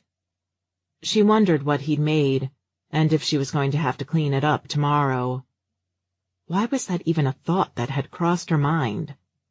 She still wasn't used to thinking of herself as anything but his house cleaner, even after the chaotic comic book signing. "I'm sorry, too, if you thought it was rude of me to message you. I know you gave your number to my mother, but—" Brielle laughed. "You're sorry you asked me on a date?" "No." His face reddened. "I just thought I should have asked you in person." "Kind of more awkward to ask when I'm elbow-deep in yellow rubber gloves, right?" "About that." Just as they finally reached the park, Archer slowed and turned around to face her. "I'm afraid my mother is canceling my service." A warm breeze rustled through the late spring air, but Brielle still found herself shivering as she grabbed a chunk of her hair to prevent it from hitting her eyes. "Did I offend her?" He grimaced. "No, I think I did." "Does she think we—" Brielle pointed to herself and to Archer, unable to voice the rest of it. Averting his gaze, he tapped his wheels again. "Maybe, but that's not why. It had nothing to do with you." If it had nothing to do with me, why does she think I'm dating you and then coincidentally decide to fire me? She pointed to a picnic table that sat under the shade of a giant oak tree. Do you want to talk about it? Oh, right, sorry. He pivoted and headed toward the table, gesturing toward his lap as he pulled beside it. I'm already sitting, but I should have thought you'd be more comfortable if I didn't make you stand. Brielle felt a mixture of emotions as she took her place at the table. Giddy because of the date, nervous about why his mother had canceled the cleaning service, happy because maybe it was better if she didn't socialize with one of the service's clients anyway, apprehensive about what her own mom might say when she found out, and she certainly hadn't found out yet, or Brielle would have heard about it. Don't worry about it, she said to herself as much as to him. Oh, wait. She paused halfway, crouched to the bench, and watched as Archer dug into his tote bag and pulled out a vinyl tablecloth, followed by a blanket. He arranged the blanket nicely on the table bench beneath Brielle, patting it when finished. Thank you, said Brielle, tossing her hair behind her shoulders as she sat. She helped Archer lay the tablecloth out across half of the picnic table, grinning as she thought about how cute but pointless protecting the worn and weathered table from their mess was. Folding her fingers together, she leaned her elbows on the table and watched, wide-eyed, as Archer pulled a fake-looking candle out of his bag and turned it over, flicking it on with a switch. He glanced sheepishly out of the corner of his eye at her and placed it on the table as far as his arm would reach. What else have you got in that enchanted bag? Joked Brielle, crossing her legs and staring at him. His cheeks were definitely a deeper, adorable shade. She couldn't believe that this was the same guy who'd almost frightened her last week. Suddenly, she felt more in charge, like he'd crumble at the slightest bat of her eyes. A burst of warmth spread through her abdomen all the way down to the bench beneath her. She uncrossed and crossed her legs again and took a deep breath, fighting the first thing that popped into her mind. You sure are spicy under the sheets, said Daniel, his hands practically pawing at her back. She was so hot at that moment, so lost in herself, that she almost didn't hear him as she moaned and rocked, pulsating against him beneath her. My little Latin lover, he'd said, nuzzling into the crook of her neck. That memory was like a splash of cold water to the face. She was never going to tell another guy about her heritage again, although her last name kind of made it obvious. She had to clutch the edge of the tablecloth to will her heartbeat to slow as Archer pulled out 2 plates, 2 glasses, and a set of utensils from his wonder bag. You barely know him, she told herself, and you don't even know how it would work with him. Still, there was a checklist of things she found appealing, so long as she pushed the memory of their first meeting to the back of her mind. Endearingly shy, but able to stand up to jackasses when needed. Clearly interested in her without making her feel like a piece of meat at the market. Creative and talented. She'd almost cried reading Wheels. And she'd stayed up late to read his other books, even if he hadn't written them. He brought the stories to life with his talent. A sense of humor at the right occasion. Likely well-to-do, although she felt guilty for even thinking about that. That made her think about how Mrs. Ward had promised to talk to someone about a field museum job, though, and how that would take her hours away, which also made her think about his mother, period. There were definitely hints of mommy issues. Although she was sure a therapist would tell her she had her own list of issues a mile long regardless. Besides, it had been months, and if she were honest with herself, she'd stopped enjoying it with Daniel longer ago than that. He'd just been there, available. The second time they dated, She hardly even cared that his eye kept wandering. She didn't mean to voice her thought as she watched Archer pull out 2 plastic sandwich bags and gently place each sandwich on a paper plate, but she did. "What?" Brielle covered her mouth. Stuffing the bags into his tote, Archer's lips twitched sheepishly. "I'm not the best cook. I mostly eat sandwiches." "No, it's fine." She poked her wheat bread with one finger. You went to so much trouble to set the stage, so to speak. It was a bit of a shocker to finally see the big reveal." Archer tossed the tote on the ground beside him and buried his face in his hands. "This was a bad idea." He thankfully didn't sound so much devastated as embarrassed. "Oh, come on," said Brielle. She picked the sandwich up between her hands and took a bite, not even bothering to ask what was in it. She typically would eat anything. To her surprise, it was pretty good. "Huh," she said. "Looks can be deceiving." It was toasted and there was chicken on it, amidst some cheese and vegetables.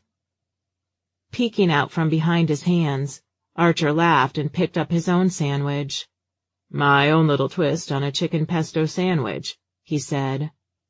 He paused, the sandwich halfway to his mouth. "But I should have asked you if you have any dietary restrictions or allergies." "No," said Brielle, taking another bite of the sandwich. She stared at Archer as she chewed. "Really, you did fine. Relax. I think I could bounce a ball off those tense shoulder muscles." That made his shoulders loosen and a smile appear on his face. "Now I'm picturing in what circumstances you could possibly be bouncing balls off my shoulders." She nearly choked on some lettuce. I'm getting the feeling that was an entendre, but I honestly can say I've never used any bouncy balls in the bedroom. Archer's face looked permanently burnt at this point. His blush was so profuse. "That was—" He put his sandwich down and cocked his head. "I'm really bad at this, aren't I?" She grabbed her empty cup and held it out to him. "Not bad, per se, but— Should I go fill this up from the water fountain, or—" "Tea." Archer bent over the side of his chair to grab at the tote. "I almost forgot." Unscrewing the top of the large bottle, he poured some unsweetened black tea into both cups. "Sorry if you're more of a sweet girl," he said, picking up his own cup and about to take a sip. Brielle peeked at him over the rim of her own cup before taking a sip. "You're probably talking about the tea, but I don't know. Maybe in certain circumstances I'm not always so sweet." The cup in Archer's hand wobbled as he practically spit a sip back into it. Brielle grinned from ear to ear. He was hers if she wanted him, she was sure of it. She kicked back her glass. "So what if you barely know him? So what if you have no idea where the future will take you? And be honest, you're partly hoping and partly terrified it'll just be more of right here. You're not thinking about marrying him or anything. But first things first. So I'm being fired because—" "My mother is just—" said Archer, drifting off. "She gets an idea into her head and she passively-aggressively does whatever she can to make sure I know she's not pleased with me." "So she does think we're dating?" I don't know. She might think we are.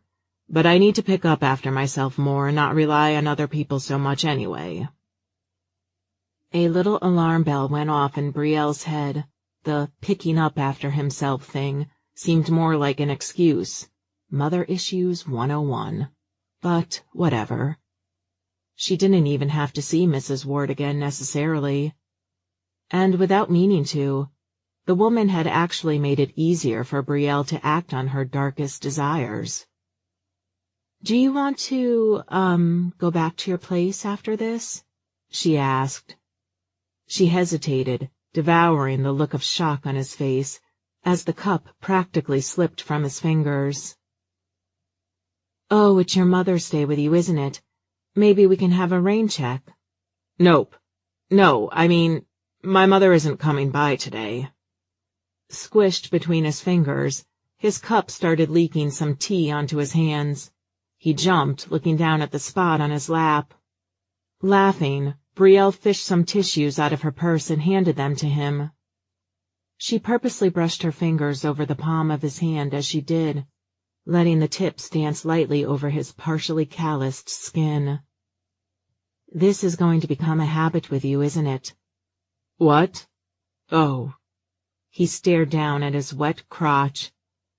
His legs were a little too skinny for the bulk of his upper body, but Brielle didn't care. It looked right on him. I'll try not to make it one.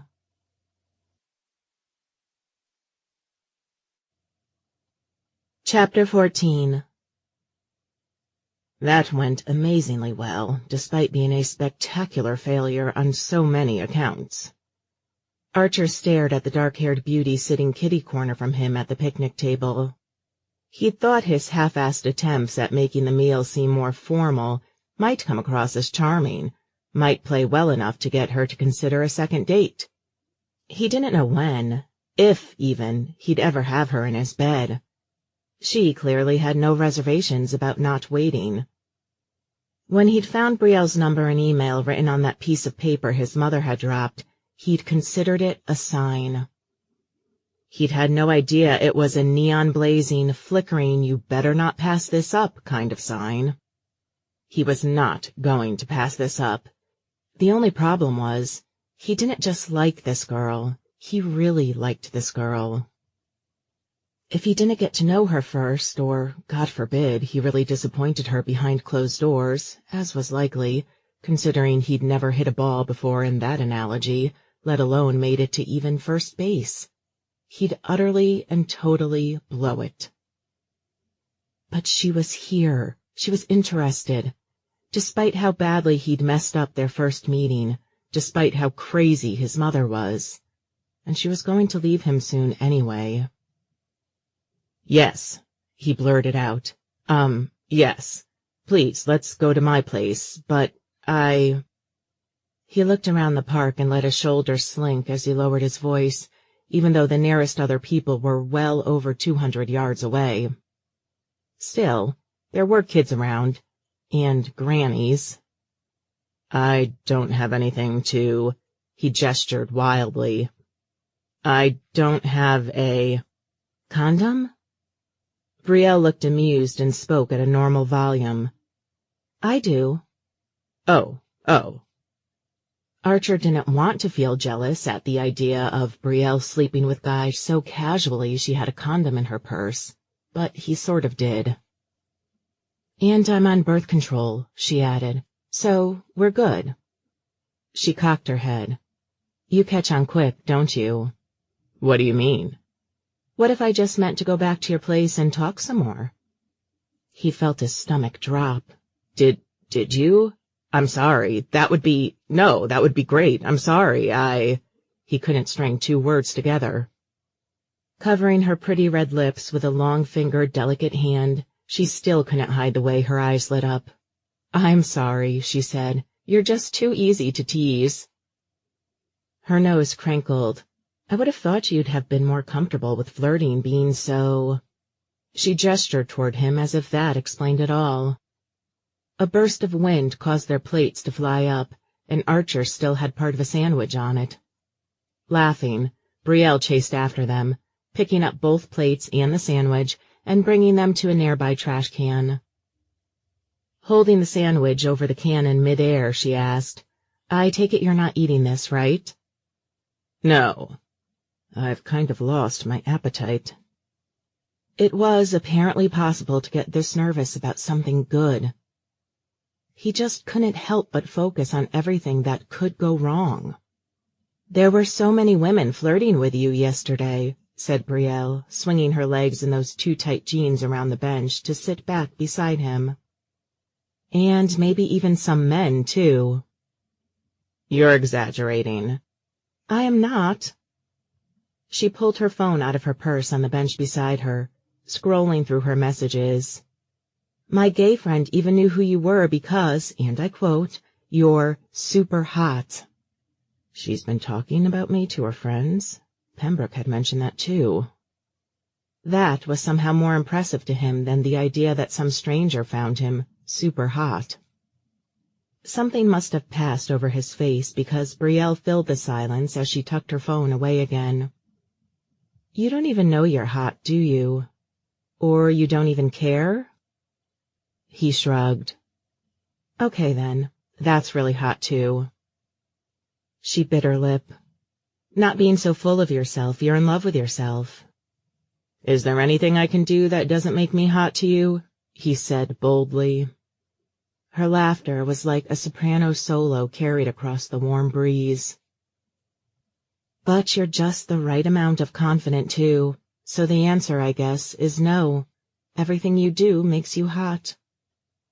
If there was such a thing as dying from embarrassment, Archer might be the very first person to die from an assault of compliments. He didn't consider himself confident at all. But that self-defense mechanism he'd fostered growing up different from everyone else, that instinct to make it seem like he was cool and calm and on top of the world, often snuck its way through. Especially when he was nervous, and this woman definitely made him nervous. Okay, maybe we should cool it down a bit. Brielle wrapped both hands around her cup, and Archer scrambled to grab more tea from the tote. She smiled and put a hand over her mostly empty cup. "I'm good, thank you." Some of her hair whipped across her face, and somehow the subtle movement of her tucking it back behind her ears made Archer want to reach over and cradle her face. "I really liked your books," she said, not meeting his eyes. Which ones? He wanted to ask, but she'd mentioned wheels in the car, and he was afraid to press further. "Thanks." "No, I mean it." The plastic cup crinkled under her grasp. "I only read comics on occasion, but your art in The Mystified is outstanding. You give this—" She looked up and gestured broadly with one hand. "Sort of real feeling to even a story that's so unreal. And after reading Wheels, it makes sense.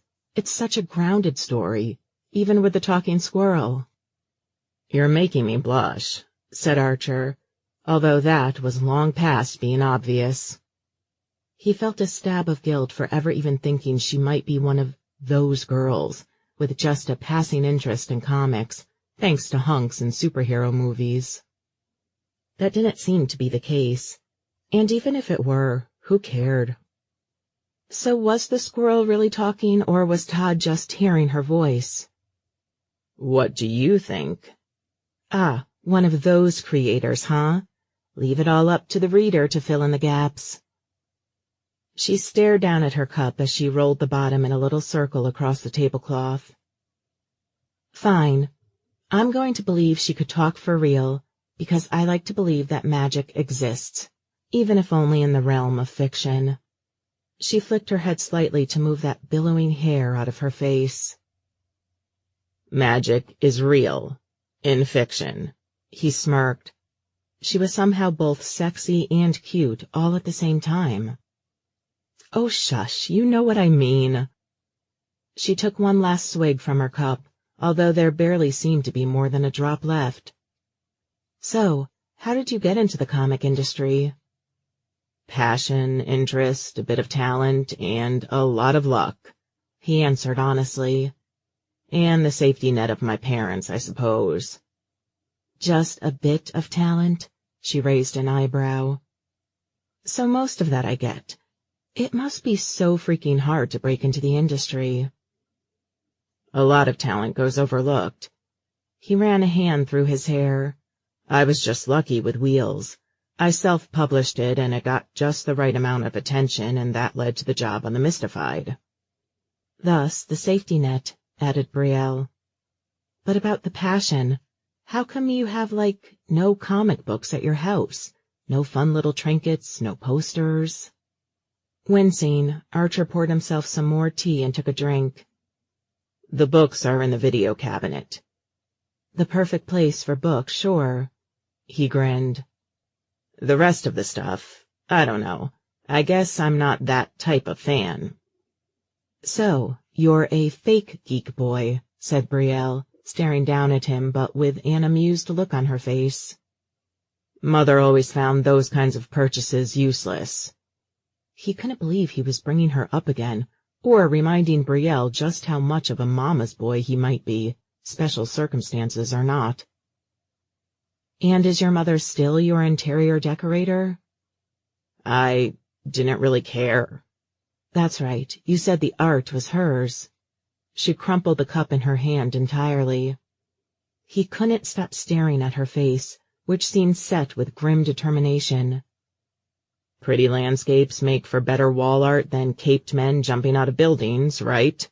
Says you. Studying him a moment, she stood up. Or maybe not. Maybe says Mom. He lifted both hands in the air up and down as if weighing options. I guess I don't exactly care what my surroundings look like, and I don't want an overly cluttered space. Grabbing the candle, she flipped it over to switch it off. Luckily for you, you have an expert on cleanliness and clutter to help you out. She dropped the candle and bottle of tea into his tote bag and flung herself forward, clutching at the tablecloth, pulling it toward her as if her life depended on it. Under a light sweater, she had a fluffy white top that didn't even cover her midriff, and the movement made it ride even higher, revealing a perfectly planed abdomen that dipped only at the navel, before disappearing under her jeans.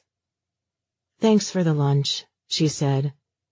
This whole thing has been adorable, but I think I really need to study your condo right now, for some design ideas. She shook out the tablecloth and folded it hastily, watching Archer with half-lidded eyes the entire time. He hadn't been mistaken. She could make any mundane cleaning task seem incredibly sexy. I need your design ideas like yesterday, he said, taking the tote bag from her. He didn't even care that neither of them remembered to take the blanket along as they started back down the sidewalk.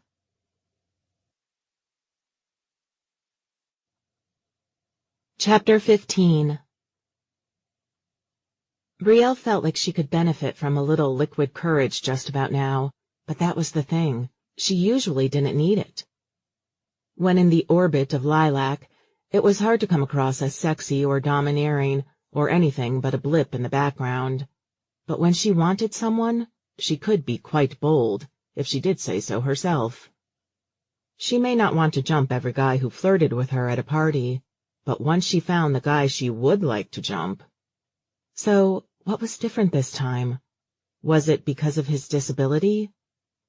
She couldn't even bring herself to ask him what his disability was, as if that mattered. But the thought of jumping him made her stomach roar, in both a good and bad way.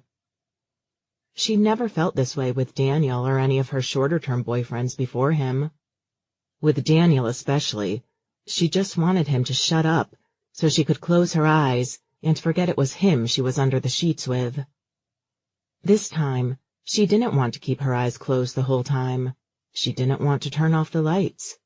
Not that that would even matter, since she was about to have, at minimum, a make-out session in the middle of the day. She let him hold the door open for her, which made her hesitate for half a step because she felt like she should be holding the door open for him, and stepped inside his condo. Looking for a place to drop her purse that wouldn't take her out of his orbit, and settling for letting it fall to the floor beside where she kicked off her shoes. She immediately felt her face flush as she remembered the tight space and that he'd have to wheel past, so she bent over, picking up her shoes and purse again and squishing them against the wall. Despite the close quarters, Archer spun around to shut the door and dropped his tote behind it. He bent to take his braces off, then stopped, one Velcro unfastened. Brielle wondered if she should offer to help, wondered if he'd had more plans for them where he might have needed to walk, then realized she didn't even know when he needed the braces, since she'd seen him walking a bit even without them. Her heart was hammering. Stop overthinking everything. This doesn't have to mean anything. He's not even your client anymore. Just go for it. Her legs felt like lead. Archer spun around slowly, his one pant leg shifted up, his brace sticking up a little awkwardly where it wasn't fastened. "Do you think—" But Brielle didn't hear what else he had to say. She launched herself forward, bending over to touch her lips to his. It felt awkward and her back strained, but she held the position anyway, softly taking his top lip between hers and letting go. She pulled back, not even remembering when she'd put her hands behind his head, running her fingers through that hair she'd wanted to fondle days ago. She felt something straining in her from her shoulders to her legs, but she didn't want to move as she stared into his eyes. There was a light in those eyes, a hunger. "You're shaking," he whispered, and after a minute she realized she literally was, shaking out of nervousness, out of desire. But she really was in an awkward position. He tore his eyes away and put his arms behind her back, pulling her closer, practically inviting her to crawl onto his lap. So she did.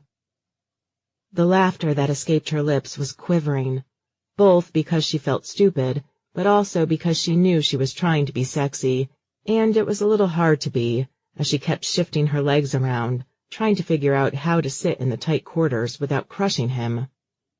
She'd settled for sitting on her calves. "Here," he said, taking first one calf and then the other, and sliding them on either side of his thighs. Her legs were flush against the sides of the seat of the wheelchair, but she really didn't mind. She just kept focusing on the feel of his hands on her legs, and how she wished she'd tossed her jeans off before she'd even launched herself at him. He looked up at her, and this time he strained upward, pushing his lips against hers. Gently, hesitating at first. Then she slipped her hands back through his hair and leaned forward, pushing into the kiss. Each kiss lasted longer than the one before, each moment until she had to come up for air, a precious one she didn't want to let go. She kept kissing him and kissing him, her lips moving to the slight stubble on his cheeks, a jolt of excitement running down her torso to her toes at the rough texture beneath her lips. She was hot, burning even. She took a deep breath and leaned back to remove her sweater, accidentally bumping into him with her elbow as she did. "Oop," he said, reaching out to try to help her get it off. She managed without him, staring down at his heaving chest, his slightly parted lips the whole time. She had barely closed her eyes. She could barely keep her eyes off him. She slammed her hand down on the armrest of his chair as she squirmed out of the second sleeve and tossed it behind her.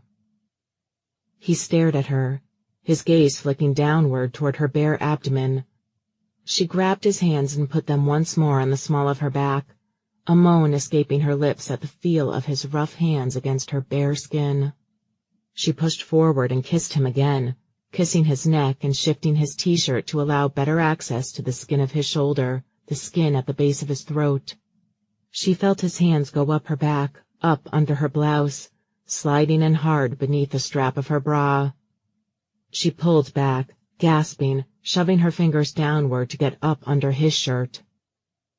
"Off," she said, clipped, rolling the shirt upward and forcing him to let go and lift his hands up so she could fling the shirt away. She didn't even feel bad when she tugged it up past his face, knocking his nose just a little in her exuberance. She let her fingers run through the soft, fine down on his pecs. How is he so toned? She wondered if his possibly daily physical therapy had something to do with it. Daniel was built like someone had let the air out of a man-shaped bean. Archer placed his hands on her mid-back, staring up at her as her hair teased the side of his face. "You're really not one for small talk, are you?" She leaned forward and pressed her nose to his, her breath hot. "Do you need more help to get in the mood?" Almost as if on cue, she felt him harden, his jeans and hers between them. Her thighs and calves tingled, and she was overwhelmed with the urge to rip everything right off him. But then she realized her legs had fallen asleep. that despite her overpowering desire, she was starting to lose feeling. She laughed and scooched backward, fumbling to bring out her shaking legs to let her feet touch the floor. He swallowed, watching her, his arms falling down limply. "Sorry," he said. "Don't be." She stumbled and he leaned forward, his hand shooting out to provide her some support as she tried to stand up and get some more feeling back in her legs. She laughed. "I just think we need more space." "Bedroom," he breathed. She turned, practically running down the hall, then thought better of it and reached for her purse before she went. "Just in case," she said, rummaging through and pulling the condom she kept in a buried pocket of her bag for just-in-case types of situations. He stared at her. She unbuttoned her pants and took them off, shaking her butt as she did, knowing she was imitating virtually every male director's gaze when it came to the simple task of women undressing. That little shimmy had its uses. Archer reached out toward her, but she took a step back, grinning. "I'll be waiting." She power-walked down the hallway to the bedroom, giving him time to appreciate the contoured black panties covering her ass. Running over his own T-shirt with a wheelchair only registered with Archer when his wheel got a little stuck and he had to back up to maneuver around it and the pair of jeans Brielle had left beside it. He couldn't stop staring at Brielle as she walked away, couldn't stop gaping after her, even as she turned into the bedroom, leaned over the side of the frame, and smiled before vanishing out of sight. But once she'd been out of his line of vision for half a minute, the panic set in. He'd left his braces on, half on for one of them, he noticed, seeing that the one he'd partially unfastened had shifted even more after, and he really didn't know what to do. He'd pictured himself standing to kiss her, but he wouldn't be able to stand up for long, couldn't hold her as he did. And then there was the fact that his braces made it hard to remove his pants. Even though he knew she was waiting for him, he decided to remove them right then and there.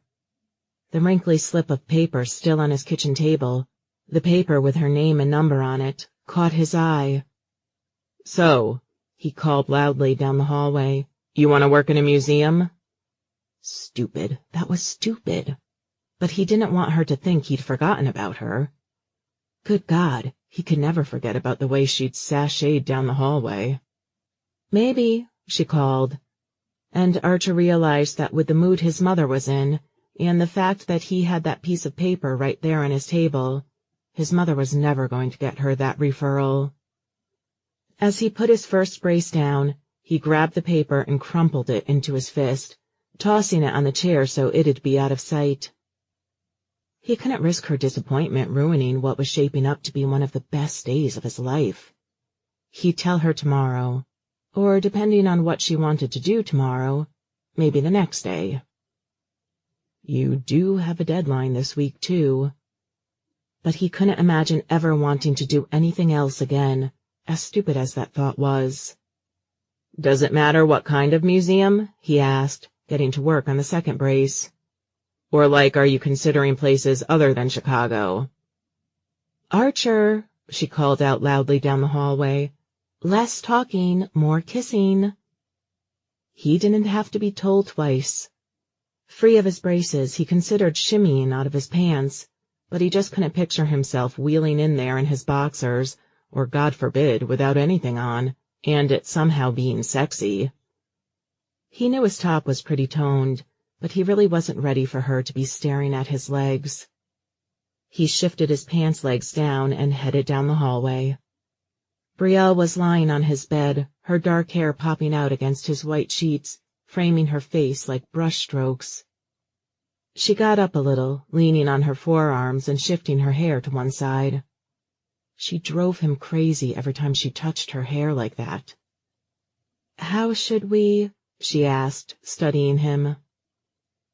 He wheeled to the grab bars at the side of his bed, self-conscious of how her eyes followed every move he made. "I just need to shift up there," he said. trying not to think about how mood-killing it would all be. She got up and swung her legs over the side of the bed, watching him. "Need help?" He cleared his throat. "No," he said, fully aware he'd never done this before with an audience. Even Pauline usually had her eyes diverted on the rare instances she needed to watch him get in or out of bed. Heart thumping, he slid himself into position and grabbed hold of his rails, pulling, then slipping as the chair went sailing backward. He'd forgotten to lock it. Again! She was such a distraction. His hands grabbed hold of the bars tightly despite the strain in his muscles, and though he sank downward, his legs, unprepared for the weight, collapsing beneath him. He at least didn't fall back swiftly. "Oh my God," said Brielle, jumping up and crouching beside him. Panting, he made sure his rear was close enough to be let down gently, and he allowed himself to fall all the way down, lowering himself slowly. He would catch his breath and try to pull himself up by the grab bars once in a better position. He knew Pauline would have been able to help. She had the arm strength necessary to help her patients after a fall. But he couldn't imagine Brielle's thin arms doing the job. "I'm fine," he said, falling back onto his elbows in imitation of how she'd greeted him from his bed. He laughed between jagged breaths, almost too mortified to even care anymore. He'd always known something like this would happen during his first bedroom encounter.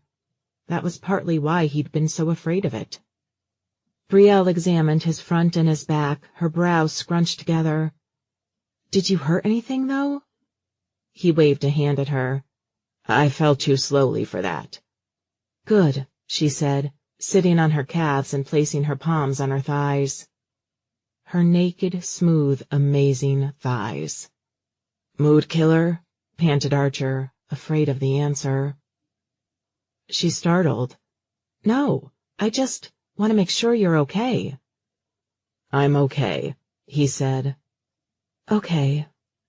They stared at one another, his breath quieting, but his heartbeat growing louder and louder.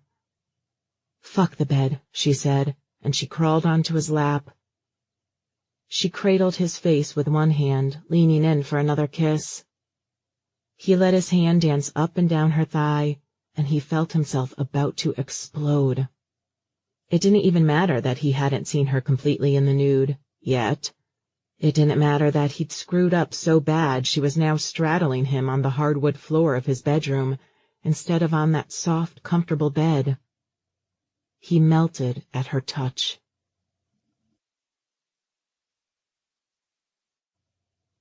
Chapter 16. Liquid courage was overrated. Brielle was so glad she'd had full control of her senses, so happy to be fully in the moment with Archer and not have to think about everything that was bothering her. Once she started riding him on the floor of his condo, not once did thoughts of her stalled job hunt or her putrid ex, Daniel, flash through her mind. She didn't worry about what had happened with Pembroke or wonder if Lilac and Gavin weren't telling her everything she ought to know about what was bothering them. She didn't think about screaming sisters, mothers with misdirected anger, or raised voices and slammed doors. She was so over worrying about the brusque, difficult client with whom she'd gotten off on the wrong foot. She realized it had been days since she'd even thought about Mrs. Tanaka and her surly cats. "You doing all right?" she asked, not sure if all the activity was bad for him. He hadn't cried out in pain or anything, but he'd just taken a fall before she'd gotten carried away, and she kind of forgotten the newness of the situation when they'd gotten into the thick of things. She laughed. There she went, overthinking everything again. "I'm fine. Better than fine." He winced a little as he shifted, as if to contradict his own words. "What's so funny?" He rolled over by reaching up to grab onto the bed's handlebar, his legs falling into place after. The way his gaze roved over her naked body, she had no doubt he'd been satisfied. Her neck ached as she lay on the white shirt she'd turned into a pillow, only after she'd climaxed and slowly, ever so slowly, rolled off of him to lie down. She realized it was unlikely he could ever do missionary, but she wasn't so sure that was a bad thing. She chewed her lip, considering the possibilities of enjoying her new client-turned-friend-turned-sex buddy. Because she so wasn't in the right frame of mind for him to be anything else. He poked her. "Earth to L," he said. "Please," she said, "call me Bree. He called me L." She regretted the words almost as soon as she'd said them, like she needed a reminder of Daniel after a lay like that. "Bree," he said, clearing his throat. He traced the line between two pieces of the hardwood floor, averting his eyes. "That guy at the comic store, he was your ex?" Daniel was the last thing she wanted to think about right now, but she kind of had herself to blame. "Yeah," she said, hoping that might be the end of it. His fingers stopped moving. "So your friend dated your ex without telling you?" It wasn't so much that as me knowing what a huge dick he is, and that still not being enough to keep her away from him. She rolled onto her side to face Archer. "And he literally sprung the news of some fiancé on me last week, only to show up in my life with a new girlfriend a week later." She rolled her eyes, and I thought I could finally get away from him. "Maybe he made up the fiancé to make you jealous." "Maybe," she shrugged, letting her hair fall down over her shoulder. "I don't even care." Archer met her gaze at that. "That bad?" "That bad." She'd have thought the debacle at the store would have made that clear enough. "What about you? Any crazy ex-girlfriends I should know about?" "No. Remember? No kiss before last week." Brielle licked her lips. "I stole your first kiss," she laughed. "You would have no crazy ex-stories, you having your pick of the litter and all." He leaned forward more, shifting some of his weight to the palm of his hand. "I can't even tell when you're joking," he said. "Oh," said Brielle, wondering now that she thought about it, if he thought she was saying she was the pick of the litter, too. She knew she was no lilac, not that she thought she was unworthy, but she didn't exactly have to bat them off with a stick most of the time. "Sorry." "No, I mean, I've had no exes, no girlfriends, remember? Which means—" The hard floor was starting to make her arm ache, but Brielle couldn't tear her eyes to look away. "You were a virgin?" She didn't know why she hadn't thought of that. Duh. He rolled onto his back, the loss of tension in his arm muscles obvious. She leaned over to get a better look at his face. His expression crinkled and his gaze flicked downward. "Do you regret what just happened?" "Hell no," said Brielle, kissing him on the cheek. "I find that rather hot," she whispered, even if she knew that complicated things. Because she knew from experience that former virgins tended to get a little too attached to their cherry poppers. If hers hadn't dumped her in high school, she probably would have gone mad following him around with puppy dog eyes forever, laughing shrilly at his stupid, immature jokes forever, stifling her own feelings of apprehension and regret whenever he acted like an idiot and she felt she was supposed to support him. But then again, she'd never known a 25-year-old virgin. Pembroke was close, but she was 22, and who knew with her now? Perhaps he'd be mature enough to handle it, because she didn't want this to end any time soon, but it couldn't last forever either. They fell into a silence only broken by the sound of a phone from somewhere beneath them. "Mine," said Archer, shifting himself away. He reached for the grab bars above him again to pull himself into a sitting position, then tried reaching toward the pocket of his pants, which were somewhere down around his ankles. Brielle shot up and grabbed his phone for him, gently pulling his boxers and pants higher up his legs once he took it from her. He watched her without even looking at his phone screen. "Should I?" she asked, his boxers halfway up his legs. She realized, despite what they'd just shared, this moment felt more clinical, more intrusive somehow. His gaze fell down to his legs, and Brielle's did too, finally looking at his bare legs for the first time. They were skinny, skinnier than she'd imagined even through his pants, at odds with his torso. There were some bruises along one shin and the other thigh, and Brielle worried that she'd hurt him. Her eyes flittered away from her, and she wondered if he could read her face. She hadn't meant to be surprised, hadn't meant to think anything negative, but there was no explaining that, not when she hadn't said anything anyway. "I can manage," he said, clearing his throat. He finally looked at his screen.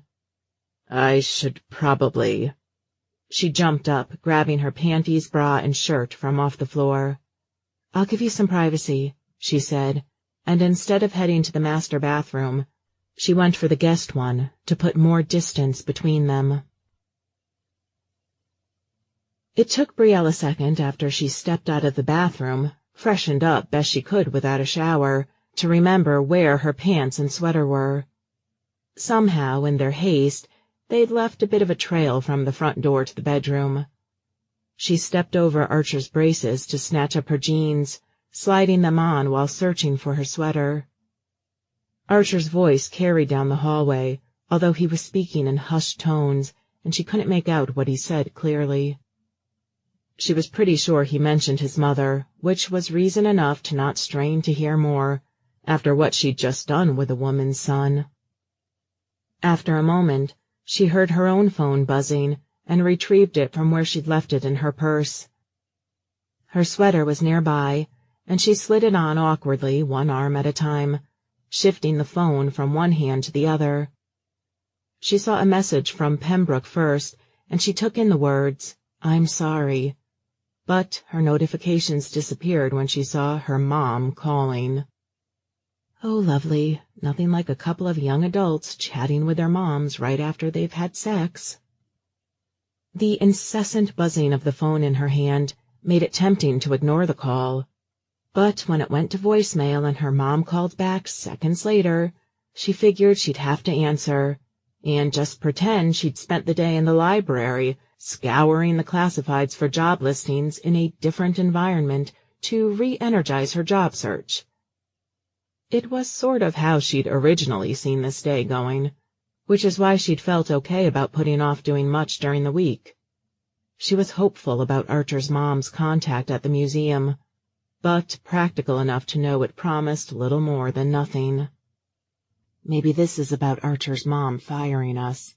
Mom probably wants to know if I know any reason why. "Hey, Mom." "Finally," exclaimed her mom, even though there were no signs Brielle had missed more calls from her. "Is Nora with you?" "No," said Brielle, almost sucker-punched by how different a turn this conversation was taking than she'd expected. "What's wrong?" The sound of her mom taking a deep breath almost said it all. "She left. She was gone before I got up this morning. She isn't answering her phone either. I just thought maybe she went somewhere with you, or told you where she was going. I didn't want to panic when I got back at lunch, but some of her things are missing." "No." Brielle felt her palm holding the phone getting clammy. "I haven't even talked to her in days." "She was here last night." She never had asked Brielle where she'd been, but Brielle supposed it was a good thing she hadn't been too nosy. Brielle felt her blood run cold. "Does this have something to do with that language camp?" A moment of silence hung over the line. "Do you think she went to see your grandmother?" "With what?" asked Brielle. "Lita doesn't have a ton of money to spare, whatever Nora thinks." There was audible rifling going on the other side of the call. "I can't find my debit card." "She knows the PIN?" "I don't know, maybe. Yes, probably. She's seen me use it." "Nora, are you freaking serious?" "Let me see if there are any flights to Puerto Rico out of O'Hare today." She brought up the browser. What if she already left? It was the first time in a long time Brielle had heard that twinge of hurt in her mom's voice without it being drowned in anger. "Can you call the police?" asked Brielle. There were 2 flights to Puerto Rico from Chicago today. One left at 5 in the morning, but the other wasn't going to fly out until 7 p.m. It hasn't been 24 hours since she left. Always practical, even when her teenage daughter was off doing something stupid. And she's almost 18. I don't know what they'd say. They'd say she's not an adult yet, and you have every right to deny letting her leave the continental U.S. without permission. Brielle took a deep breath. She could have left at 5 this morning. I don't think so. I don't sleep well these days, and she was still here at 6 when I got up. I'm sure of it. That was a relief. Leave it to Nora's laziness to make sure she didn't catch an early morning flight. Then there's a chance she's aiming for a 7 p.m. one. I'll send you the details. Can you call the airline and see if they'll release information on whether or not she bought a ticket? Naturally, she wouldn't have stolen her mom's credit cards. Then they could have checked a statement to see if it matched the airline. As it was, the best evidence they would find was a withdrawal of no doubt hundreds of dollars in cash. If they can find her, I'll make them take her aside, her mom said. Then head there to get her. No, said Brielle, having a moment of clarity. Just ask if they'll subtly deny her boarding. Don't let her know you know what's up. She might bolt or resent everyone making a scene. If you think I care about her being resentful, it's not about caring or what she deserves. Brielle brought up her messaging app, dinging Gavin to see if he was still free today. Too bad O'Hare was still some distance away from the heart of the city. She just might respond better to this if we approach it differently, if we let her vent without you there to hear it. Brielle, Nora is my daughter. I'm free, texted Gavin. What's up? I know. You can meet us in the parking lot of the airport if that's even where she is. It has to be. Well, I'll hop in the car and head there first myself. My friend Gavin is closer. Nora always thought he was funny. I'll ask him to try to head her off first, unless she's already past security. But maybe if we explain the situation. I can't ask your friend to get involved with this. Mom, trust me. Brielle's fingers flew over her screen as she explained the situation to Gavin. This is the way to do this. Okay, said her mom, her voice unsteady. I'll call you back shortly after I hear what the airline has to say. She hung up without even saying goodbye. What was that about? A small gasp escaped Brielle's lips as she spun around to find Archer behind her, his now wrinkly clothes back on, but his hair still in disarray. Family emergency. Brielle quickly looked back at her screen to finish the conversation with Gavin. He was halfway out the door already, he said, about to head toward O'Hare, but without a car, he was stuck relying on the L trains, and he had to walk a few blocks and make a switch to get to the one that would take him to the airport. Still, she felt better knowing they would both be headed there at once, with her mom shortly behind. Can I help? He sounded so sincere. His soothing tone sent a shock down Brielle's body. Daniel would have just covered his head with a pillow and asked me to bring him some pizza whenever I got back. She signed off the messaging app with Gavin. She wanted Archer to help. She really didn't want to part from him at all. But she was suddenly struck that she had no idea how he could help. It was almost 4:30. She didn't have time to help him get into the car, even if he could get in, or to help him out of it when they got there.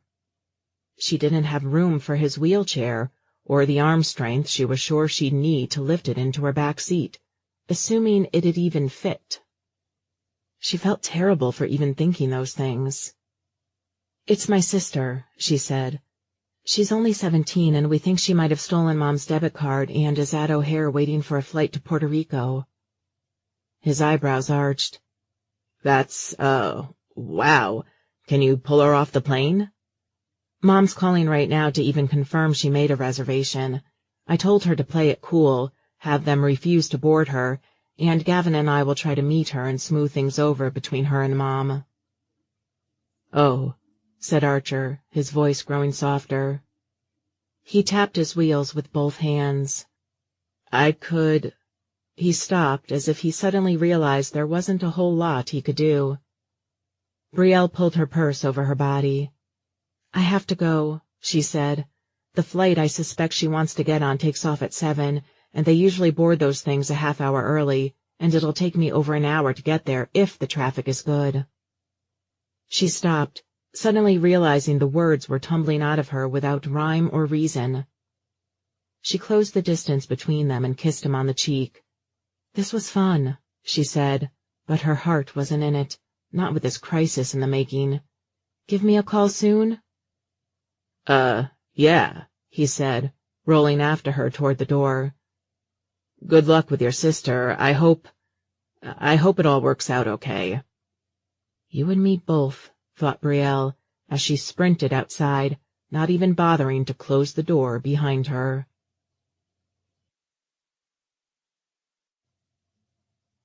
Chapter 17. Useless. It was as if the world had to do this every time he experienced a little happiness. Send an undeniable reminder that he was utterly useless. Not that he was certain Brielle considered him someone close enough to rely on in a situation like this, despite the fact that she'd considered him trustworthy enough to let him touch her beautiful, soft skin, to let him inside her. But he had a feeling if he could walk at more than a snail's pace without needing to rest every half a minute, she wouldn't have minded him tagging along. Visions of what could have been flashed through his mind, running down the cavernous walkways of O'Hare, scouring for a mini Brielle, resting a hand on Brielle's shoulder while she talked some sense into a teenage runaway, depositing the girl into the arms of Brielle's mother, an older Brielle with gray hair, he pictured, and swooping Brielle into his arms as they walked away. Her kissing him not just because she wanted to be touched, not because she was used to doing this with guys anyway, but because she wanted to feel his lips on hers, to thank him for being there when she needed him most. Instead, some guy named Gavin was going to have the honor. He wondered if this was another of Brielle's ex-boyfriends. At the very least, a guy she trusted enough with something like this. Surely she trusted him enough to sleep with him, too, if she gave Archer, someone she only barely knew, and who'd almost messed things up when they'd met, the same level of intimacy. And he'd thought his phone call had been disheartening. Brielle's was so much worse. And he immediately felt guilty for even thinking that, considering it wasn't his emergency to panic over. It wasn't his loved one who was about to make a reckless mistake. He hadn't even known she had a sister. He didn't know if she had more siblings. But he knew the vanilla-like scent of her hair, the touch of her smooth, small fingers. He wheeled himself over to his drafting desk, reminding himself that he had a deadline this week, and for once, his Sunday, his one physical therapy-free day, wasn't devoted to keeping his mother busy. Not that he hadn't had a bit of that when his dad had called, demanding that he and his mother get back on speaking terms, and then handing the phone back to his wailing mother, who'd spent the better part of 20 minutes listing off all she'd done and sacrificed for her son. Only because his dad was somewhat sensible did he eventually take the phone back from her, demand a promise from Archer to talk to her when she called later that week, and leave Archer to bask in silence. His place was a mess, and he knew Brielle wasn't coming tomorrow to fix it, but he didn't really care. He took his phone out of his pocket and placed it on the table next to a clean sheet of drafting paper, which he pulled out from underneath his desk. He picked up a pencil, but nothing appeared on the paper in front of him. His gaze kept flicking to the phone, as if Brielle would even think of him in all of this. He hadn't even asked her to let him know what happened, and frankly, he doubted he would be on her mind at all, despite the fact that he couldn't get her off his. She'd been worried, true, but she'd really looked disinterested when she left. So much for getting her help redecorating. He put pencil to paper. He tried to move it. He really did. His muscles ached everywhere, and he was pretty sure he had some new bruises thanks to the slight fall and everything else that had happened back in his room. But for once, he barely even cared. He picked up his phone and brought up his messages. There were no texts between him and the last number that had called him. There was barely much of a call history. But he didn't want to hear any voices right now. Didn't have the courage to voice his wish out loud. "Dad," he texted, "will you help me get my license in a van so I can drive myself?" He put the phone down, certain it would be silent. His dad had probably moved on to the zillion other things he did to entertain himself on a Sunday, satisfied he'd done as much as he could to quiet his wailing wife for the day. He wasn't even sure his dad knew how to text. His mother certainly didn't. It was another minute before his phone buzzed. "Finally," the text said, "of course." The message blinked an extra minute before new text appeared. "Is there somewhere you want me to take you in your mother's van before then?" Archer couldn't believe it. Surely someone had taken his father's phone and was responding on behalf of him as part of the big cosmic joke against him. "If you're free right now," he typed, not even hoping. His dad didn't even ask why he wanted to go to the airport. Maybe he could assume by the fact that he had no luggage that he at least wasn't going to take off on a trip without letting everyone know.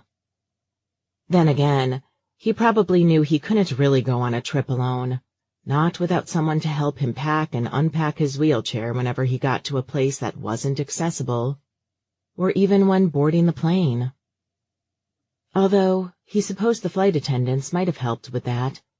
Perhaps it was possible after all. Which made him think again about the car he'd need. His parents had gotten this van with a lift, so his mother wouldn't have to lift Archer's chair herself. But he'd need a lift to get the chair up into the driver's seat, as well as hand-based controls.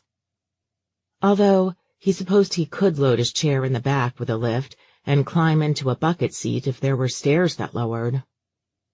Not for the first time, he realized how fortunate he was to have parents who could afford these things.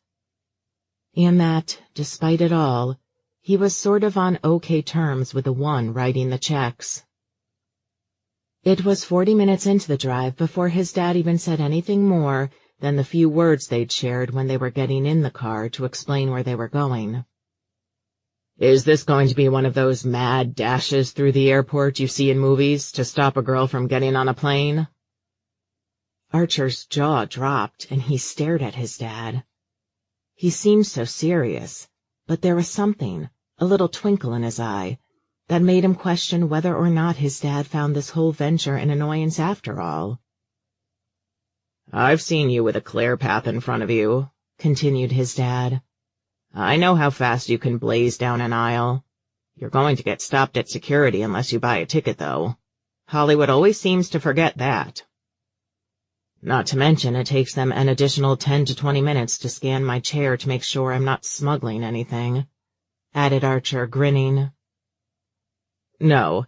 Well, a girl I know is trying to stop her sister from flying, and I don't even know what I thought. I just wanted to be there." The more he thought about it, the stupider he felt. Just because they'd had sex didn't mean he was her boyfriend. He knew it was a bad idea to be her boyfriend, considering her plans to leave the area, probably.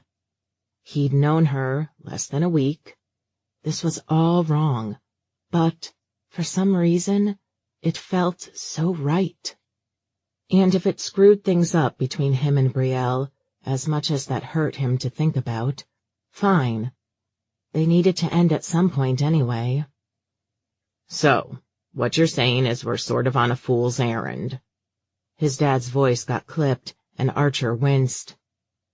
He knew it was a Sunday, but his dad always had a dozen things to do. The landscape zipped by outside the window, and Archer shrugged. His dad cleared his throat. "I was joking, son. I said I'd drive you wherever you wanted to go." Archer knew that the longer he let the silence sit between them, the more awkward it would be. So he blurted out the first thing that came to mind.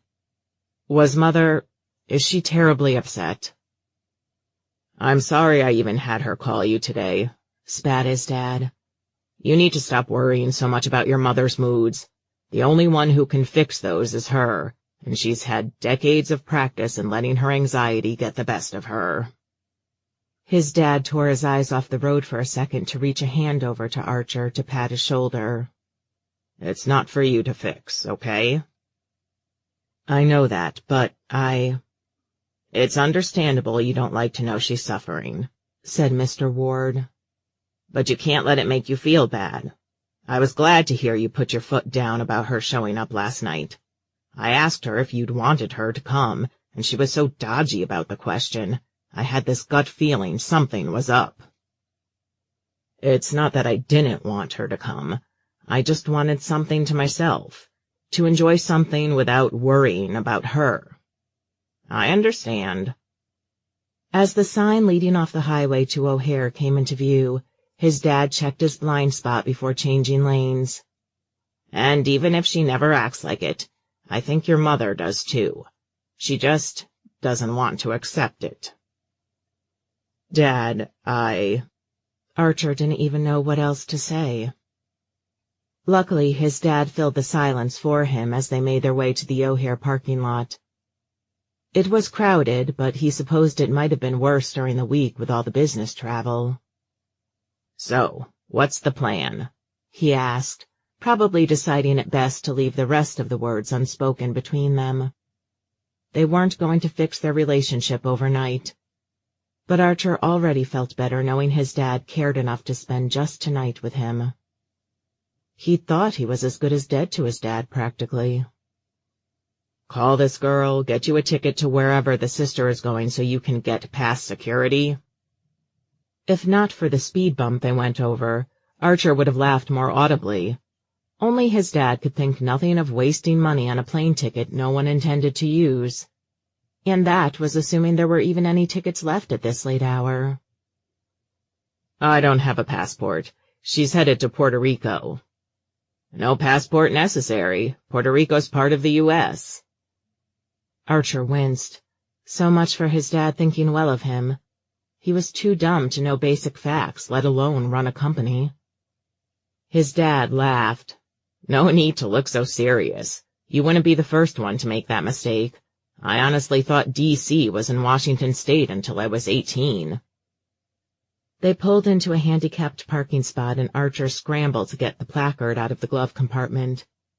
"Yeah, but I'm way older than that." "And you focus on things that are more important to you. I get that." He turned off the ignition. Archer still felt he ought to be better informed, but he let the compliment stick unchallenged. This entire day felt surreal. He never would have imagined he'd get the guts to ask out a pretty girl in the morning, lose his virginity in the afternoon, and then have a moment with his dad at the airport of all places that same evening. "I'm sorry I couldn't take over the business," he blurted out. His dad froze, his hand on the button that would automatically open the trunk to get the chair out. "I never expected you to." It was like a punch to the gut. Archer swallowed. His dad cleared his throat. "That sounded bad. I just meant, if you wanted to, that would be one thing, but I didn't want to force my child to follow my footsteps like my dad did. Still, I'm the first in 4 generations not to take over." His dad's face darkened a little, and Archer wished he could tell if it was from embarrassment or something more.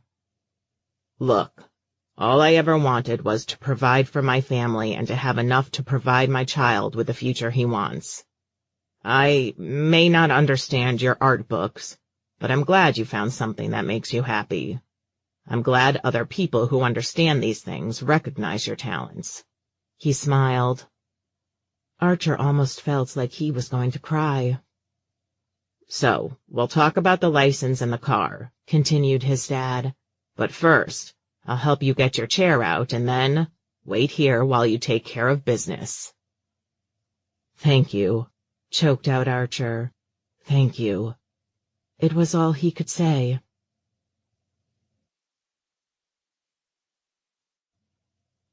Chapter 18. Gavin descended on Brielle almost as soon as she walked through the check-in doors. "I looked for her everywhere before security. She's almost definitely gone through. I didn't know if I should buy a ticket and hope I could return it or talk to a security officer to have her pulled aside, but then I figured I had no relation to her, so I wasn't sure if they'd allow." "It's all right," Brielle said, embracing Gavin and giving him a quick peck on the cheek. "Thank you." She grabbed his hand and pulled him toward the front of the airline's line. "Excuse me," said a man in line. "It's an emergency," explained Gavin, wincing. Brielle just ignored him. "I need to speak with a manager," she explained to the woman behind the counter, who was halfway through, probably telling her she'd need to get to the back of the line. "It's about a minor flying without permission." Although the woman sighed and hardly seemed concerned, she at least sent a message over a walkie-talkie before curtly asking them to step aside to an unused counter. Gavin and Brielle exchanged an awkward glance as they waited. Brielle's phone clutched tightly in one hand, drumming her fingers on the counter. She'd given calling Nora a shot, thinking maybe she might have felt more up to talking to her than their mom. But it had gone unanswered. Big surprise. "So, life, huh?" said Gavin. "Not exactly what we expected post-college." Brielle cradled her head in her palm and let out a light laugh. "I cannot believe we graduated a week ago. I feel 10 years older." "This stuff with Nora been that bad?" "No," she said. "I mean, maybe. That's the thing. I was barely tuned into her issues. I was just so wrapped up in my own." "Understandable," said Gavin.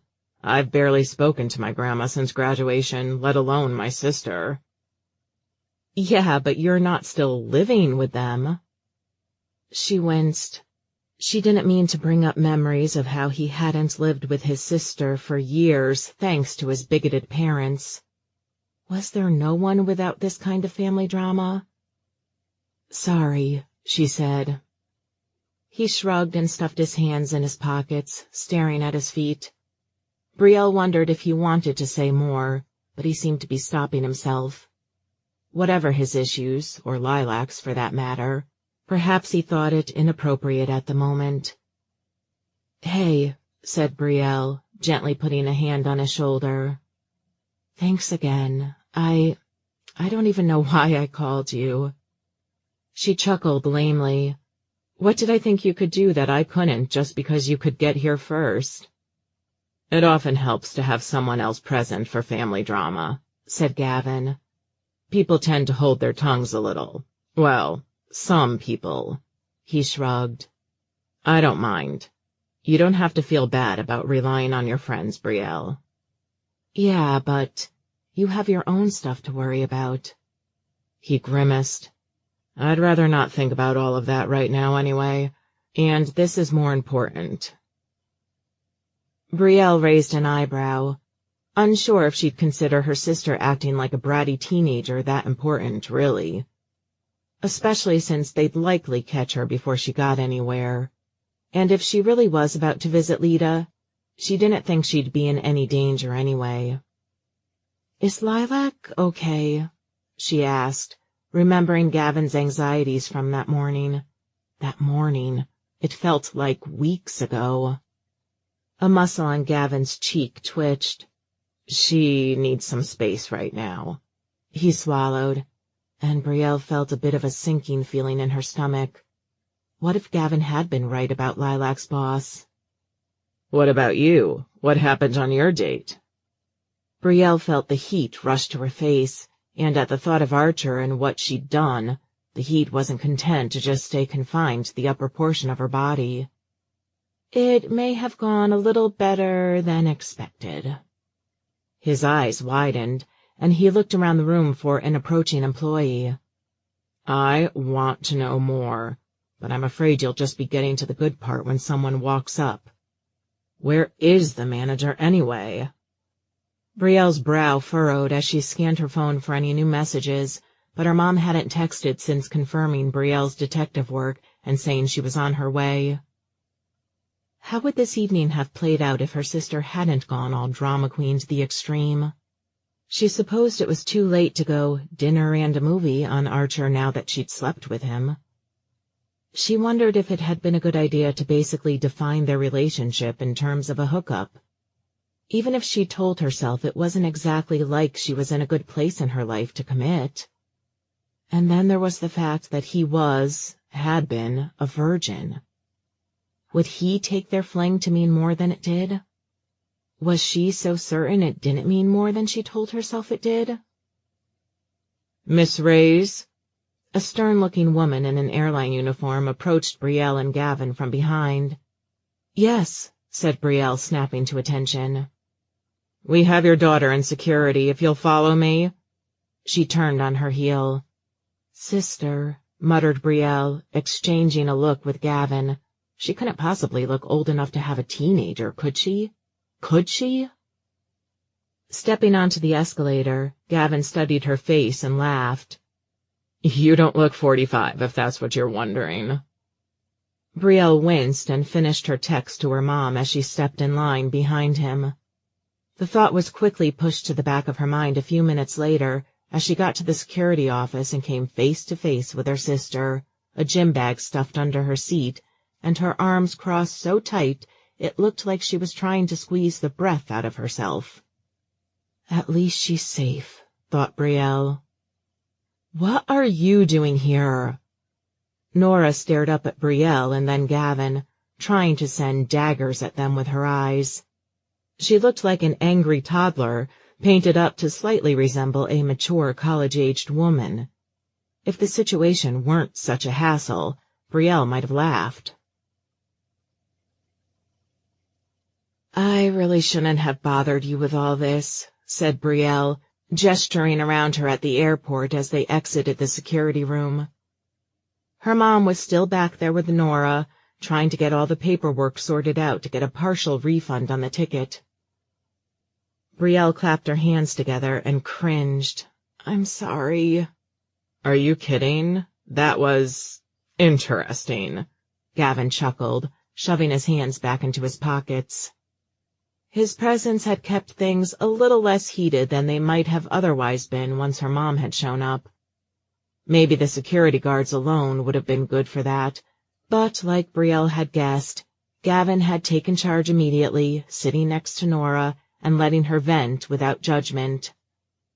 Brielle had had to bite her tongue and feign interest in her phone to keep from commenting more than once.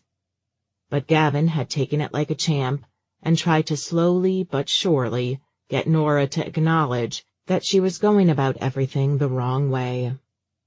That she was almost 18 and she could travel on her own at that point, but until then, it was best to save.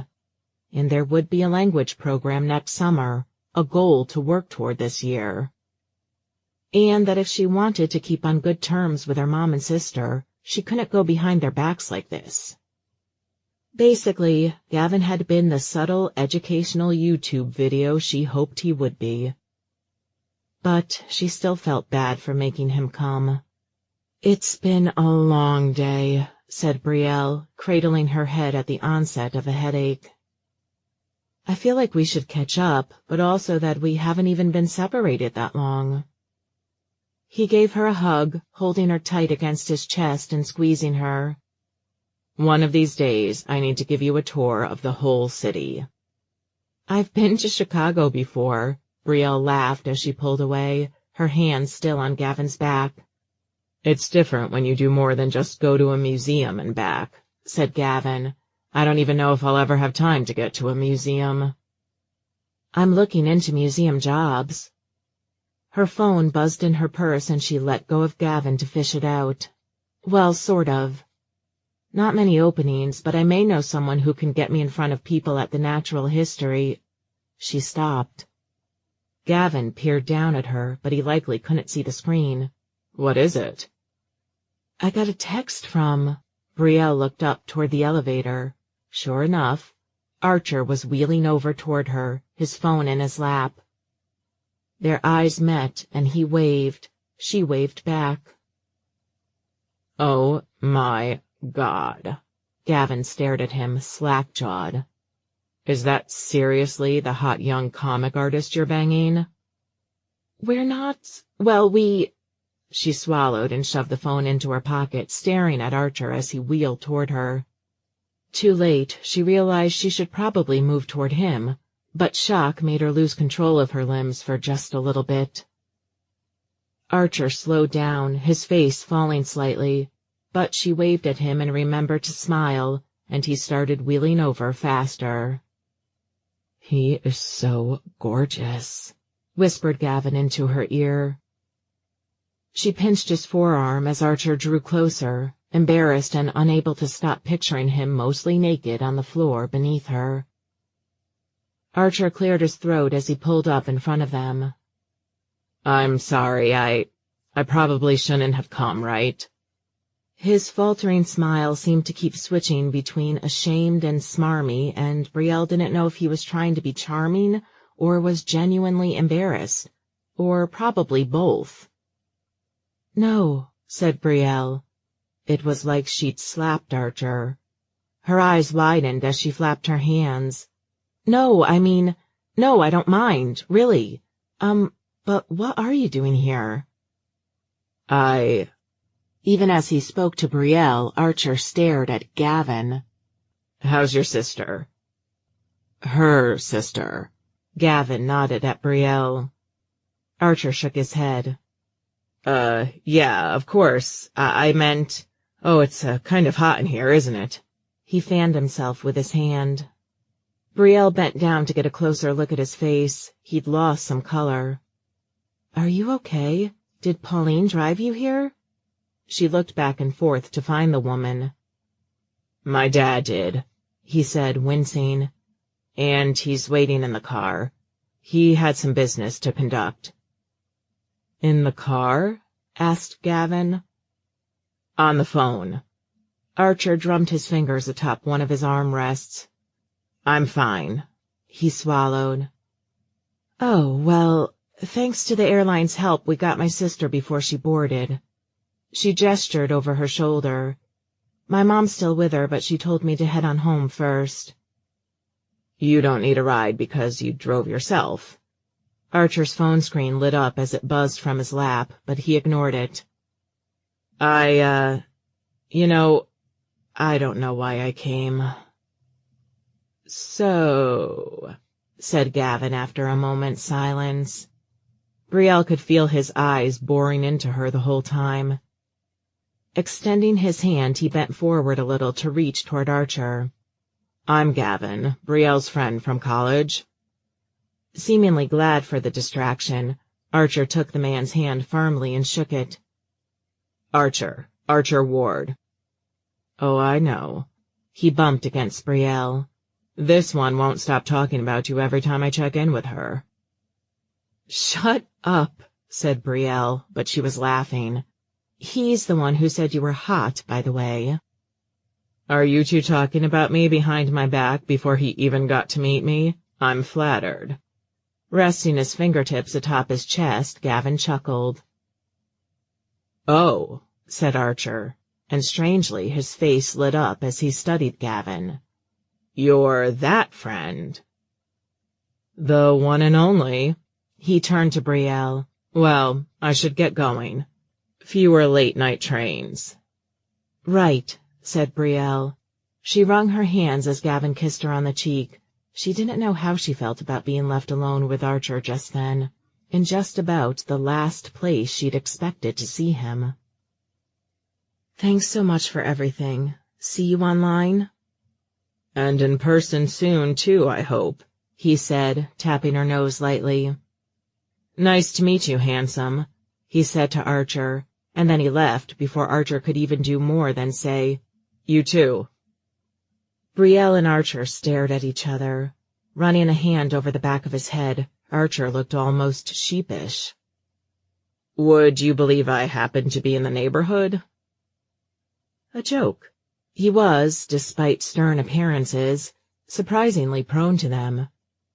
She couldn't believe how much he'd changed in her eyes in less than a week, in so many different ways. But this didn't seem like a good sign. He was clearly following her around like a puppy because she'd been his first, and she felt so bad about it. Just because it had been a few months since she'd last been with Daniel, but Archer had been so hot and willing. I don't need a relationship right now. She should have just kept her pants on, especially after he'd confessed he'd never been kissed. You wanted to help me, she said, a smile skirting her lips. That's sweet of you. Relief seemed to wash over Archer's face. I don't know what I thought I could accomplish, he said. I just thought maybe you'd need some support. Brielle reached forward to grab hold of his hand and squeezed it. Thank you, she said. But then I should have thought how you'd already asked your friend. No, thank you, I mean it. I would have asked you to come along if I thought you could. I know that's dumb and that we hardly knew each other, but I didn't like feeling like I was just walking out on you after. Bree, said a voice. Both Brielle and Archer turned, their hands still clenched together. Brielle's mom readjusted the strap on her purse and looked from Brielle's face to her hand and back. I thought you were headed home. From behind her, Nora snorted. Brielle dropped Archer's hand like it was a hot potato. Chapter 19. Brielle's mother looked tired, haggard, absolutely on her last straw. Considering the sullen teen behind her, the one with both hands clutching a gym bag, staring at them like she was seconds from popping invisible popcorn into her mouth, was probably the sister who'd started this whole mess, it made sense. But Archer couldn't help but feel that this slightly plump, attractive older woman was studying him like he was to blame for everything. I was, said Brielle, and Archer suddenly remembered her mother had said something about her heading home. I ran into Archer on the way out. She gestured to him and then clasped her hands together. Mom, Nora, this is Archer.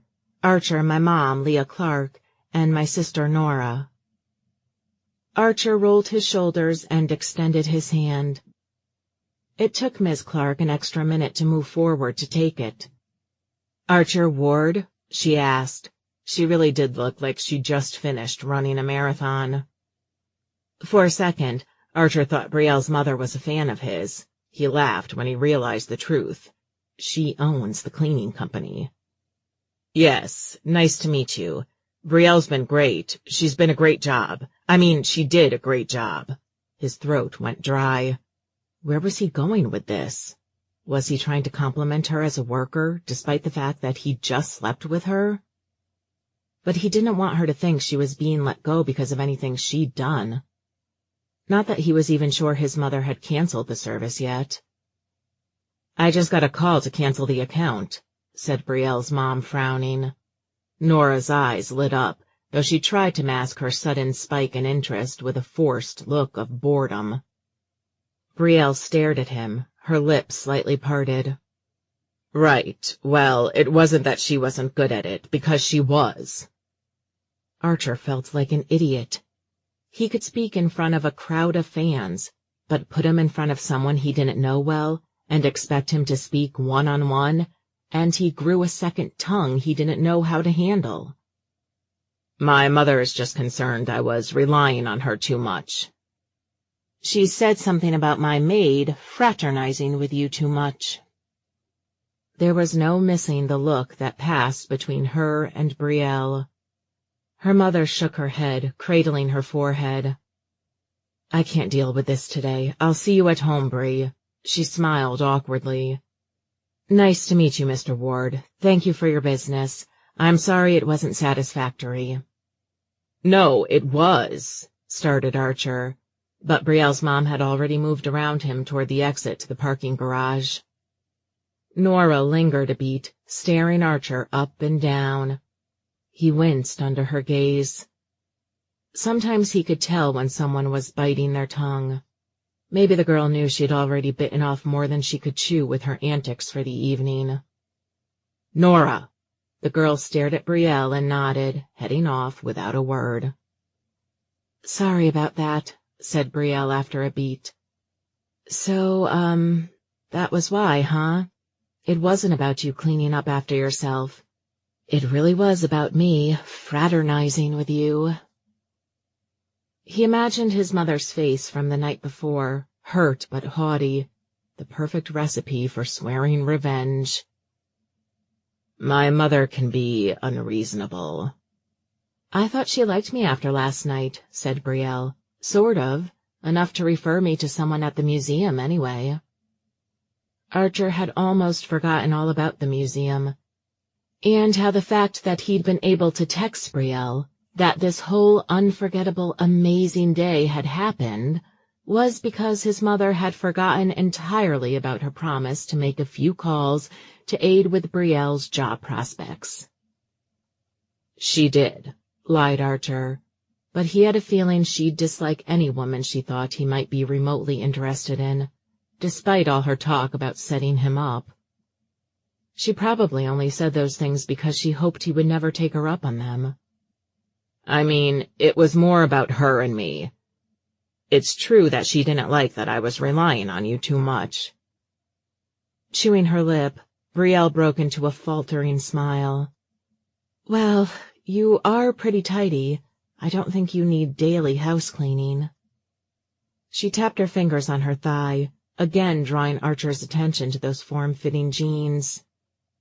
"But you never even told her last night that we were—" She stopped, maybe trying to think of how to define them. He wanted her to define them, but she wouldn't finish her sentence. "She blamed the fraternizing for canceling when calling your mother, no doubt, but really it was about me, her and me." Archer swallowed. He wondered if she could smell the mommy issues that stank all over him. "We've had problems when it comes to her ignoring my privacy." "You didn't expect her to show last night, did you?" "No," he admitted. "And things kind of went south from there once you left." Eager to change the subject, he started scrolling through his phone screen for nothing in particular. "Is your friend from last night okay?" "I don't even know." She shook her head and looked off behind him. "So much has happened, I can't even believe it's only been 24 hours. "But your sister was stopped," he said. "That's good." He really had no skills when it came to this communication thing, did he? "Yeah," said Brielle. She paused. "Did you really come here just to offer me moral support?" He tried to smile, but he was pretty sure the best he offered was a lopsided grin. "Stupid, wasn't it?" She laughed. At least he had that going for him. "No, I appreciate it." She squeezed her fingers together. "I guess I won't be seeing you tomorrow, huh?" "I still need some help redecorating. We didn't exactly get around to that." More laughter. God, seeing her laugh has got to be the best form of foreplay. "I'd be totally fine with stopping by later this week." His heart sank. Not tomorrow? He'd pushed too hard, come on too strong. "I'd like that," he said, his voice faltering. At least she wasn't done with him entirely. Chapter 20.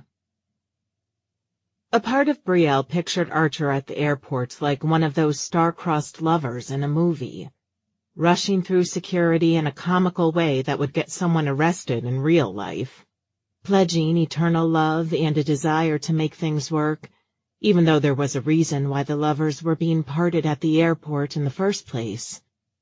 Probably something to do with their plans for life leading to such different places. And those differences weren't going to vanish just because the credits rolled and the music swept in, portending a happily ever after. But she wasn't the one getting on a plane leaving him behind, at least not yet, and they hadn't discussed their future plans. They just met. What future was there to speak of? Curse you and your gorgeously handsome self. She knew better than to jump in bed with someone too quickly. That hadn't gone well with Daniel either of the times she'd let her sex drive take over her brain. It had been 5 days since she'd seen Archer. Her mom hadn't even pressed her about why Mrs. Ward had considered her to be fraternizing with him. She didn't even ask why he had been at the airport. Perhaps she really did believe it was a coincidence. Brielle herself wasn't sure what him showing up at the airport had meant. It meant he liked her. Like, really liked her, maybe. Or perhaps he just thought it was a nice thing to do. But to go out of his way to that extent, to get a ride from his dad. Did he have it bad for her? Did that make her feel good or bad? Her confusion on that matter was why she'd eventually promised to see him this weekend, feigning being busy during the week. Slow it down, make it more casual. She did have other clients to clean for and jobs to apply for. But mostly she'd been spending her evenings in sweatpants, munching on chips, while watching YouTube videos. The most activity her brain had had after her grueling 5-a-day minimum jobs she sent resumes out for was getting into a debate with some stupid user about whether or not the Walking Dead TV fans could even call themselves fans without reading the comics. The asshole had even questioned whether or not she knew what a comic was. Archer's Wheels comic sat tantalizingly staring at her every time she was in her room, from the top of a pile of boxes next to her desk.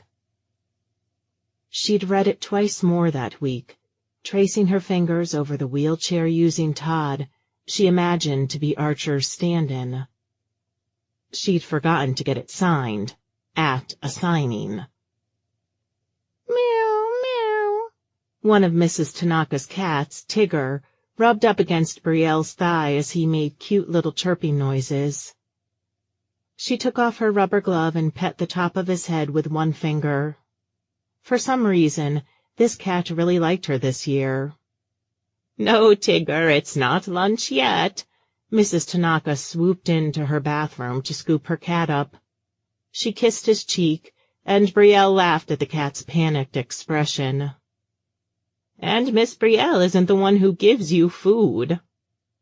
She smiled up at her client, a woman she found far less irritating this summer, along with her cats, as she went back to scrubbing the tiles. She didn't think the tiles needed it 3 times a week, but who was she to argue with a client? So, said Mrs. Tanaka, still holding the cat, your mother tells me you intend to quit being my house cleaner. The brush in Brielle's hand stopped mid-scrub as she stared back up at the slightly elderly woman. That's not true, she said. She said you're looking for a better job.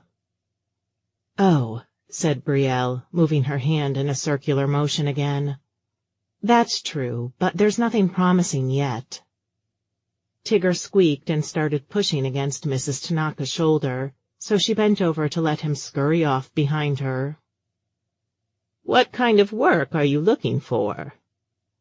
She crossed her arms and stared down at Brielle, strangely interested in Brielle's life instead of her own for once. I'm not sure, admitted Brielle, cringing. I studied history and philosophy, so I thought maybe a museum or research or something. You don't sound like you have much of a plan. Dipping the brush in a bucket of water, Brielle shrugged. I never knew what I wanted to be. I just knew what I liked studying. I figured the rest would fall into place later. Snorting, Mrs. Tanaka fluffed at her hair in the bathroom mirror. To be young and hopeful, she said. And what about a boyfriend or fiancé, How does he play into this? I don't have one. The words came out so quickly she almost regretted it. No, she just had a guy she couldn't stop thinking about, a guy she practically had to force herself to wait and see. Part of her wasn't sure why she'd feigned being busy until the weekend, but she was afraid of giving him too much hope. Only one more day. Archer had said he'd blocked off the entire day for her, had asked her to a movie and said Pauline was giving him a ride so he could meet her there. Maybe he thought it too awkward for them both to ride with her like school kids. Her blurting didn't go unnoticed. You sound defensive, said Mrs. Tanaka. Recent breakup?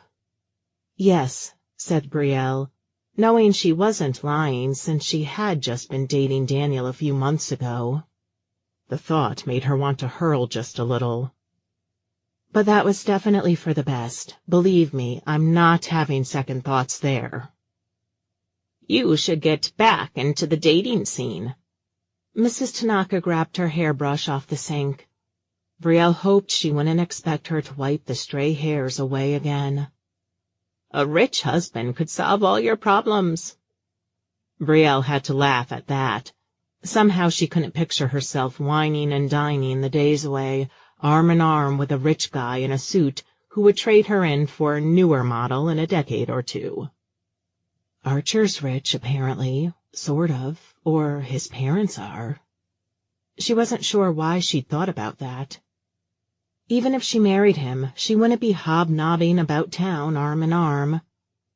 Where did rich people hobnob in a small town anyway? The country club? That tiny downtown art gallery? But that was all beside the point. She was in no position to consider marriage. I'm not opposed to dating again, said Brielle. I'm sort of seeing someone. She added, before Mrs. Tanaka could offer up some nephew or cousin's son. But I don't want to get settled in a relationship when I don't even know where I'm going to be in a few months. Be here, said Mrs. Tanaka, looking over her shoulder, where several drawn-out meows were echoing throughout the hallway. She patted Brielle. You're a good cleaner. Thanks, said Brielle, spraying some more cleaner around the base of the toilet. For some reason, being told she was good at this job instead of just being talked her ear off about how she needed to do better, made her feel even worse about the prospect of being stuck with it. The breeze was that deceptively tepid kind that made you feel like if you closed your eyes, you just might be on a tropical island instead of the Midwest, before the occasional blast of cold air snapped you out of it. So, Brielle waited for Archer outside of the cinema. She couldn't remember the last time she'd seen a movie in the afternoon instead of the evening, or the last time she'd seen a movie in a theater, period. Her eyelids were still closed when she jumped at the sound of a van door opening and a familiar voice. "Did we keep you waiting so long you fell asleep?" asked Pauline. "You'll have to excuse him. My grandpa drives faster." She stepped aside and gestured behind her through the open passenger door toward the driver's seat. Archer sat there in his wheelchair in front of the steering wheel. Brielle covered her mouth in surprise. "You can drive?" It sounded stupid when she said it. She could have sworn she saw his cheeks color. "Driving's one thing, parking is another." "Oh, you can park just fine. It'll just take some more getting used to." Pauline turned around to grab her purse from the van floor. "In fact, I'm going to let you handle this one solo." "I'm not supposed to drive without supervision yet," said Archer, the panic clearly coloring his face. He winced as his gaze brushed past Brielle's. "Learner's permit." "Dear me, I think you already technically put the car in park just now." Whipping a pair of sunglasses out of her purse, Pauline slid them over her nose and shut the van door.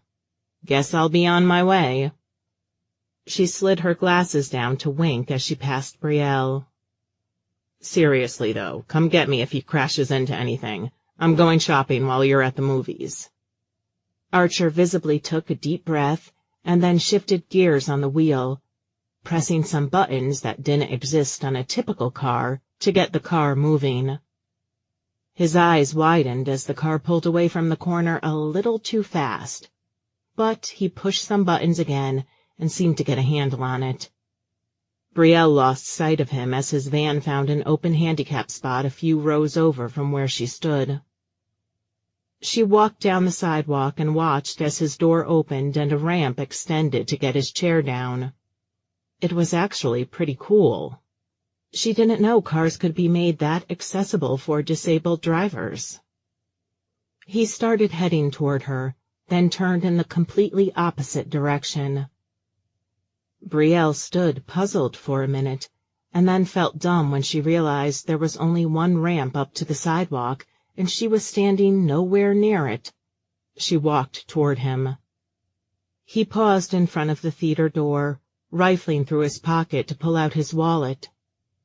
Brielle realized the door wasn't one of those automatic ones, so she pulled it open for him.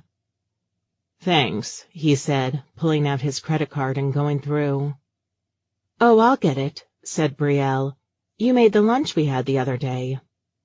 "Already bought," said Archer, heading for one of the automatic ticket kiosks. Brielle clutched her handbag as she stood behind him, wondering if this was okay. He may have more money than her, and her school loan was about to come due before she knew it, but him treating her more than once made this feel more real.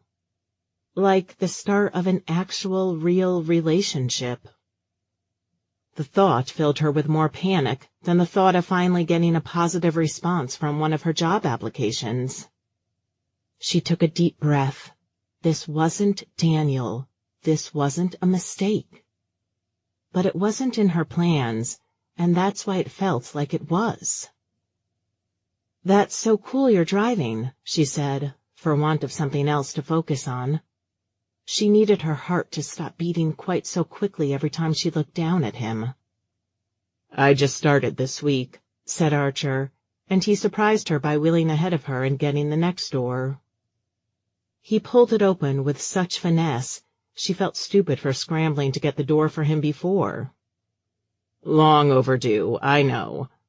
"Thanks," she said, referring to the door. "No, I understand.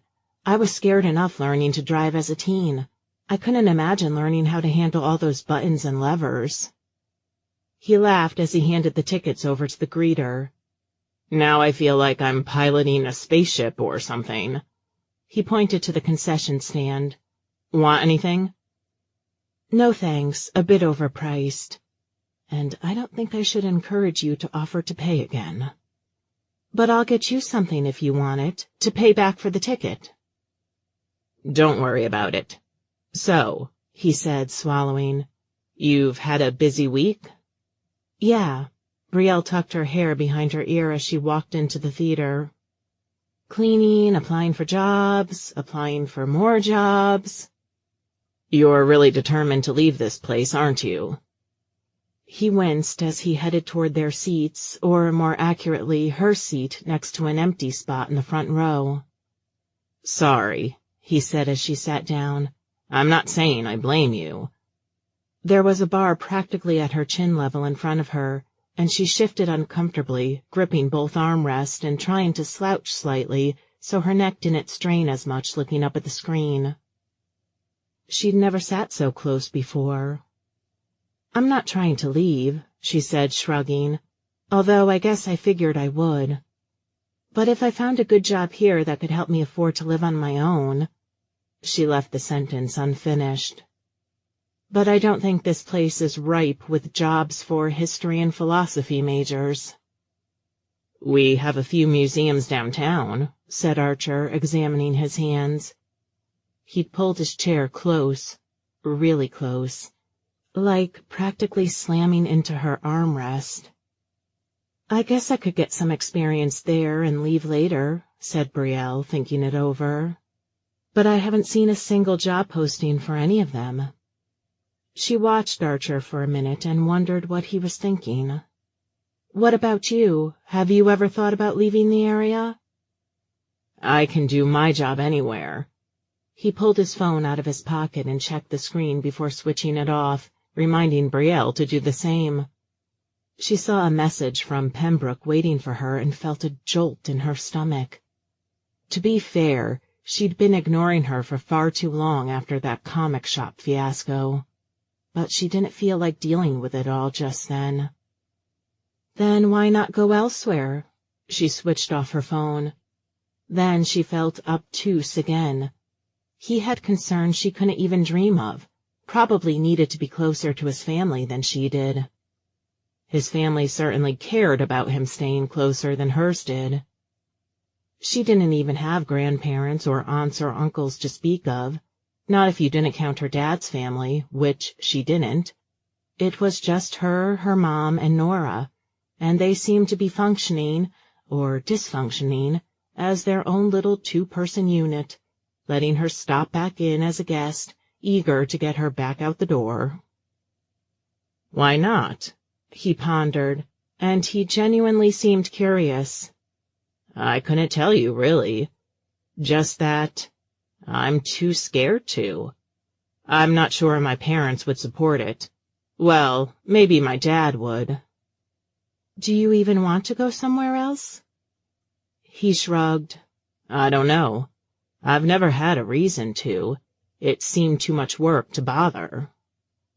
Brielle wasn't sure if he really wanted to and his situation was holding him back, or if he actually didn't care. She opened her mouth to say something more, but the theater darkened, and the commercials before the previews, before the movie, began. She slid back into her seat and did her best to get comfortable. But it was hard to focus when, a few minutes into the movie, Archer slid his hand over hers. I could see this on your wall, said Brielle, pulling a canvas print of an old cover of The Uncanny X-Men out from behind a display of city scenes, flowers, and inspirational sayings. Although it's too bad there's none of your art in here. Shimmying his wheelchair backward into the cramped aisle to try to get a closer look, Archer laughed. The Mystified is popular, but not generic wall art popular. I don't think anyone outside of comic circles really knows it, and I haven't been doing the art long enough to be the one whose work would be a print. I was thinking more of wheels. The fake faded design on the canvas appealed to her. She wasn't even sure where she ranked the X-Men in terms of favorite superheroes, but they looked more colorful here than they did in the movies. That would never happen. His chuckle and that smile, the slight sensuous curve of his lips, made her knees buckle. This was why she'd waited to see him again. This was why this was all a bad idea. Because part of her really, really wanted this to make sense. Ooh, I bet you could get some canvas of your art printed from a place online. She started putting the X-Men canvas back, but he grabbed it out of her hands. She smiled and shifted other canvases around until she found a faded Captain America printing. Like Cap? She asked, holding it up. Give or take. Not really until the movies. He studied the X-Men canvas a moment and settled it on his lap. You know, when you said I should add some comic book decor to my condo, I didn't actually expect us to go looking at a general discount store. He nodded toward the fluffy, bright pink pillows stuffing a shelf to capacity a few feet away. I didn't think we'd find anything crammed among general decor like that." "That's probably because you haven't ever shopped at this type of place before." His resigned nod told her she was on the right track. She put the Captain America one aside and kept sorting through until she found one of Dick Tracy. Flipping it around, she said, "How about this one? Stylish, but in a pop kind of way." "Nobody still reads Dick Tracy in the 21st century, he said, laughing, his head tilted. "But I do kind of like it." She placed it atop the canvas already in his lap. "Now for something to liven up those plain white dishes in your kitchen." She squeezed past an overly large display to get over to the mugs and dinnerware. It wasn't until she spotted and grabbed the sort of matching Wonder Woman and Batman mugs that she realized Archer was nowhere to be found. A display of tote bags hanging at the end of the aisle wobbled, almost toppling over, but two hands shot forward to steady it. "Sorry," said Archer, wincing. "Not a lot of space to move around in here." Brielle felt stupid for not considering that, for not realizing all of the simple things she took for granted. "You want me to buy those cups?" he said, not even seeming that bothered by the claustrophobic displays. "Oh, yeah." She examined the cups in her hands, her joy at picking out these cute touches of flavor for his condo slightly diminished when she started thinking about how hard things must be for him. Then she felt guilty for even thinking about him differently. She really wasn't sure how she was supposed to think. "Get them both," he said, smiling and patting the canvas wall art on his lap. She put the mugs down just as his phone buzzed. "Damn," he said, trying to shift the pile on his lap to reach his pocket. "Oh, I can." She stopped herself and pointed towards his pocket. "Should I get that for you?" Something like delight danced across his face. "Please." She knew why a second later when her fingers brushed over his thigh to pull it out. She felt her face, her whole body, growing hot. He grinned as he shifted the pile back into place and took it from her. His smirk quickly turned into a frown as he clicked the screen. "What is it?" asked Brielle, wondering if it was his mom again, and feeling a bit turned off by the thought. What was it about her that made her determined to think of all the bad possibilities of this relationship? Why was it when she told herself it didn't matter because she just wanted to keep it casual, she knew, deep down, that was a lie? She had to turn around and stare at a display of plates because she couldn't even look at him without wanting to bend over and kiss him. "Work." He started texting a reply, but he looked up for a moment, the corner of his lips curling up. "I need to redo a splash page. The writer changed his mind after my deadline." He raised his eyebrows as he set the phone down. "As the man is wont to do. Hope you don't mind if we cut the shopping short." He patted the pile on his lap. "Although I still hope you'll come back to the condo with me, to help decorate, and for coffee." "There are all of 4 things there to decorate with." But I need your help hanging these," he said. "Pauline is going to make herself scarce afterward. If she won't stop talking, I'll tell her I have work." He picked up the phone and started typing again, maybe to text Pauline to meet him back by the car. They walked and wheeled, over to the store together after the movie. She laughed as she picked at a fraying piece of leather tied around one of her zippers on her purse. "I don't know what a splash page is, but it sounds important." "It sort of is," he said, leading the way toward the cashiers. "It's a full-page single illustration, and this time it's even the first page of an issue." "What was wrong with it?" "I don't know if anything was wrong with it," said Archer, rolling his eyes.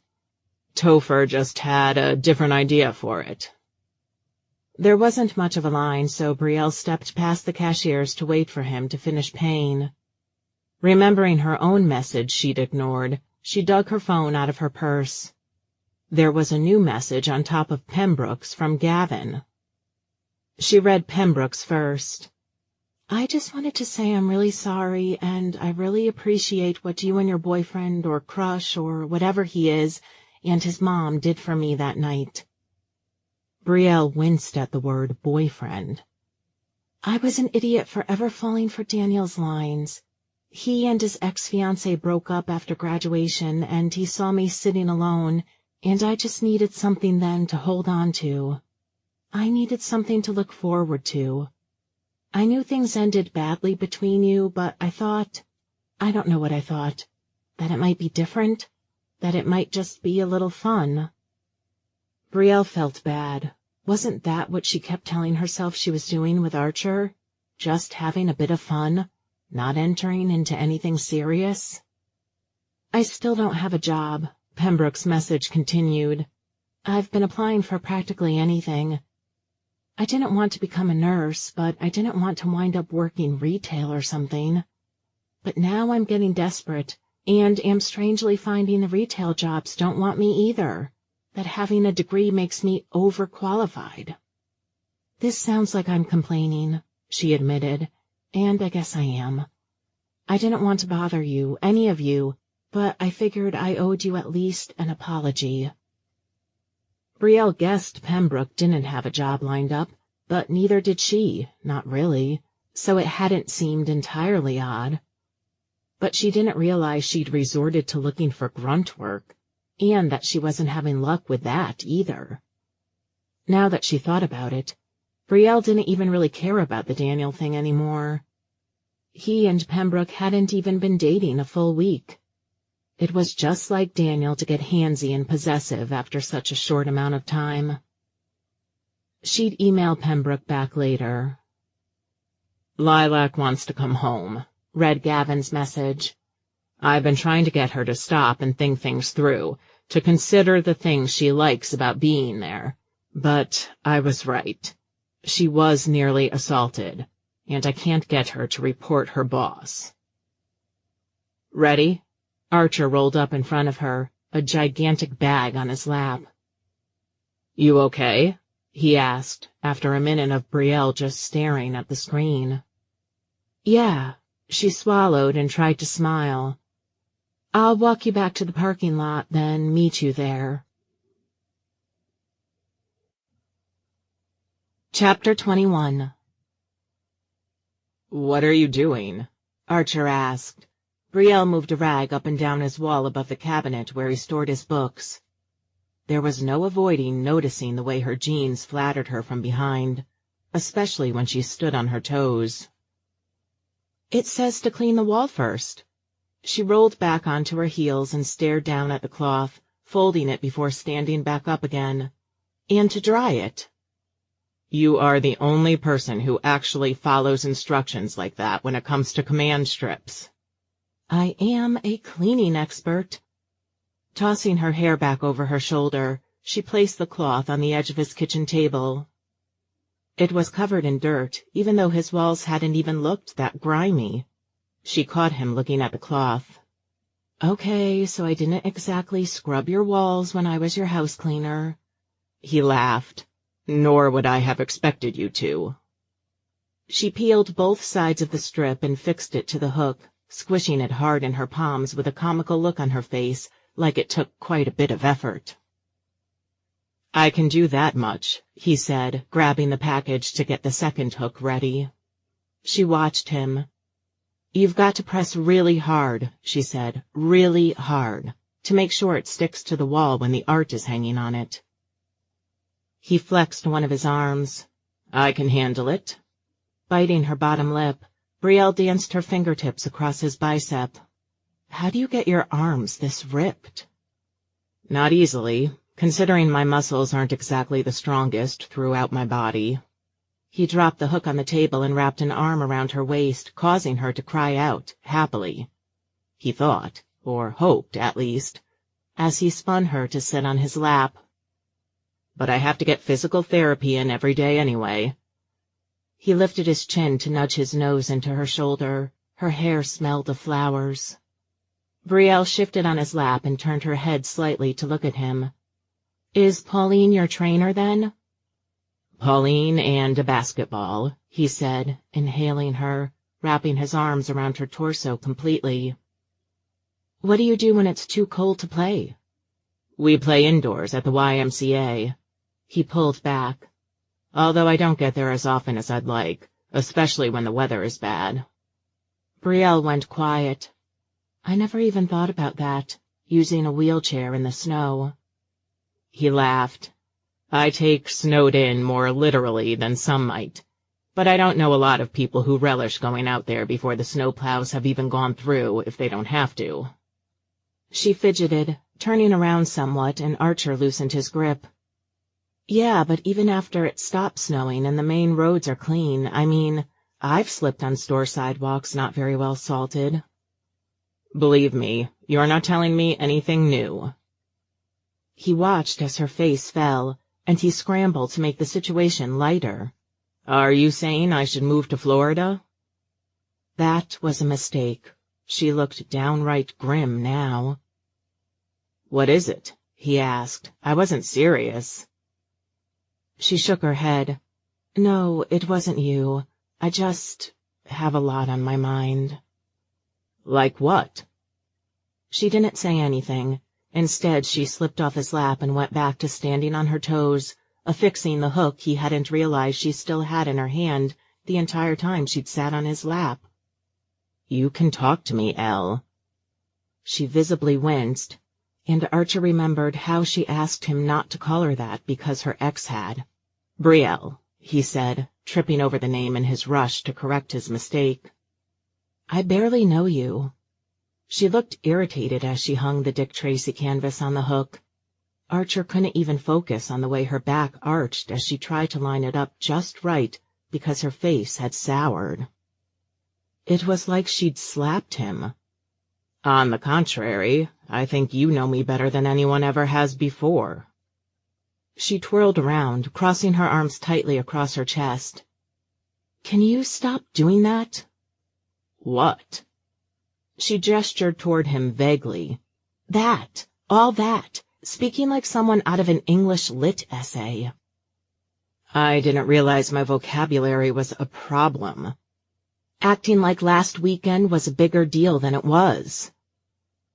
The way her eyes widened as she stared down at him, he couldn't help but feel like she'd pulled back the veil on something he'd known all along. That she didn't feel the way he felt about her. That he'd messed up every step of the way thus far. That he'd seemed like a love-stricken, idiotic fool. He didn't say anything. He couldn't. If that was how she felt, he couldn't change her mind. He'd tried to give her some space, even though being apart from her for a week had killed him. Had almost made him call up Scrubbing Cherubs to request her and pay for her services out of his own pocket. But part of him had known she couldn't have been that busy, especially since a slot in her afternoons had suddenly opened up unexpectedly. Look, I'm sorry. She threw her hands in the air before leaning back against the wall space beside the cabinet, her head brushing against the canvas she'd hung up. I shouldn't have pushed you. You didn't push me. I should have figured out you were a virgin because you said you'd never been kissed before. I should have backed off. Archer felt acid run over his tongue. I wasn't saving myself, Brielle. He gestured to his lap. I had additional concerns most people don't when it comes to making that decision. Was I supposed to remain a virgin forever? No, that's not even what I mean. She tousled her hair, and he would have found it alluring if they weren't arguing. It just shouldn't have been with me. Because you didn't want to have to deal with me afterward. Because you couldn't picture yourself dealing with someone in a wheelchair forever. Because you could see the burden that lay before you after you'd just taken one step through that doorway. You're putting words in my mouth. Her eyes narrowed. This isn't about you being in a wheelchair or about you at all. Don't give me the old it's not you, it's me thing. He gripped his wheel rims tightly, although he didn't even know where he planned to go. She raised an eyebrow. Because you've heard that so many times? How would you even know? You never asked me about anything. You're proving my point. We barely know each other. He slammed his fist against his armrest. I want to know you. I want to support you through whatever's bothering you. But you act like I'm this pest. Like you just wanted to jump me once and then walk out of my life entirely. I'm here, aren't I? She gestured around her. So why are you? I don't know. I might not even be here in a few months, in a few weeks. We just met at a really bad time. She bent down to pick up a piece of paper that had fallen beneath one of the kitchen chairs. Your mom forgot my information? Did she put it into her phone, or— No, said Archer, swallowing. She forgot all about it. We fought that night. Over what? Over me? I thought she didn't want to know anything about me. Over a lot of things. She held the paper up between her middle and index finger. But I was one of them. She has no intention of getting in touch with the museum people for me. No, I suppose not. And you knew. Last Sunday you knew even, and you didn't think to mention that to me? I didn't really think it bore mentioning. It's not like she guaranteed you a position. I hope you weren't counting on that. No, I wasn't counting on anything, just hoping. And after all the rejections and silences and frustration I've dealt with during this job hunt, it would have been nice if you'd have torn down that hope as soon as possible, so I didn't spend all this week thinking, just maybe. Really?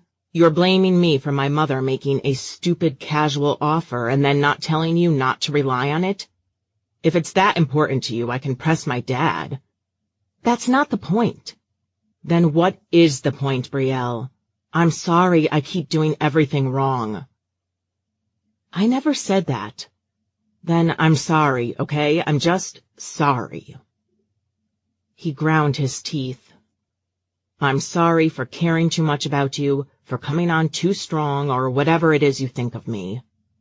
His brows lifted. I've never had the luxury of knowing how to act after a girl jumps into bed with you on a whim.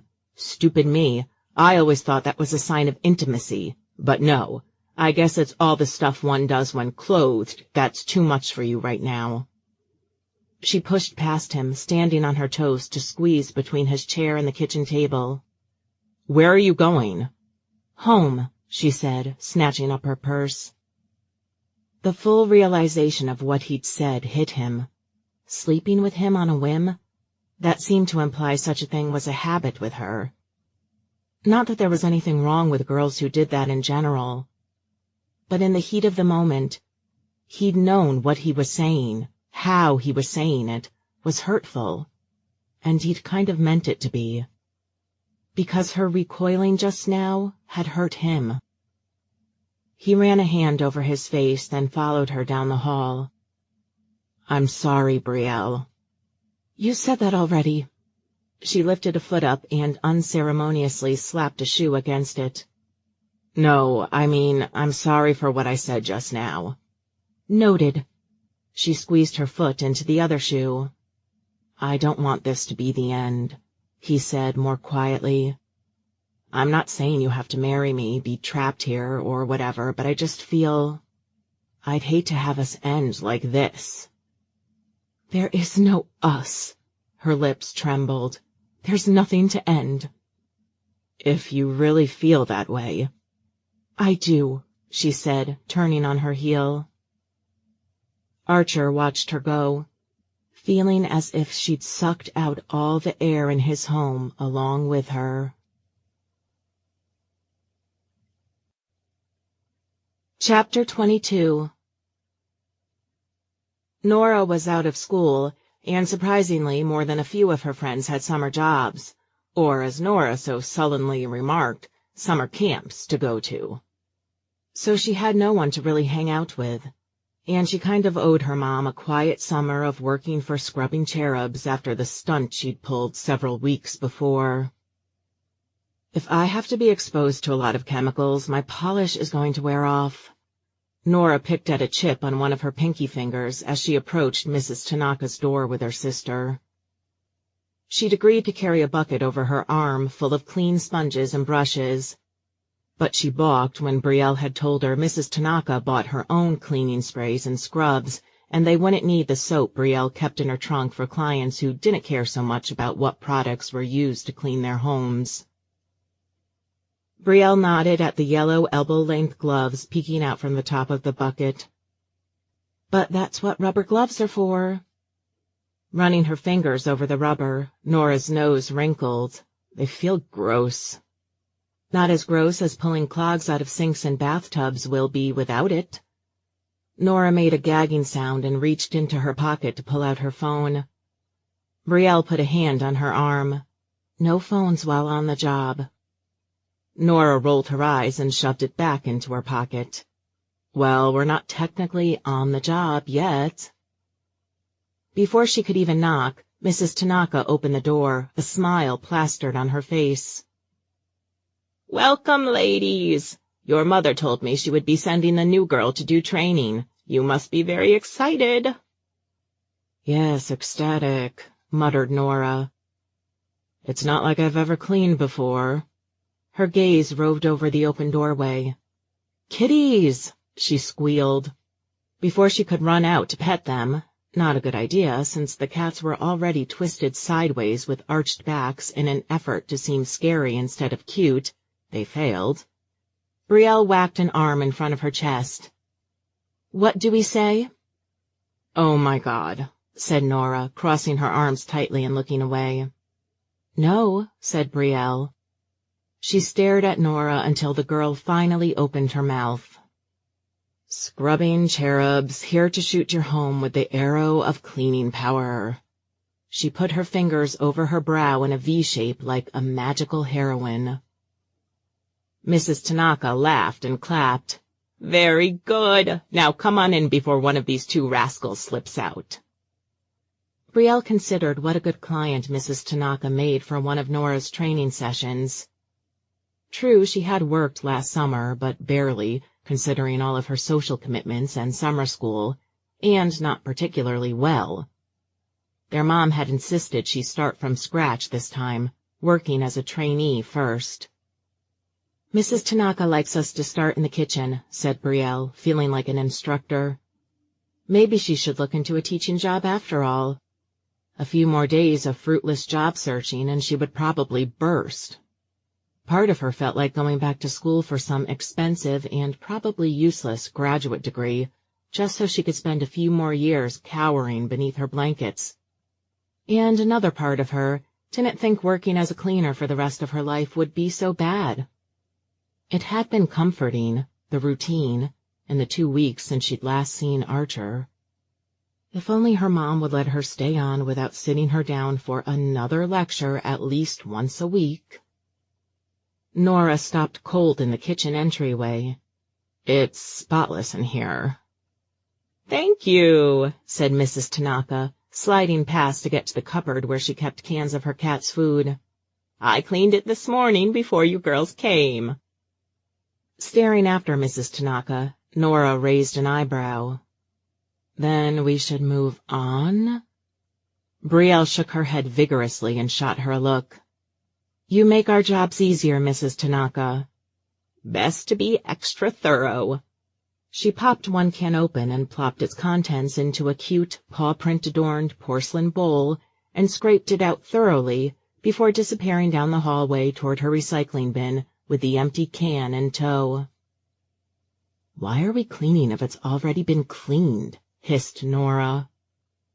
Brielle made a throat-slashing movement, trying to end the conversation.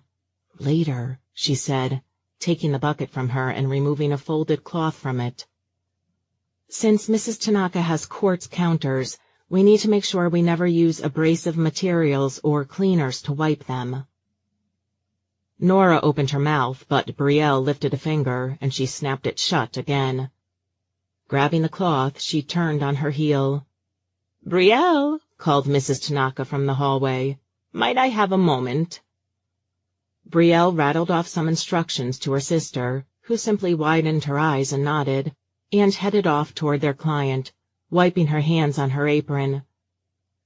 Mrs. Tanaka was sorting through her mail. "How's your job hunt going?" A twitch tugged on the corner of Brielle's lips. It's not really going anywhere. I got a few more rejections from jobs I applied 2 weeks ago, but—" She lowered her voice so Nora couldn't overhear and use it to deflect an argument with their mom.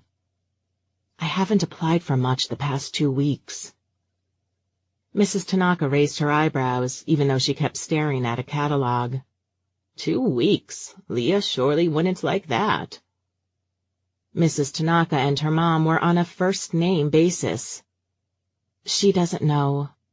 Clicking her tongue, Mrs. Tanaka put the stack of mail on a table in the hallway and grabbed for her letter opener.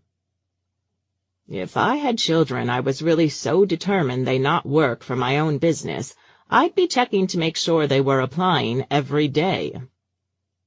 Brielle decided not to comment on the fact that children applying for jobs would hardly be at the age where peering over their shoulder at the computer would be appropriate.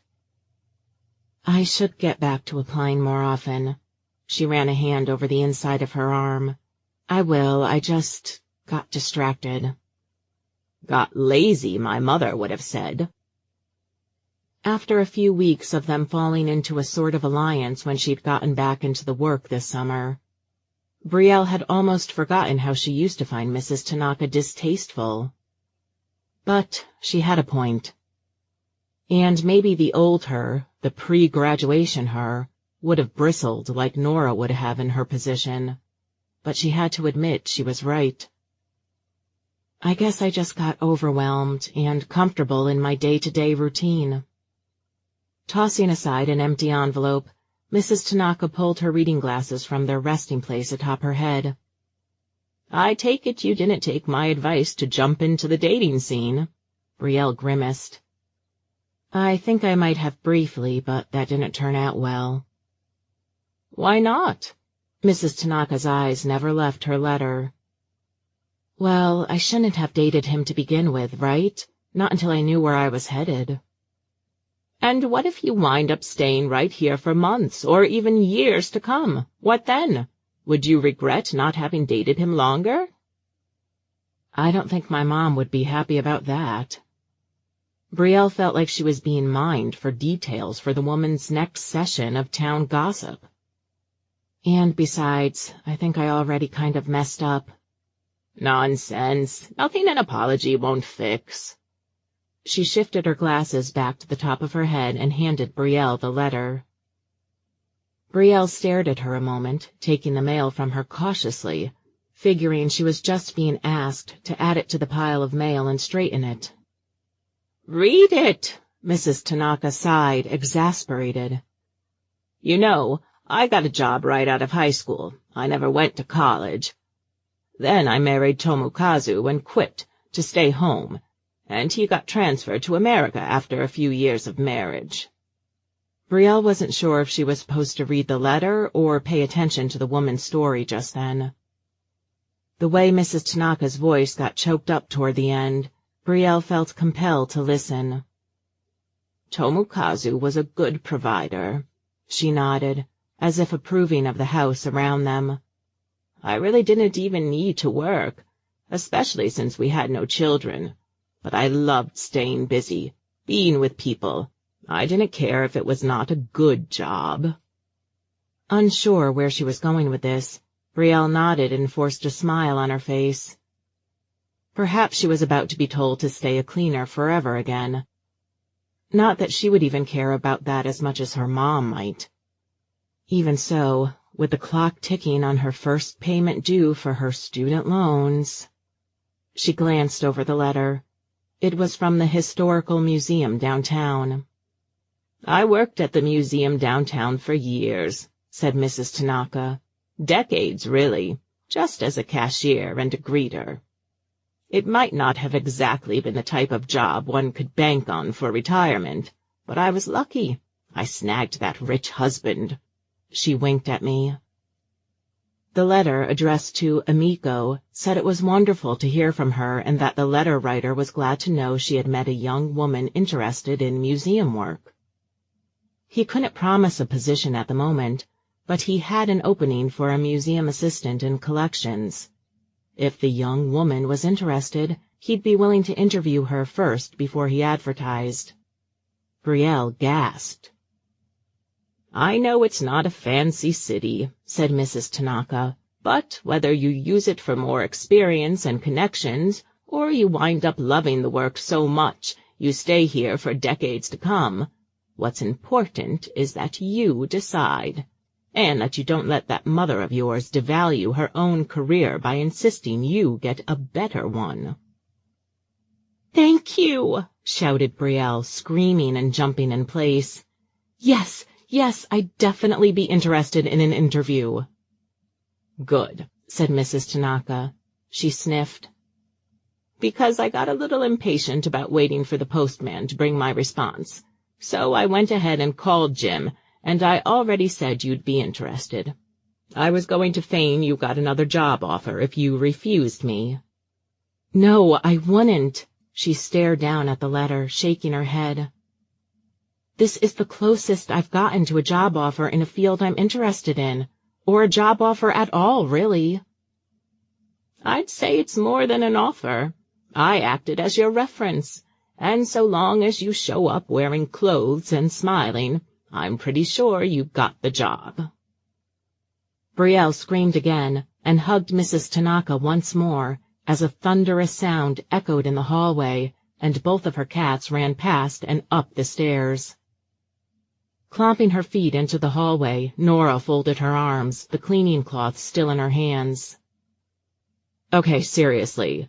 You have to tell me why you keep screaming. You scared the kitties." "I think I got your sister a museum job."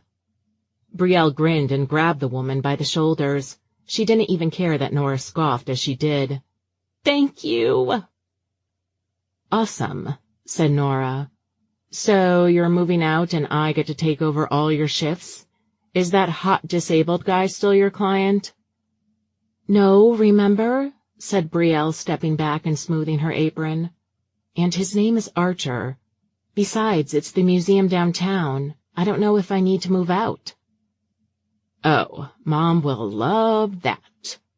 Nora examined her nails. "She thinks as long as you still live with us, she can't downsize." Brielle frowned. How did Nora know their mom intended to sell the house, but not Brielle? Maybe her mom didn't want to put added pressure on her. But is that why she cared so much about her finding a job? "About that," said Mrs. Tanaka, grabbing for her purse on the hallway table. "I may have told you about my cousin's daughter who moved here last year. She got a job at the same company Tomokazu worked at." Brielle didn't remember this cousin or her daughter at all, or even know why Mrs. Tanaka would expect her to catalog her obscure relations. But she supposed she'd probably told her about it last summer, when Brielle's mind had wandered whenever she had to deal with her. She was on such a high from the maybe, probably job offer, though, that she just grinned and nodded. "Well, she had a roommate until last month, when the woman just up and left without much notice." She flicked at her phone screen. "She was charging her roommate dirt cheap rent, so I don't know how the girl could be so ungrateful if you ask me. It was about a boy, I'm sure." She shook her head. "It's a 2-bedroom, second-floor condo my cousin and her husband outright bought for her. She just wants $300 a month from a roommate to help with taxes and utilities." Nora glowered. Her parents bought her a condo, and she still wants a roommate. Mrs. Tanaka nodded. "Her mother doesn't feel comfortable with her living halfway across the world alone. I offered a room in my house, but the girl refused. Something about my cats." Nora chortled. $300? I'll move in with her if Brielle won't." "No, you won't," said Brielle, gripping the letter tighter in her hands. She had no idea what this job would pay yet, and how many hours she'd work.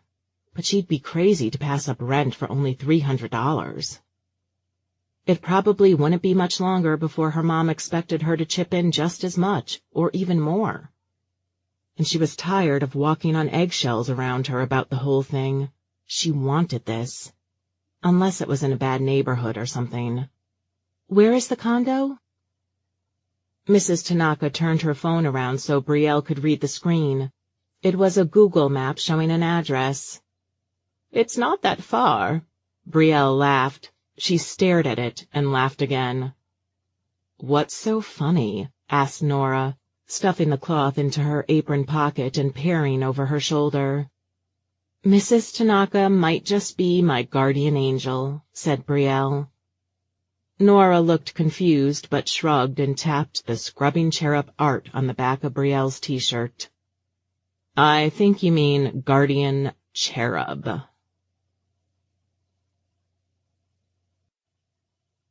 Chapter 23. Did you draw this? Mrs. Ward stood back to gaze up at the canvas Brielle had hung about a month before. The other one stood stuffed between two of his cabinets, out of sight, but rarely out of mind. This was actually the first time his mother had been to his condo in weeks, so he couldn't have asked her to hang the other canvas if he'd wanted to. But Pauline came on an almost daily basis, and his dad had stopped by for lessons. He just couldn't bear anyone else hanging it. No, Mother, I did not draw Dick Tracy. Is that what this is? All Mrs. Ward was missing was the monocle. She squinted and finally tore her eyes away. I don't know why you'd hang something so garish if it wasn't one of your comic drawings. Thanks, Mother. Archer rapped his knuckles on his armrest. Silence lingered conspicuously in the air, but it was interrupted by the occasional thump from his upstairs neighbor's condo. Why don't you have any of your art in here? I bet you could have it printed and hung on canvas. The suggestion brought to mind Brielle, and it stung. Archer's reply was more biting than even his mother deserved. Because you decorated it, so of course you only hung your art. She looked as if he'd slapped her. I thought you liked these pieces, she said, her lip quivering. You said you got your love of art from me. She slipped past him to grab for her painting of a vase of flowers and fruit. I can take them back, or just throw them out. She choked on her words. Archer cradled his forehead. Mother, no, don't, please. I'm sorry. He looked up at her. I'm sorry, I mean it. I do like your art. Could have fooled me. She crossed her arms and stared upward. Thank you for giving me space these past few weeks. Well, your father insisted. She dug into her purse for a tissue and dabbed at her eyes. All of a sudden, teaching you to drive was worth skipping all of our dinners for weeks. But heaven forbid I visit you even once a week. The hallway toilet flushed at just the right moment, giving Archer time to think over his response. You could have come once a week, he said. I just didn't like that we made an appointment of it. Besides, Dad and I haven't spent much time together in years. What about your old man? Said Mr. Ward as he joined them from the hallway. He's getting on in years? He wrapped an arm around Mrs. Ward and pecked her on the cheek. She blushed, the hurt and anxiety that so often colored her face around Archer dissolving. And handsomer with each passing one. Archer almost missed seeing them together. He saw another side of his mother she so rarely showed him. It was like just thinking about her son turned her into a ball of nerves, and his dad was the only known antidote. Okay now, said his dad. None of this arguing you two always wind up doing. We don't argue, started Mrs. Ward. Sure, said his dad, sticking his hand into his pocket. But today's about celebration. Today we celebrate Archer earning his driver's license. He tilted his head down at his son, beaming. A little more than a month ago, Archer hadn't been certain his dad could ever be proud of him for anything. But it seemed like all that had been holding him back was a way to relate. "I need a drink just thinking about it," said Mrs. Ward, pulling away. Mr. Ward grabbed her by the arm. This is a good thing, and we'll limit our drinking to when we toast him tonight." He winked. "Though none for you, son. You're the designated driver." The doorbell rang. "That must be Pauline," said Archer, still grinning from his dad's dumb joke, even if he was wincing at the idea that maybe, yes, his mother drank too much. "I'll get it." He wheeled down the hallway and opened the door. "Hi," said Brielle, her fingers threaded together. Too late, Archer realized the obvious. Pauline had a key. A few days after he'd last seen Brielle, she had her mother drop her pair of keys off when she closed out the contract. Pauline had dealt with her. Archer had cowered in his bedroom. That, and only Brielle was polite enough to ring the doorbell, despite him practically chewing her head off the first time she'd done it. He realized he hadn't responded, and his jaw was practically on the floor. "Hi." They stared into each other's eyes for what ought to have been a very uncomfortable amount of time, if either were cognizant of it. "Archer, ask Pauline to come in before we go." Archer's mother appeared behind him in the hallway and stopped mid-sentence. She played with a bracelet on one of her wrists, adjusting it farther up her forearm. "Oh, Brianna, you didn't tell me you invited her." "Brielle," said Archer and Brielle at the same time. Brielle looked as if she were hiding a grin when their eyes met again.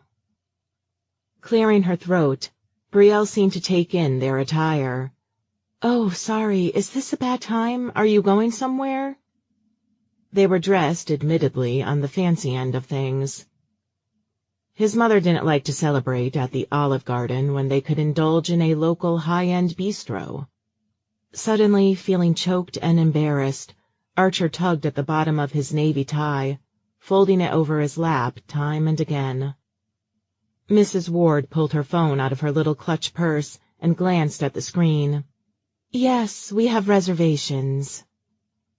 His dad stepped into the hallway. "And they won't kill us if we're late, Geneva." He put both hands on her shoulders. "No, but they might give away our table. They're very hot in demand these days, you know." "On a Tuesday night? And considering what I spend there, I don't think so." He guided her forward and they squeezed against the wall to get past Archer. He extended a hand to Brielle. "Baldwin." Brielle stared at him before realizing she was meant to shake his hand. "Oh, Brielle. Hi, nice to meet you." "I've seen you before," he said. "At the airport, from afar." He grinned and smirked down at his son. And there was so much that look conveyed but left unsaid. Archer could feel his face flushing. "Right, of course." Brielle tucked a piece of hair behind her ear. Archer willed his lower half to calm down, especially considering he was sitting like a foot away from his mother. "Why don't you join us?" asked his dad. "I made the reservation for 4, interrupted his mother. Brielle looked down at her clothes, yoga pants and a skin-tight t-shirt, both a little stained with sweat, and grimaced. "Thanks, but I can't right now anyway." Archer's dad nodded and looked over her shoulder. A van was pulling in and had to maneuver around a moving truck parked in the middle of the lot to get a good spot. "There's Pauline now. We'll go greet her." He reached into his pocket and tossed a pair of keys at Archer, who caught them despite the lack of warning. Archer felt almost smug about the fact that Brielle had watched him catching them, like he'd just caught a tricky pass in a neck-and-neck basketball game. "Congrats again, son." "Baldwin, I really think we should get going." We are. He patted his wife's shoulder and guided her past Brielle to the cars behind her. Mrs. Ward looked over her shoulder back at the condo, frowning, but said nothing more. "What's the occasion?" asked Brielle, perhaps oblivious to the daggers Archer's mother was shooting at her. "Congrats?" "Oh." Archer snapped back into the moment and jingled his car keys. "I got my license since we saw each other last." He tried to smile, tried to seem friendly. But the fact was, it still hurt to think of how they'd parted ways, even if she'd never guaranteed anything more than a single lay. "That is congrats." Brielle shook her head and waved a hand at her face. Congrats. "Thanks." He really smiled this time. He wasn't sure why, but she seemed so nervous. He still wasn't sure why she was even there. Peering around her torso, he backed his wheelchair up. "Wanna come in?" "Don't you have to go?" She gestured over her shoulder. Pauline and his parents stood gathered around the side of Pauline's van, talking. His mother's head kept turning toward the condo, while Pauline's kept glancing at one of the chiseled moving men whenever he passed by. "Please," he insisted. "Okay," said Brielle. "Just for a minute, though, She glanced over her shoulder and bit her lip. Did she know that drove Archer crazy?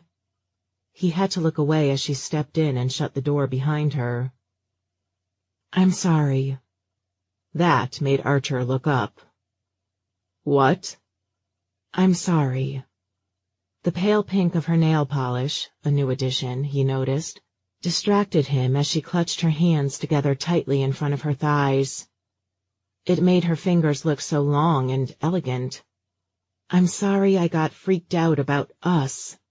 I'm sorry I jumped into bed without spending more time just as friends and getting to know you." "I never complained about you jumping into bed with me," said Archer, sure he ought to make that clear. "Although, to be perfectly honest, we never quite got to the bed, did we?" That actually made Brielle snicker. Archer took that as a good sign. But an uncomfortable thought flitted to the forefront of his mind. "I haven't heard from you in weeks," he grimaced. "A month." "I'd say I didn't hear from you either, but I think I know why." She ran a hand over her forearm. Even slightly shiny with sweat, her skin was so irresistible. Maybe because she was slicked in sweat. Had she been working out at the park? "I wasn't in a good place a few weeks ago, and I had no business starting something, anything, a friendship even, with you, and then just walking out on it." Friendship. It took every fiber of Archer's being not to deny that word. It would probably push her away again. Besides, he knew they weren't more than friends. He just knew he wanted them to be. "I'm sorry for coming on too strong," he said. "I'm sorry for anything I said that disappointed you. I'm sorry I didn't tell you about my mother forgetting all about her promise." "No, it's okay," she said. "I mean it." She took a deep breath, but didn't say anything more, choosing instead to stare at Archer's knees. He felt a bit self-conscious about how thin they looked in his dress pants. "But now you're in a good place?" he said, remembering what she'd said before friendship. He tried to smile again. He wanted her to be happy, no doubt about that. But a small, jealous part of him, an irrational part, he knew, like a woman's happiness was solely defined by such a thing, was worried it was partially due to a new boyfriend. God forbid it was that ex-boyfriend. "Yeah." Her dark red lips went wide as she smiled. "I got a museum job." "That's great," said Archer, and he meant it, even if the news hit him as if the floor had been ripped out from underneath him. Stupid. It's not like you had any hope at this point. He wondered if she came then to make peace, to start her new life without the awkwardness of how they'd parted ways hanging over her. He swallowed. What city? She cocked her head. Oh, her eyes widened in acknowledgement. Here. I mean, I got a job at the museum here, downtown, the History Museum. The museum so dinky Mother can hardly bear to support it? He laughed at himself, like he cared about such things. His mother might like to pretend she was really from Chicago, banished to this shadow in Chicago's presence only by necessity, since his dad's business was here. But he couldn't care less about the prestige of the museum, especially since that meant Brielle wasn't going far. "What's so funny?" asked Brielle, but she looked like she hoped he would let her in on the joke. "Nothing," he said quickly. "I'm just glad you'll be here. I mean, I guess that makes me horrible." "Why does that make you horrible?" "Because I wanted you here." He ran a hand through his hair, gripping the short strands as if trying to assuage some of his guilt. "I wanted to get to know you better. I wanted to be more than just a one-night stand. I wanted to be more than friends. But I knew you had plans to leave this place, and I didn't think it would be appropriate for me to go with you, if I could even figure out how to manage that with my mother and Pauline and everything my parents do for me. So I wanted you to stay, which makes me horrible."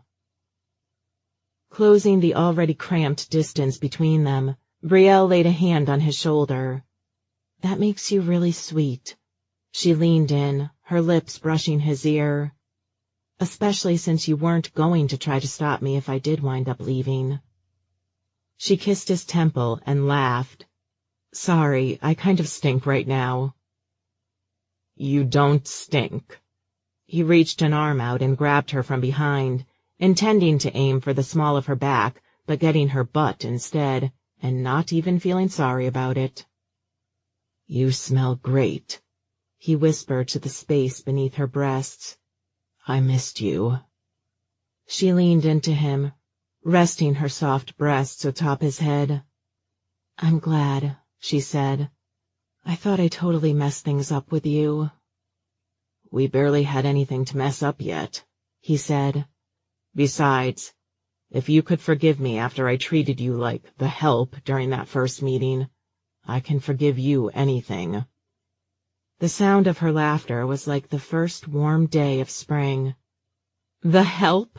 Okay, rich boy." "Sorry," said Archer into her shirt.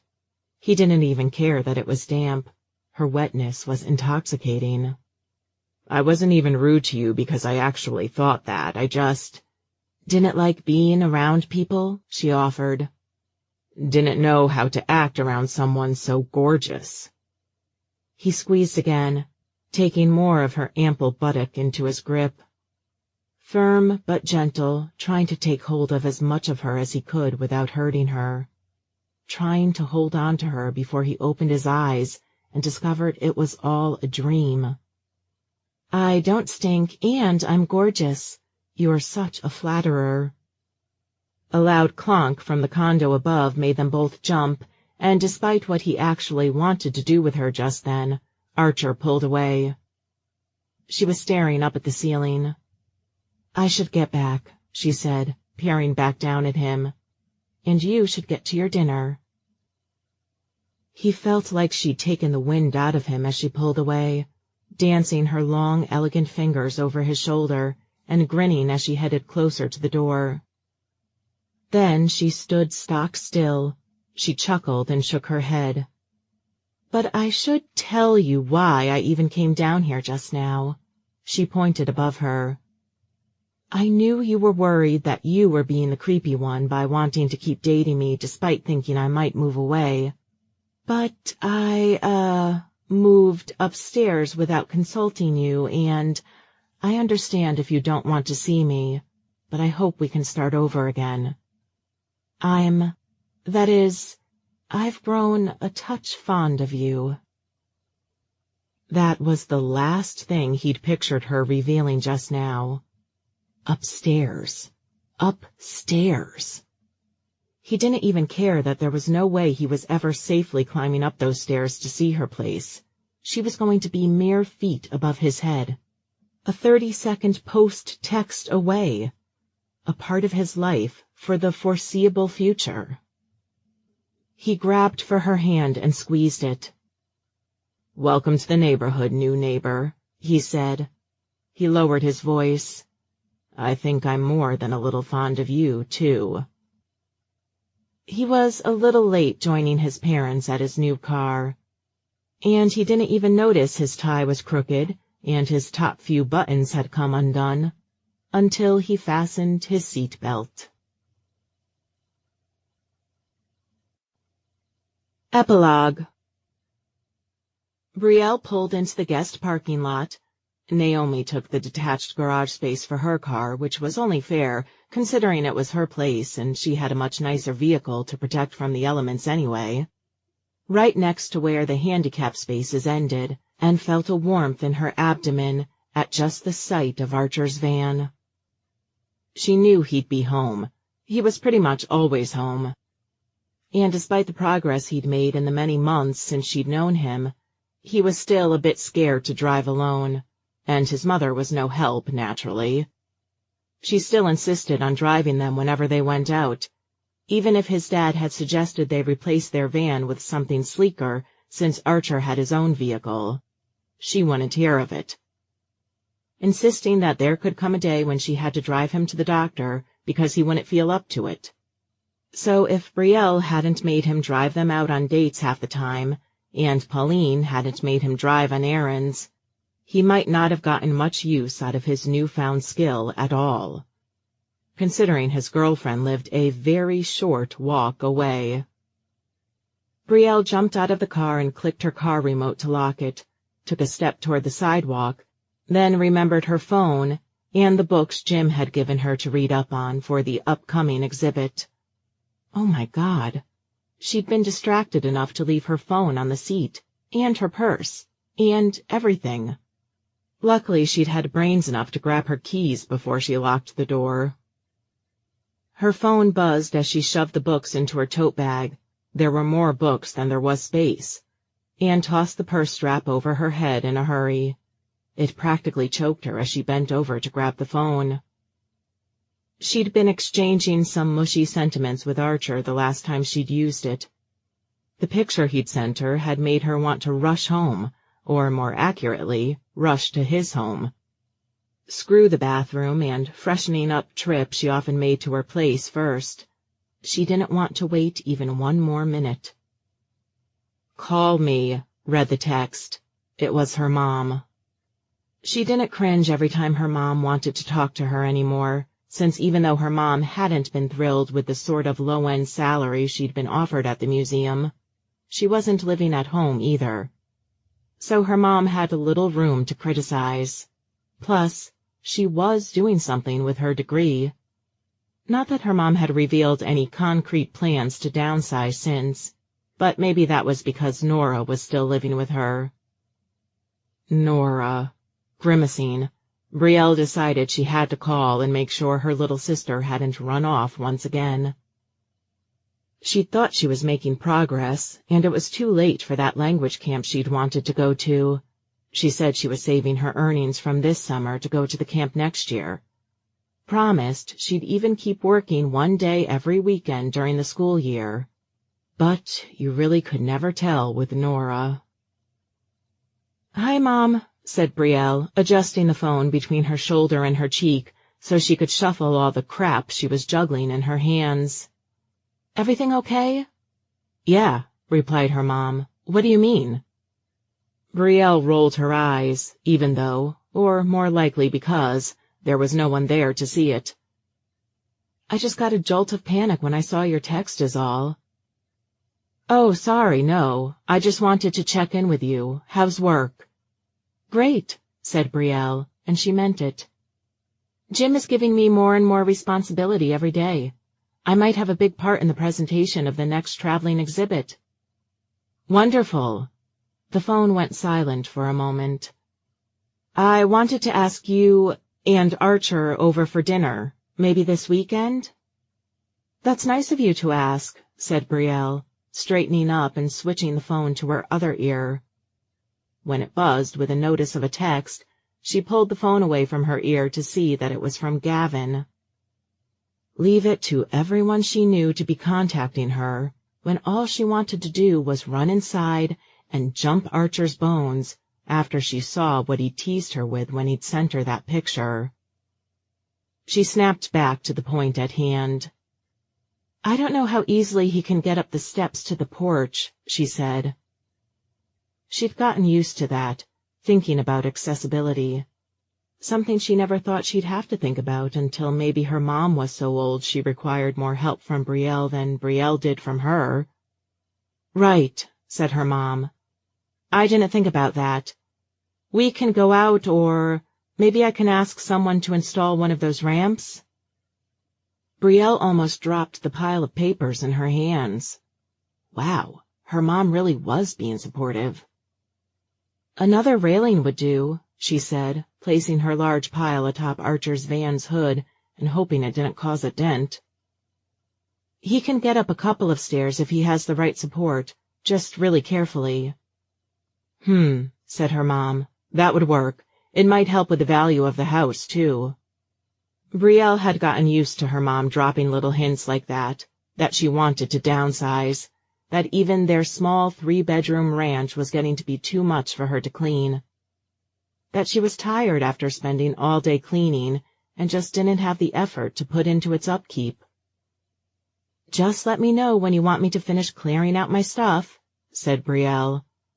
Her mom laughed. "Don't worry about it. I think Nora would kill me if I made her move before the end of her senior year." Brielle started shuffling her pile again, feeling her heart jump as one of the papers started fluttering and almost went flying in a gust of wind. She snatched it only a few inches into the air and clonked her elbow down on the hood, wincing at the loud sound. "What was that?" asked her mom. "Wind," said Brielle. She wasn't entirely lying. "So how about Saturday, 6 o'clock? "Sounds great," said Brielle. "I'll check with Archer to make sure he doesn't have a deadline he can't miss, but I'm sure he's free." "Okay," said her mom. At the sound of more rustling paper and more clomping on the car hood, she laughed. "Bree?" "Yeah." Both hands spread out on the hood, the phone cradled on her shoulder again. Brielle spit out a piece of hair. "I'm proud of you," said her mom. That so stunned Brielle, she almost loosened her grip and lost a pile of papers. She was going to propose they focus more on digital handouts in the future, bring the museum out of the mid-20th century already. "Thanks," she said after a bit. "I'm sorry for how I acted this summer," her mom added. "I'd just been thinking, and well, there was the stuff with your sister to deal with, and I'd read so many stories about kids moving back home after college, and I was afraid. I was afraid things would never change for any of us. Afraid you'd be just as stuck in a rut as I was. Afraid you'd make mistakes you couldn't take back." "Mom, is this about me or about you and Dad?" "No, not about him. Not even about you, really. Just about me and not knowing what I was going to do when I was your age. If I hadn't had you girls, I don't know if I'd ever found direction. I only started this business so I could provide for you girls." "I know," said Brielle. "Thank you." "You don't need to thank me," she said. "You've got a good head on your shoulders. You're a smart woman and a good person. Thank you, Bree." She went silent as Brielle stood back up, shuffling the papers now that the gust of wind had died down. "See you this weekend." Brielle's phone buzzed again. Gavin was practically screaming at her in text form to answer already. She chuckled. "See you, Mom," she said. "Thanks for the invite." She hung up and sighed. She was mere feet from Archer's door, but she really wasn't going to get there at this rate. What? Sorry, busy, papers flying everywhere, Mom having epiphany. Off work and about to shag hot comic guy, replied Lilac. Oh, thought Brielle. It was a group text. Basically, she typed back. Why, your dorky mascot still in his costume and you're trying to fill the time while he gets his handler to get him unstuck? Shut up, answered Lilac, but she added a smiling emoji. No one gets him out of his costume but me. Brielle was glad things were better with her after what she'd been through earlier that summer. Glad things were settling down for her. While she never would have thought Lilac would find him a pleasing prospect from what she'd heard about him. This guy she'd hooked up with down in Florida, he seemed to give Lilac something she'd been missing, something she needed. Okay, dirty ladies, typed Gavin. Can we move on, please? I gathered you here today for a very important announcement. How are we gathered anywhere exactly? Asked Lilac, but Gavin ignored her. First, Pembroke has something to say.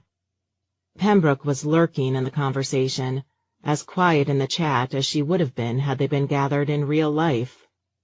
A bar appeared to indicate she was typing, but she sure took her time. I think I'm in love, she wrote. No one responded for a bit. Then the screen exploded with questioning emoji. How? Asked Lilac. I thought you said you weren't into romance. She isn't into sex, said Gavin. Big difference. Maybe for you, typed Lilac. She paused. Told you you just hadn't found the one, Pem. That's not how it works, responded Gavin. Lilac, open your mind already. Brielle shook her head and readjusted her butt against the hood of the van, so she was sitting on the pile and it couldn't escape her. Guys, she typed, can we let Pembroke talk, please? She took a little while to respond. I still don't want sex, she wrote, but I don't know. I kind of like kissing. Maybe someday. Maybe with them. Them? Asked Gavin. Shell-shocked, Brielle immediately thought of some sort of menage a trois. Pembroke didn't answer. Archer chose that moment to continue his own text conversation with her.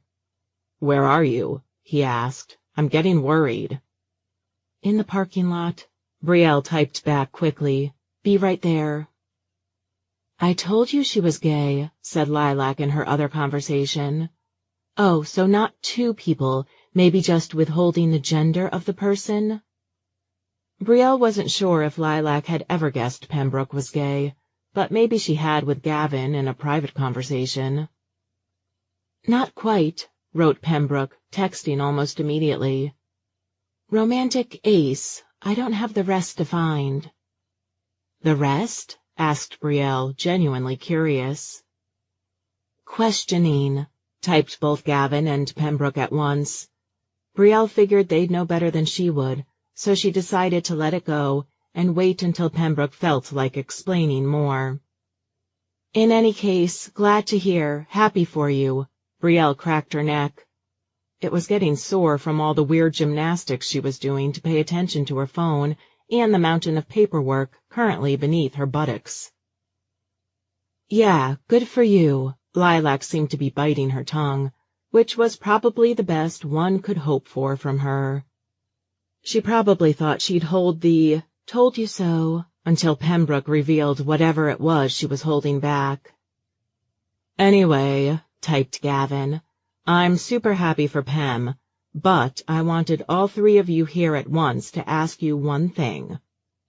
Will you be my groomsmaids?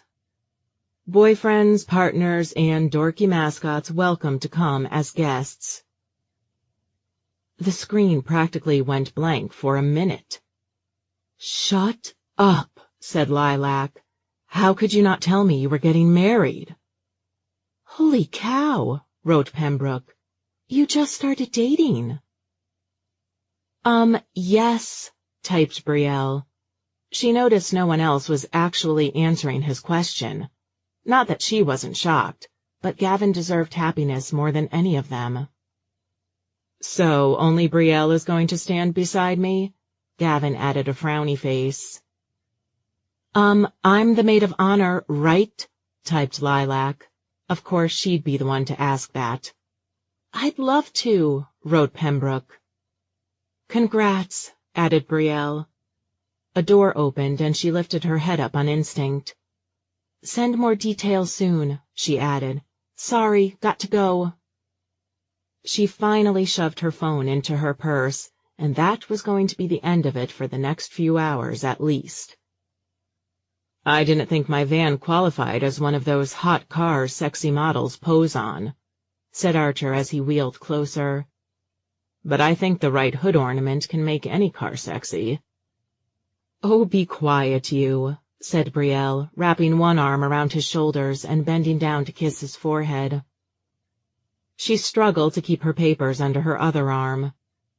Putting on a clown routine trying to keep all these papers from blowing away hardly qualifies as sexy. Says you. Archer grabbed her around the waist and brought her closer. Her folder almost dropped again, and he reached forward to catch it, laying it flat on his lap so he could grab her with both arms. Have a nice day? He asked, leaning up for a quick kiss. Yeah, she said, and it's even better now. She was practically toppling over, but leaning in for that second, longer kiss was worth it. Flatterer, said Archer, but that didn't stop him from squeezing her tightly. Since she was about to topple over or fall onto his lap, which might have been his goal now that she thought about it, even if they were in the middle of the parking lot and the chilly weather wasn't exactly inviting, she pulled back. You've got to show me. Wincing, Archer cocked his head. You sure you don't want more kisses first? I'll get those later, said Brielle, arching an eyebrow. And maybe more than that if you're up for it today. You can't seriously not know the answer to that. She ignored him. But you can't just tease me like that and not show me. He sighed, gripping his wheels and turning around to head back to his condo. All right. If you'd rather look at some drawings than my naked torso, then I guess that's what we'll do. Har, she said. I'm not even going to stroke your ego and tell you what you already know I think about said torso. Okay, he said, pushing the door open. I'll settle for you stroking something else after we've had a bite to eat. You dirty little charmer, said Brielle, kicking her shoes off and dropping her purse behind the door. The fact was, she loved it. When Daniel had talked dirty to her, it was just gross. He was just gross. But any time Archer opened his mouth, she felt a warm flush throughout her body, from head to toe. So she didn't care how dirty those words were. In fact, she really liked the boost of confidence it seemed to give him. More confidence equaled less rudeness. She still caught him snapping at anyone he didn't know who dared to disturb his little work sanctuary, like the plumber he'd had to hire when his sink had overflowed. Luckily, she'd been there to knock some sense into him. Act like they're all your fans, she said. It seemed good enough advice, since he put on $1 million smile for them. And stop acting like everyone who walks through your front door is an invader. He still could be grumpy sometimes, when his muscles ached, when he didn't feel well, when the physical therapy was too much, or he'd pushed his limits and walked too far. But she knew how to put a smile on his face. And he was starting to become her surly guy. So long as she reminded him that the people he was taking it out on had nothing to do with how he was feeling and hardly deserved it, he'd lighten up. All it took was reminding him how terrified she'd been of him the first time they'd met. Let me see! She bounced as she followed him to his drafting table and computer desk where he tossed her papers. He'd been working on the sequel to Wheels for months, said he didn't even care if The Mystified publisher didn't want it. They did, it turned out, and they also wanted to re-release the first volume. That he'd wanted to draw it for her, and he hadn't let her even peek at it until it had gotten to this stage. His publisher had sent over a draft complete with inks, colors, and text, and there it was, waiting on his computer screen, open to the first page. Brielle grabbed a chair from the kitchen table and rushed over to the screen. "There are still some editorial notes to go through," said Archer. "I mean, I thought we had it finalized, but someone higher up got a look at it. I mean, the changes are minor." Brielle held her hand up and squeezed her fingers together, like she was puppeteering her hand so he would shut his trap. "You're finally letting me read this. Give me silence." He guffawed and wheeled a short distance away to the drafting table. She heard him pick up a pencil and start sketching, but she could tell just from the sound alone that he wasn't being serious about his work. He seemed to be dragging his pencil in a circle over and over again. She read Wheels Volume 2. She laughed and she squealed, and she was actually crying by the end. Covering her mouth, she turned around to face Archer with tears in her eyes. "You adorable little talented, thank you." She scooched her own chair closer so she could throw her arms around his shoulders and kiss him on the cheek. "Are you my girlfriend or my mother?" he asked, smirking, staring down at his pencil sketches of circles. "Ew, mood ruiner," said Brielle, laughing. In Wheels 2, subtitle to be determined, as Archer kept telling her, Todd had fallen in love with a house cleaner. His little squirrel approved, but Todd kept trying to tell himself not to follow his heart, because he wasn't worthy of her, because he was a burden, because she had dreams that would take her out of his orbit. And he let himself fall in love with her anyway. Brielle had known Archer loved her, but she hadn't quite known how much, hadn't known what he'd been feeling while she'd been worried about the direction her life was going in, hadn't known how much she'd really have missed out on had she left and gone somewhere else. "Then how about you kiss me like my girlfriend would?" That smile of his.